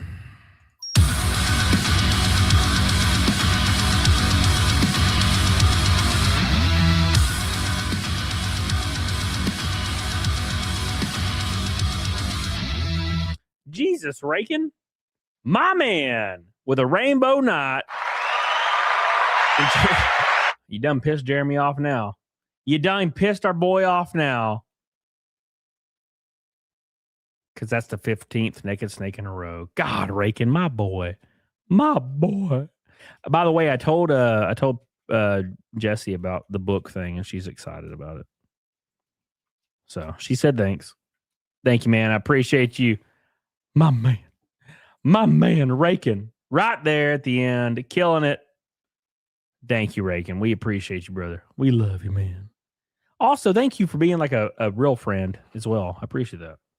A lot of people don't know. I've hung out with Rakin like a dozen times, maybe more. I slept on his couch one time. It was fun. It was nice. I slept like a rock, too. That couch was really weirdly comfortable.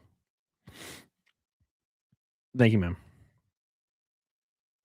I appreciate you, Rakin. My boy, Rakin. We're going to dedicate Naked Snake to Rakin tonight. Thank you, brother. I appreciate you. And then we're going to raid Meme Copium. My boy, it's time for Naked Snake in honor of Mr. Rakin Knight, the man, the myth, the legend. You need to stream more on YouTube, brother, so I can raid your ass.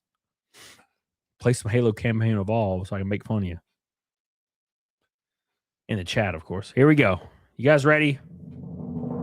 Rakin Knight has made it happen in front of God and everybody.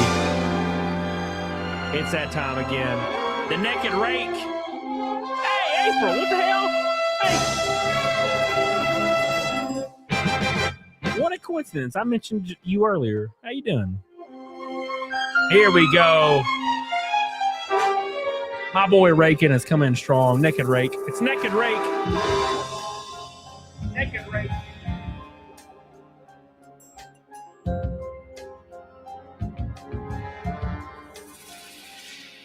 What a thrill with darkness and silence through the night. What a thrill. I'm searching, now melting to you. You guys ready for this shit, Narco Wiki?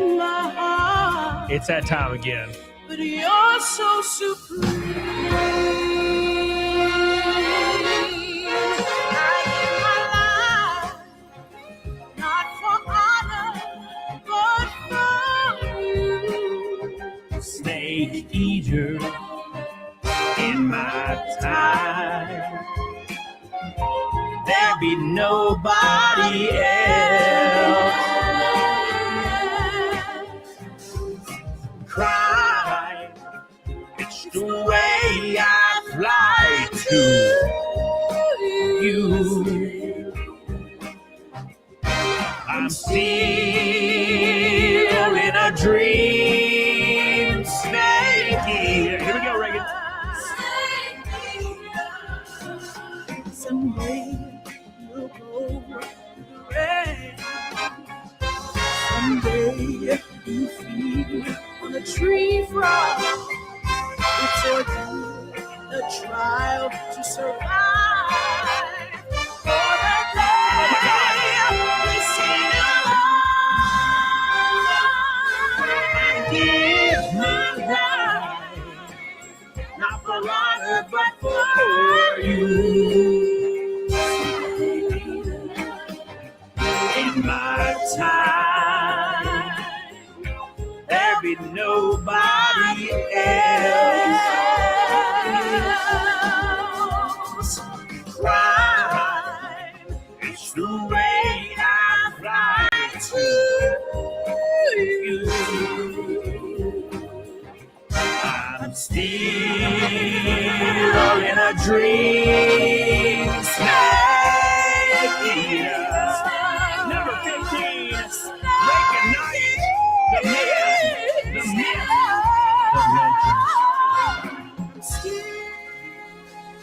In a dream, snake. Chucky!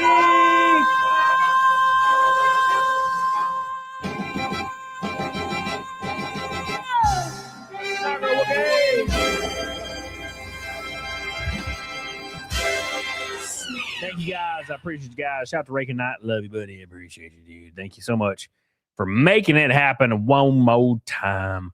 Thank you, brother. Maverick Cuba, Stormy Daniels, Graham Robbins, Malty, Daniel Robbins, Mr. Amateur, Kylie Gloff, my boy Billy Michael Nyer, Gabriel Knight, Mr. Roarcast, Coop. Appreciate you guys. I love you, and I appreciate you. I'll see you guys tomorrow. Get the hell on it, dog on it. Let's raid Mr. Meme. Give him some love. Say Cam raid when you hit him. I'll see you guys over there. Get the hell on it, dog on it. I love you. I appreciate it. Shout out everybody on Kick. I love you. We'll raid them on Kick too. Let me do that first. Kick, you have to raid whilst live on Kick. I got to make sure I do that correctly here. Oh, I hear myself. Gross. Oh. All right, I'll see you guys over there. I love you. Get the hell on it, diggity. Doggone it. Based, I tell you.